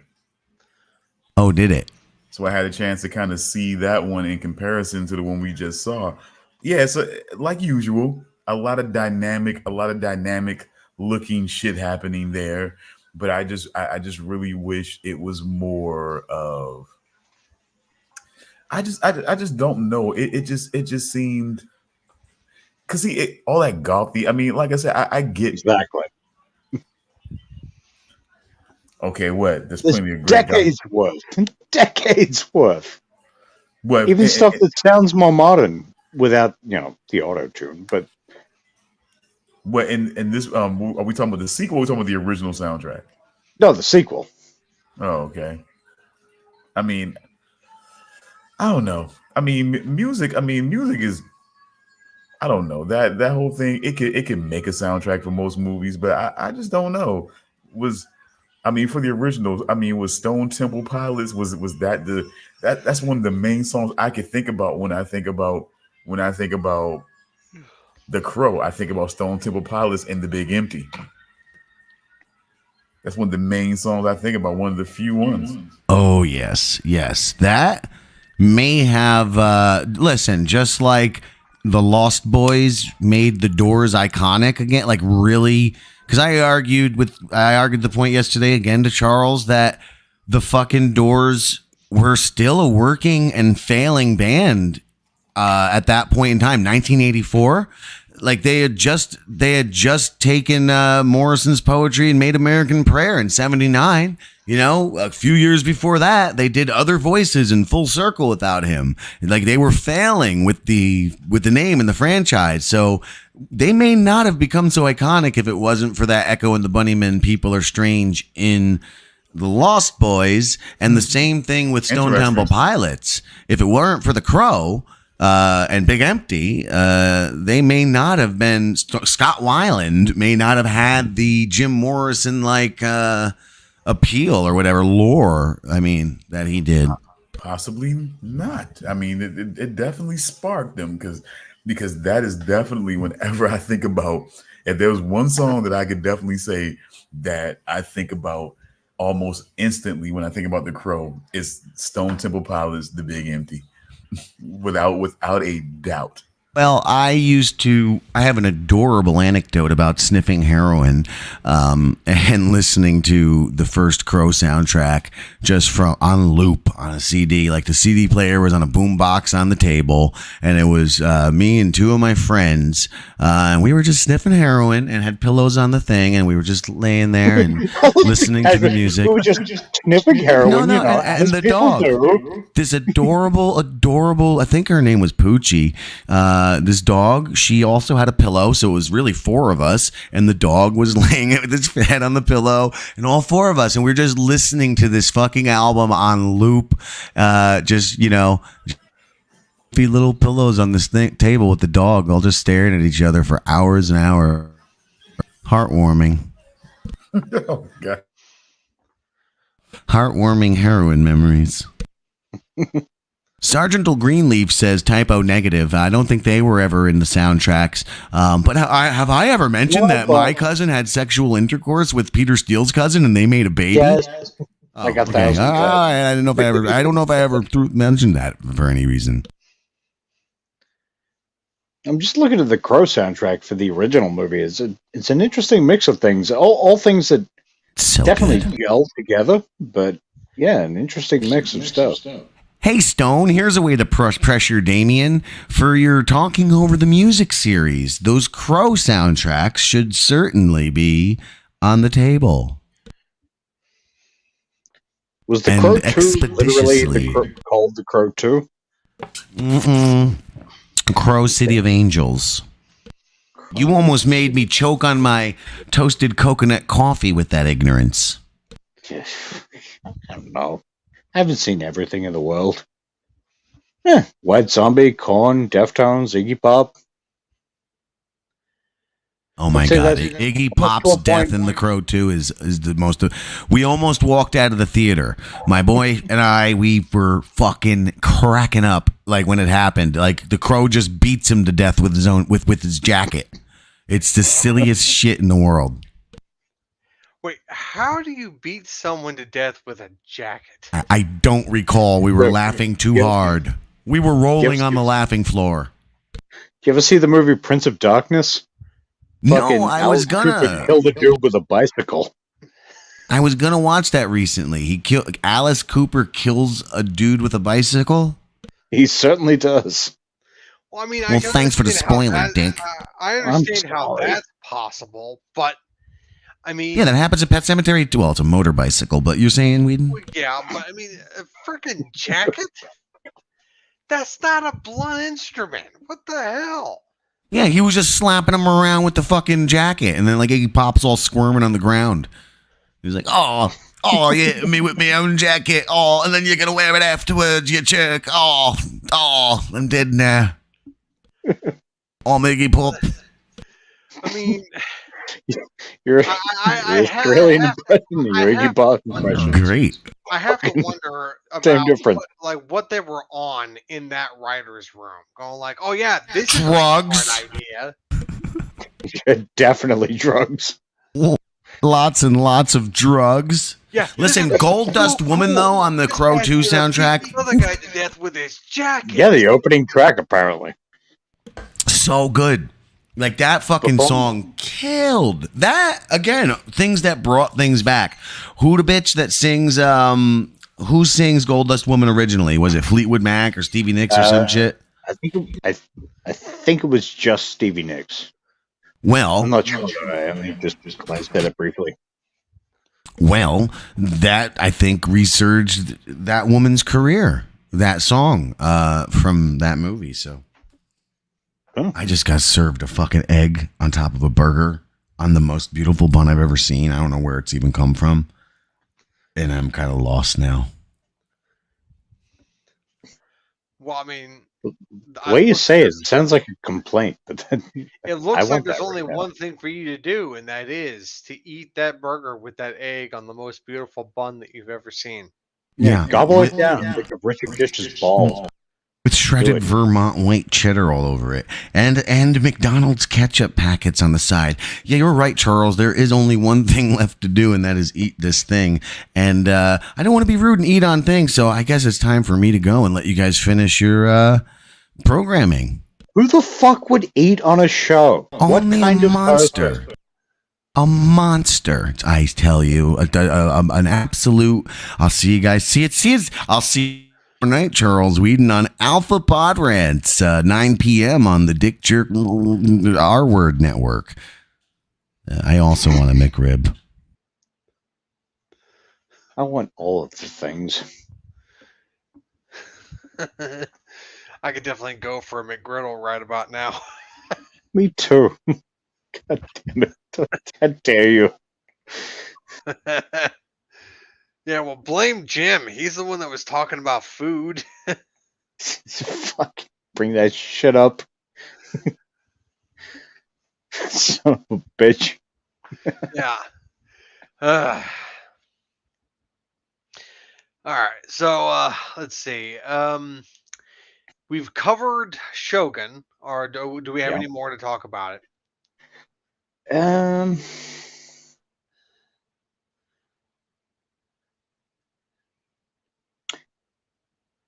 I think I'm pretty good. Like when Mariko banged Yeah. Blackthorn. Look, Mariko Like- made it look like that it was a courtesan that's. Oh yeah, like, I was I like, love no. that little exchange. It was like no, it wasn't. It was you, Mariko. It was you. And it's just like, yeah, I knew it was her. I knew it was Yeah. her. And god damn it, that scene was in the dark. I was like, She God, fucking she got fucking got them tits out, and it was all in the dark. I'm like, god damn it, you jerks. Uh-oh. Looks like we lost the guy. Yeah. He went to go we eat were some just food. talking about Mariko titties and how it was offensive to everyone involved that it was in the dark. You know what? I honestly was just like, God damn, yo. I'm like, man, that dude is probably headless somewhere. You know what I'm saying? Her husband is probably headless somewhere. And she's all Oh, fucking. You know, speaking headless. of He's that, probably in just a pile of pieces in a fucking alleyway in I don't think Osaka her somewhere. husband's dead. Well, it does go to that whole like we haven't seen a body. Yeah, I don't think he's Which, dead. I think he's alive. God. like, he was definitely like he was up against 30 plus people, but it's one of those things. Like, yeah, until I see a body or something, I don't think definitive, I don't I think don't she know. cares. I don't think she cares either way. Oh no, she doesn't definitely. I don't Like think she she was just liked like, her husband from the beginning. Like she was, I got the feeling that she was forced into that marriage in the first place. yeah, Like I it mean, may have been an but like arranged marriage. he's so much worse. Like he's so much worse than anybody else who's indoctrinated by all of this. Like he's so much worse than them. You know, he's not. And in fact, it's Lord Toranaga who, you know what I'm saying, who decrees and you know what I'm saying, and basically symbolizes all of this. You know what I'm saying? All of it. So I mean, he's no worse than the old man, you know what I'm saying? The old man that's his right hand, him, any of them. Why is he so bad? Why is he the one that's gonna stand? A man stood up for Toranaga against the insults of somebody of another regent from a whole nother situation and lost his life and his son's life for it. But somebody's going to stand up against Lord Toranaga, against against the doctrines and the tenets that everybody in Japan supposedly abides by. Come on, you know that that's quite a that way to throw initial him down. dude that had to die. All he said was just like, basically, just like, seriously. It was like, you and your baby son have to die. When yeah, he pretty much was just like, really, you gonna like, really? But it's shit like that ultimately made his son decide that fuck that. Eventually, he feels like I guess in his mind he feels like no one will respect them if they keep this up. So you know, if eventually people will just take them anyway. You know, because it's like what power are we wielding? You know what I'm saying at this point? What what respect are we garnering or demanding at this point at all? You know what I'm saying with the way this is going down. So I mean, when you look at everything leading up to that point, for me it wasn't. Now it was like, holy shit! I really didn't think he was gonna. I thought maybe he was gonna battle out. I really didn't think he was gonna go there. I really think he was gonna. I really think he set up to send a demonstration straight to them. But then when I'm looking at the smile on nephew's face, on nephew, I'm like, oh my god, bro, these like these young kids are doing their thing or whatever. They're deciding on some things. I'm just like, holy shit. Well, I really didn't think they were going to hijack the demonstration like that. I really didn't think they were going to do that. But yeah, so, as soon as he was like on that horse, just be like, just telling everybody like clear out. I'm just like, oh, some shit's about to go down. I mean, I thought it was about to be just. I mean, you know, I didn't quite expect that, but they're on a field with cannons involved, and I was like, Well, something's gonna happen. I thought something bad was going to happen as soon as the like the main guy, I can't remember his name, but the uncle had made a comment about Blackthorn having swords, and he said, "Oh, like we didn't need another bad omen." Like nope, Yeah. when he said that, I was like, "Oh shit, something's gonna happen, isn't it?" And then that's when Toranaga's son like started like writing in and said, clear out," and I'm like, "Oh god damn it, what now?" nope. I was And like, yeah, for me, it was like, it was right about the time that because at this point he's already made his statements of displeasure, for one, of feeling like Yabushige basically betrays his father out in the open, and we get confirmation as much. And this whole situation that he has to stand by for them coming in and getting a demonstration of what these cannons can do and everything like that. And then, so for me, the turning point was when he made a comment, you know what I'm saying? When this guy made a comment to the kid again about, oh yeah, you might have a future in theater, or I guess, you know what I'm saying, setting up stages for things, you know what I'm saying, or whatever. And I'm just like, okay, I'm like, here he goes again, you know? So then when he started to speak on, okay, I find your presence here intolerable, you know what I'm saying? I'm like, oh, okay. So yeah, he's finally had enough. Not even I find. I think he just said your presence here is intolerable. Like, I speak for everybody. I mean, okay, if it went that way, maybe, and probably. I think anyway. Like, can't say for sure, but I think he just said, just in general, your presence here is intolerable. So yeah, just, you know, for me, how can I put it? I can only say that like I said, that everything that we talked about now, I think you just realize, I mean, at what point does somebody decide that what was all that time? Because it happens that what was tradition or whatever for all this time, you know, has to change.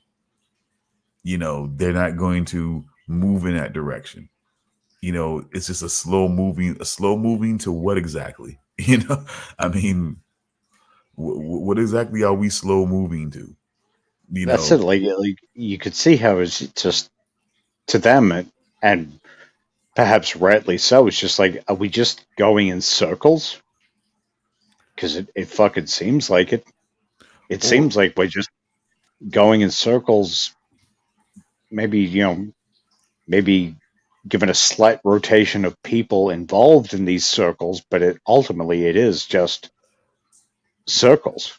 or maybe because when I kind of put myself in, you know what I'm saying, in his perspective, I kind of feel like it's like, if you're telling me that I still don't understand that all I have is myself in this life, and I'm just playing, I still want to play at friends and enemies.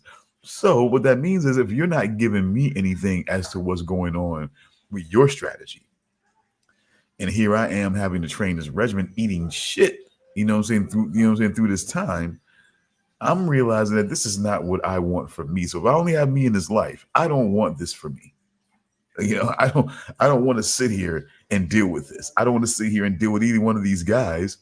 You know, one that keeps wanting to degrade and make fun of us, you know, and play us as weak, and then the other one that's still working with them and trying to prove his allegiance to them, you know, and not to our losing cause. So, or whatever he perceives it. So, yeah, it's just like eventually you start to feel like this shit is just not, you know what I'm saying? Eventually somebody starts to feel like, okay, this is not right. I'm done. I want something else. You know what I'm saying? I'm moving towards something else. Eventually we're going to get here, but I'm just going to go ahead and start getting at it now. You know, why not? Maybe he fucking is going to get there anyway. So that's right. Like much earlier when you guys had, like, when I think it was Charles said, like, he started a war, and you kind of had a point against that. Like, it was always going to happen. Did he start it? Like, did he ignite it earlier? Yes, definitely. But this is something that there was no way it wasn't going to happen. but see, It's just the circumstances of the the circumstances changed for the opening of the wall, but it was something that it was inevitable. yeah, but it was a slow play based on what. But when he doesn't know what his father's got on his mind at all, he has no Well, idea. So it's like he's kind of left to deal with his own with his feelings about it himself and what he wants to do with his life at that yeah, point because he doesn't know what his father's planning.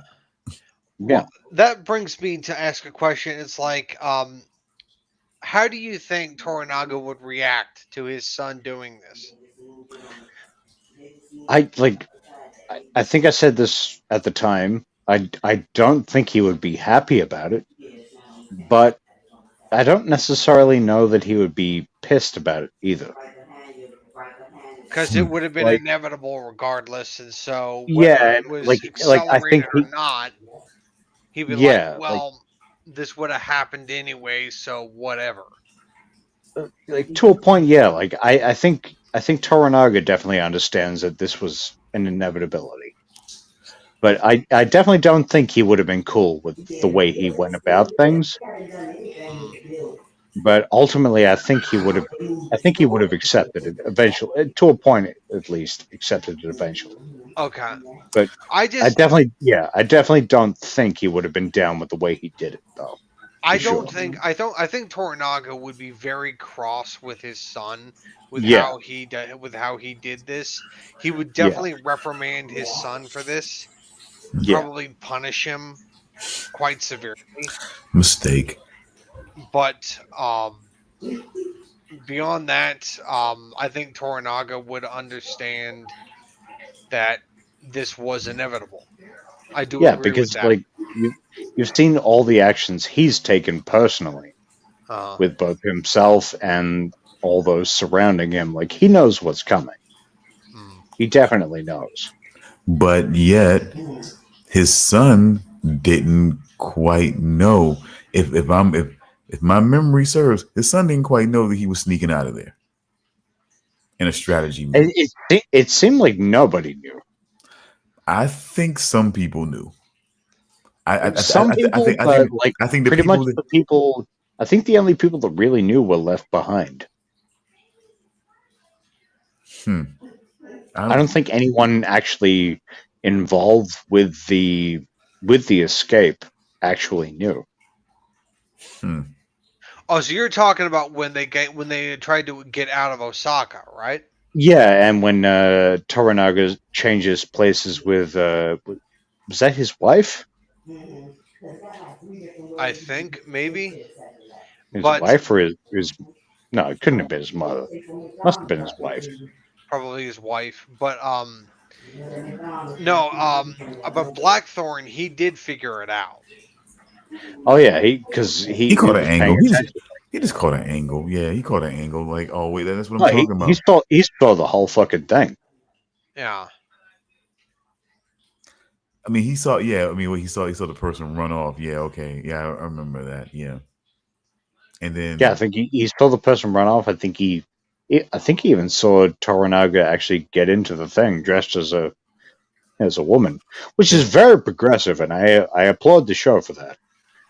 but I think those, I guess those shutters or whatever. He definitely caught an Mm. angle in the shutters before they, you know, what I'm saying before they closed Yeah, up or yeah, whatever. yeah. You know, but He definitely saw that. Yeah, for and I sure. always hate that. I'm like, oh my god, I don't want him knowing shit.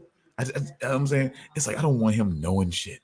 Like every damn time, it's like, man, god damn it, see, he can't know that. You know, yeah, I don't want him being connected in. And then they yeah, I just can't keep saying enough how they just keep on, just you know, he could be shown publicly and loudly trying to, you know what I'm saying, trying to, you know, see if they could help her husband and everything like that. And oh, he apologizes. But yet and yet you can talk about all this whoring around and all this type of shit like that. And I don't want to pillow with a woman, but you could pillow with a man's wife whose body, if it is that isn't even certainly is not it's not even started decomposing yet. You know what I'm saying? Like Jesus Christ. No, but like, and it doesn't make it better. But I do feel like that's been slowly building since like the first time they ever encountered each other. Because that's how, you know, Yeah, every story needs a John Smith and a Pocahontas. You know, what I'm saying? Yeah. It's the way white Hollywood works, Damian. I know, look, it's a safe space, but sometimes I still have to say no offense to you guys because I mean it's still not because because it's realizing that even though I felt as if like fans of the Wu-Tang Clan should have felt like that they weren't talking about all white people, to feel like Jim still felt wounded by some of what Wu-Tang Clan had to say in their music a lot of times still makes me feel like that sometimes you got to say no offense. You know what I'm saying? Sometimes, even though it's a safe space, sometimes you still gotta acknowledge, hey, I know you guys are in the room. You know what I'm saying? And no offense to you guys, because I'm not just talking Well, about the whole. I can't speak to the Wu-Tang Clan thing. I'm not entirely sure exactly what you're speaking about, but I will say, like, as we were talking about Black Panther earlier, I feel like someone in that movie should have said no offense at some point because the whole time I was watching Black Panther, I felt like they were telling me, like, hey, white boy, stop watching this movie. It's not for you. Wow, wow, that And I feel like they almost stated pretty much in within the dialogue in that movie. wow. Well, that's I wasn't offended, but I was like, as I said earlier, I was just like, should I be watching this? Like, is it wrong for me to enjoy this? I feel like they don't want me to. wow. Well, I can only say that still is a little weird to to think about, but just mainly, but just and just also kind of clarify, it was just like some of the Wu Tang Clan's viewpoints as far as racism and white people have been a bit harsh, and as I guess sometimes can be argued a bit sweeping, and to where somebody who's a fan and doesn't feel the way about black people the way it's felt that some white people feel that's who they I always felt like those who understand know that they're not talking about just all white people feeling this way, just those that they feel like that are corrupt, that are about control and influence and about trying to put negative spin and and things like that, that they're talking about them, but sometimes people don't always see it that way, See, you know. which like that's the kind of thing I'm fine with that. Like when I was like I like I've got Paul Mooney's first perhaps only 3 albums. Some of my favorite comedy albums ever. And I would say a majority of that is fuck white people, but I never felt it was like fuck you, you know? Okay, but but again, I have to say when I think about the music that I've heard, I can understand how somebody could feel still a little put off by it. I can understand. So, and that's why sometimes in saying that, I just got to be able to say, look, guys, you know, no offense here, because I'm just not trying to make it seem like it's just this whole white world that every white person enjoys or anything like that. I'm just saying that basically it's just the way kind of Hollywood will try to do things. Like it's just always going to be, especially but in Hollywood, yeah, it's a lot of them. It's a lot of jackasses like that there, because Hollywood was initially meant to be like a sort of like gated community type thing anyway. So that's what its history is based on. I'm sorry, but so sorry, not sorry, but those are the facts. So I heard a and boop. and so it's like, so yeah, it's like it's always got to be a John Smith Pocahontas type situation. Oh, always. I knew that. I was hoping that they wouldn't do that, but you know, sometimes things can, sometimes things don't have to be sexual. But I mean, I guess in this time and very stripped down times, it's going to be some of that. There's very little else to do. So it's going to be, it's very little to do outside of killing people and burning things, I guess, what I'm saying? So it's just like, so, let's try to enjoy something and have sex, I guess, so So I guess it's gonna be that. But I just feel like that whole John Smith Pocahontas type of situation. I'm kind of off it, I guess in a way, but they keep pushing it, and it just makes me resent. See, and that's the division thing, and I'm trying not to fall into the resentment of the situation.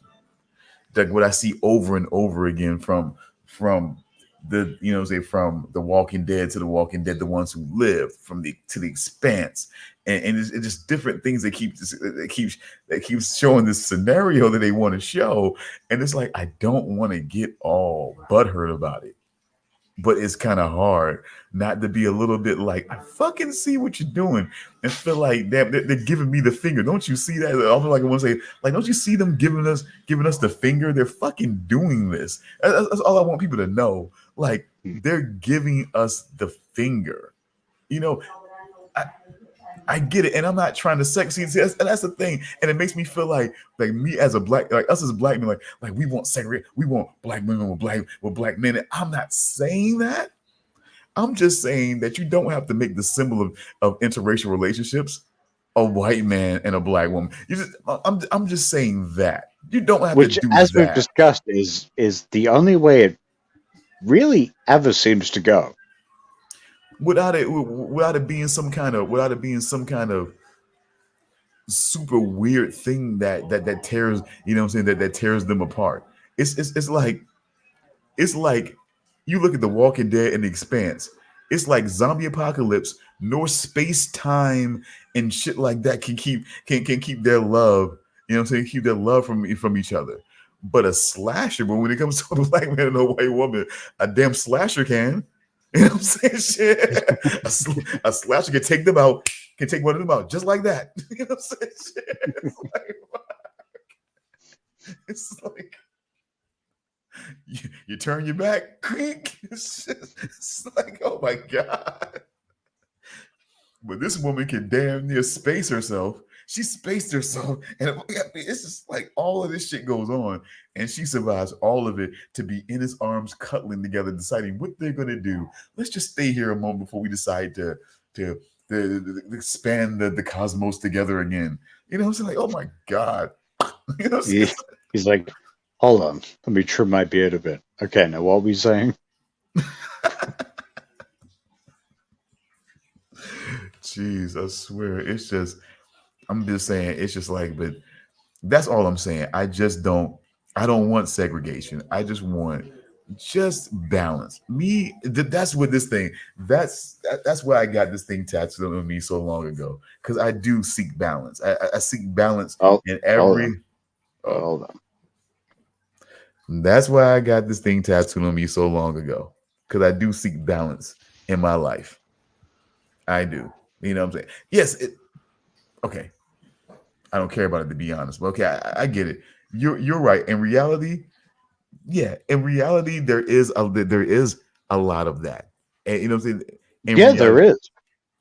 And I'm not saying it's bad either way. Like you said, I don't care about it either way. I just want it just represent it. I don't want anything to be a symbol of anything. Like this is the perfect symbol of what interracial love is. Like, I don't know. We don't need that, or we don't need the main common denominator of great interracial love is a white man. You know what I'm saying? It's like, as long as a white man's involved, it's just like shit. And I feel like we've discussed before that, and I think you agree, there's like every relationship seems to be it's almost like it's mandated that every relationship on TV and movies has to be interracial these days. Just like, it's fine. Like, don't, like, again, you have no issue with it, but it almost seems like they've almost made it like you can't have two black people, two white people. It's almost like it has to be a mix. It's like some kind of rule that they've got these days. Because here it's this. I am just tired of the segregation. Humans are devolving. So it's like either you want integration or you don't want it. And it's like, so you don't. It's like I don't not want integrate. I feel like I can live with different races. I've had friends of different races almost all my Yeah. fucking life. So I don't feel like this. I don't feel like this. I can't get along with people who just don't want to be gotten along with. I can't. The people who I can't relate to are people who don't want to be related to. You know what I'm saying? Most of the damn time. So And it's just that's pretty much it. That's a trait that transcends race. That's just shit people. I'm willing to understand, embrace, not be. I'm willing to make fun of myself being a tourist or being a cornball about some of the questions that I ask, and not actually trying to be serious, taking myself too seriously when I ask these questions. Like I fucking understand sometimes I'm being touristy when I ask you certain questions. I'm trying to get over my touristness in the situation, so I ask these dumbass questions, acknowledging my tourist look when I do it. So hopefully to get over it and say, you know what, I don't have to ask these questions anymore because now I've been talking to a damn Australian for the last several years, so I should be able to get all the Why you tourists. gotta say it like that? No, what I'm saying is like who can honest. There's not a lot of people that I know in my neighborhood who can say, yeah, I fucking talked to an Australian. You know what I'm saying? I know there's a lot of people who I don't know a lot of people who can say like me that I've actually talked to a person from Russia and the Ukraine before. You know what I'm saying? Like, you know what I'm saying? That's quite weird. And I was talking to them and I worked with them while the situation was just starting to spark up between the Ukraine and fucking Russia. You know? B, are you coming onto me right now? Oh my God. To quote Night of the Roxbury, did you just grab my ass? No, I kind of, you know what? I'm sorry. I go to Death And to to Smoochie. finish that quote is, do you want to? No, I go to Robin Williams from Death to Smoochie. Someone touch my ass. You know what I'm saying? I go to that. Someone touch my ass. Yeah, it's like, someone touch my ass. Don't touch me. I have salmonella. Someone touch my ass. You're a lawyer. That's salmonella.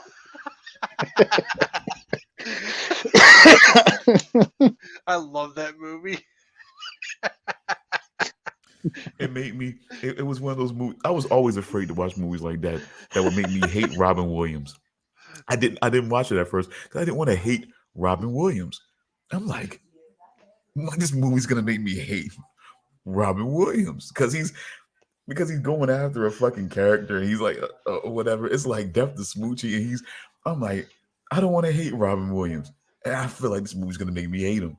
It did, but it made me hate him in a great way. I just couldn't help. You couldn't help but to hate him. That movie made me love him even more.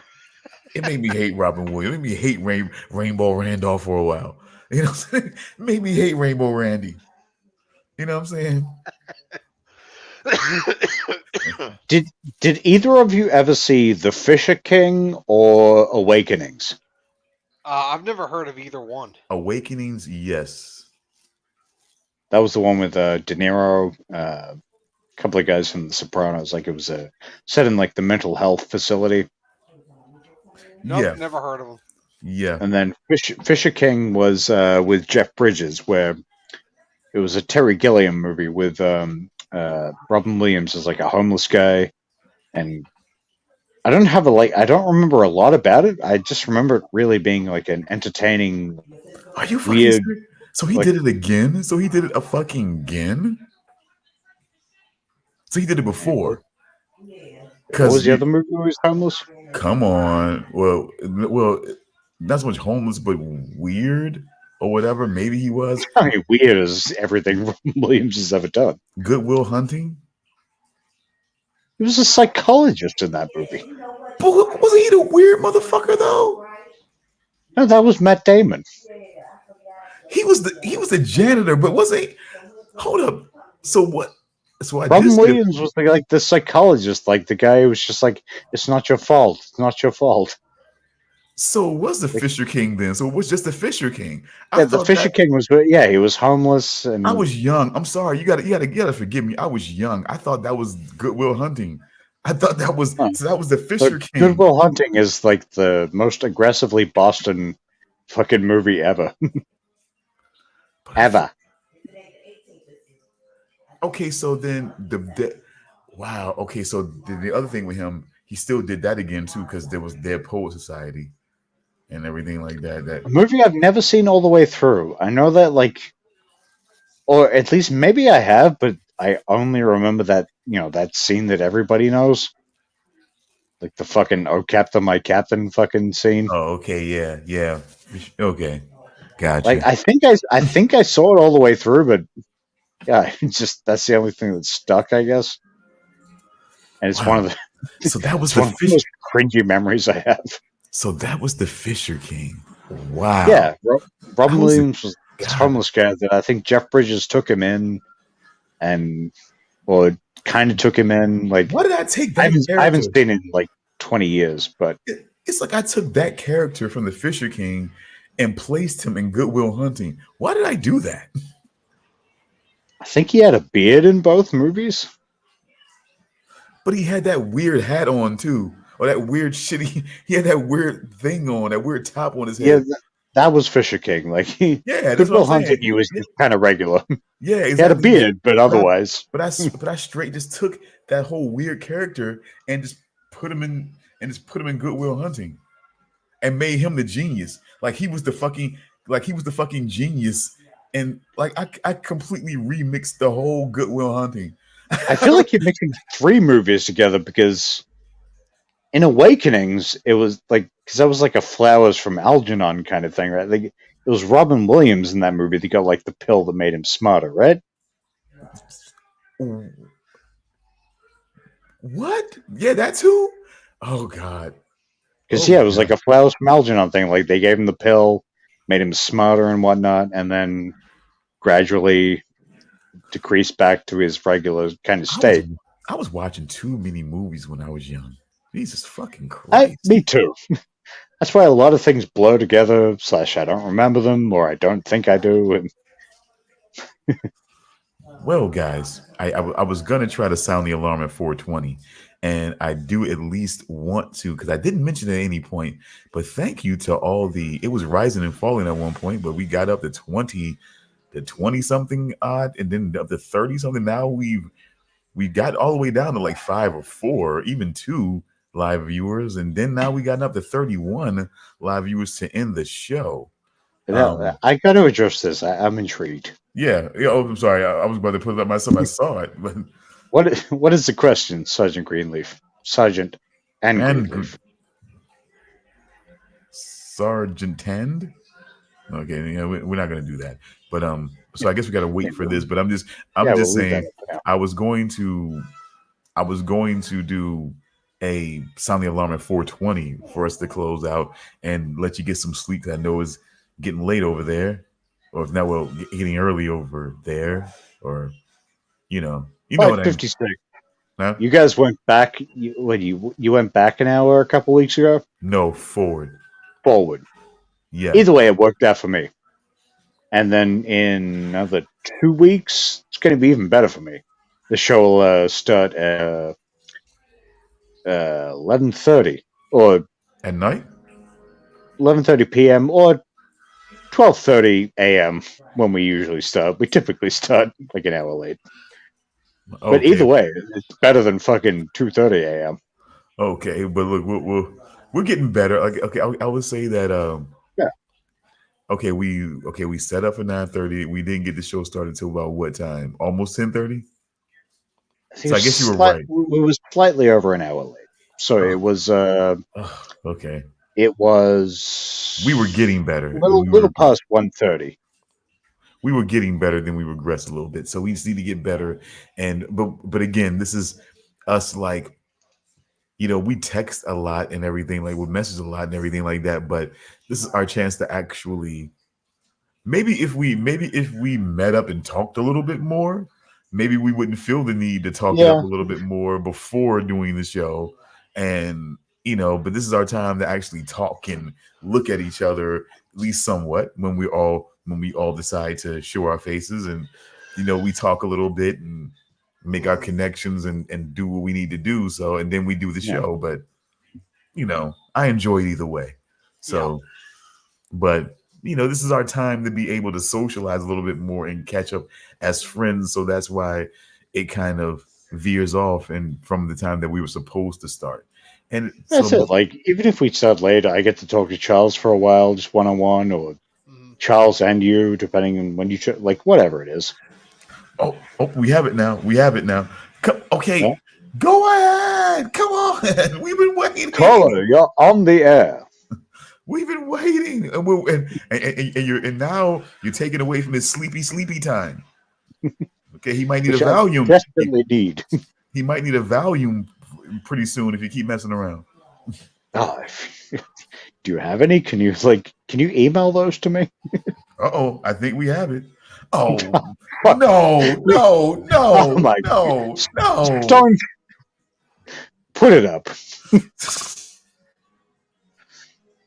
Stone, the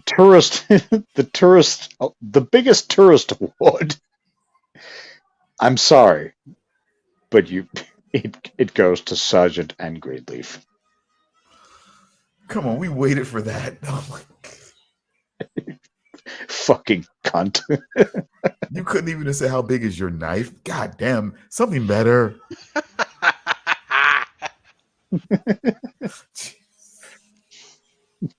I don't even have like. I wish I kind of wish I had a knife. It's not a knife. It's a knife. No, it's a pink fruity straw. There are better questions. I thought the most tourist thing you could say when it comes to Australia is put another shrimp on the Barbie. That is pretty like. But there are better questions that would still have funny effect. Like, okay, is there an Australian National Treasure Museum? For Nicolas Cage to do a heist on? No, for where all the people, Paul Hogan, for Steve Irwin, and what I'm saying, and such, the national treasures, pump your brakes, kid. Pump your brakes, kid. Take a look. Maybe national treasure. Not that I can think of. The national treasures. Shouldn't there be a museum for them? Yeah. Pump your brakes too. I'm just saying, just see that's my tour. That's my tourist question, but it's better. I'm regretting the last 3 minutes. I gotta be honest. Fine. All right, fine. I'm done. I'm done with it then. I'm done. I'm ready to end this. I'm ready to end the show. You and Sergeant Greenleaf, you guys the worst. No, I'm fine. Look. See, I was just. Charles never asked me questions like this. I was just giving an example. Charles was a reasonable man. That wasn't real. I was just giving an example. That wasn't real. I was just giving an example. This calling back to Robert Downey Jr. in his portrayal of a dude playing a dude dressed as another dude. Like, how do you even feel about him playing an Australian man dressed as another dude? I was trying to wait. Which one? Because Natural Born Killers, he was an Australian reporter. Really? That was Tropic Australian? Thunder, he was an Australian actor guy playing a black guy. What are you talking about? Yeah, so I'm talking about Tropic Thunder. How do you feel about him playing an Australian guy there? Personally, I thought he did a great job. I even thought he did good in Natural Born Killers. Like, compared to a lot of the things I've heard over the years, where, like, I'll be honest, a lot of Americans do pretty much a New Zealand accent when they're trying to do Australian. But can they get? They don't hit things hard enough. See, they go with to quote Bobby from fucking Bobby Draper from Expanse, they say weapons, whereas Australians say weapons or weapons. Like they hit the right things. We don't do none of that pussy New Zealand bullshit. Okay, but see, when you just said it now, it just sounds so regular. Just weapons. It just sounds regular. Fucking weapons. Like it's okay. It just really the sounds closest. Like a lot of I would say the closest a lot of Australian accents are variations on Cockney to a point, like Cockney English.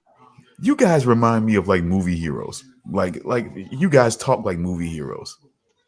Get the weapons. You know what I'm saying? Like you guys sound like fucking movie heroes. That's why all the guys like they sound Australian almost. Like I always think like almost every guy like that's like when he's British and he's trying to be super tough, I wonder, is he Australian or is he British? Because I feel like Australians have like action hero voices. Like that's how they talk. Yeah, I guess I can see that. Like get the it's like they fucking that's why Mel Gibson was fucking playing William Wallace. You know what I'm saying? Because it's like Australians or guys who sound like Australians have hero voices. So it's just like, yeah, let's put him in there. You know what I'm saying? 'Cause he's got a fucking hero voice. You know what I'm saying? He'll make this shit sound great, even though he's not really Scottish. But put him in there anyways. You know what I'm saying? He sounds great. You know what I'm saying? It's just, they got hero voices, man. You know what I'm saying? Like it's just the way that goes. Either they have hero voices or they have obnoxious investigative reporter voices. So, well, like, I'm Wayne Gale from Natural Born Killers. Yeah, it's like they I'm either looking have, into the Mickey and Mallory killers. yeah, so it's like they About a they killing have, spree across the United States. either they will inspire you or they'll annoy you. It's like it's like that's the line. Either their voice will inspire you or it'll annoy you, and they'll enrage you. It's like it's a very fine line, and yeah, I get exactly what you're saying. so that's what I feel like. Yeah, that's my thing. I think that's the way to end on. Doesn't feel now don't feel as touristy. We're great. And Lessons wow, learned for the day. it's 3:00, and I do need this last little hour, and you need your sleep, and you need to start your day, son. And you need to. I mean, All of the things. well, your day started with us, and it's going perversely now. Maybe it can be more settled down now, relaxing, a little less bodily function talk in your life, Charles, in the rest of your day. I hope you don't have anybody else bringing up any bodily function conversation to you. I hope we're the last ones for the day. Oh boy! But then again, you do have grandparents, and you live with them, and they have bodily functions. So I'm sure like my grandparents, and other people's grandparents, they like to share. So I'm hoping they won't share with you today because you've heard enough. So, I'm just saying. I hope they won't share with you. I'm trying to help. I just do a quick ad before we end the show. Uh-oh. Are you dealing with too many bodily functions from a family member? Maybe you're sweating too much after you've just listened to a podcast talking about some very adult things. Oh. Maybe you need a dick wow towel. Oh, jeez. Look, you're a really nice chick, but I'm not Proto-molecule. I'm Tom Jane. And even though Lindsay doesn't know who that is, hearing that he isn't Proto-molecule. good enough for her. Buy me a drink? You're really sweet, but no. I'm Tom Jane.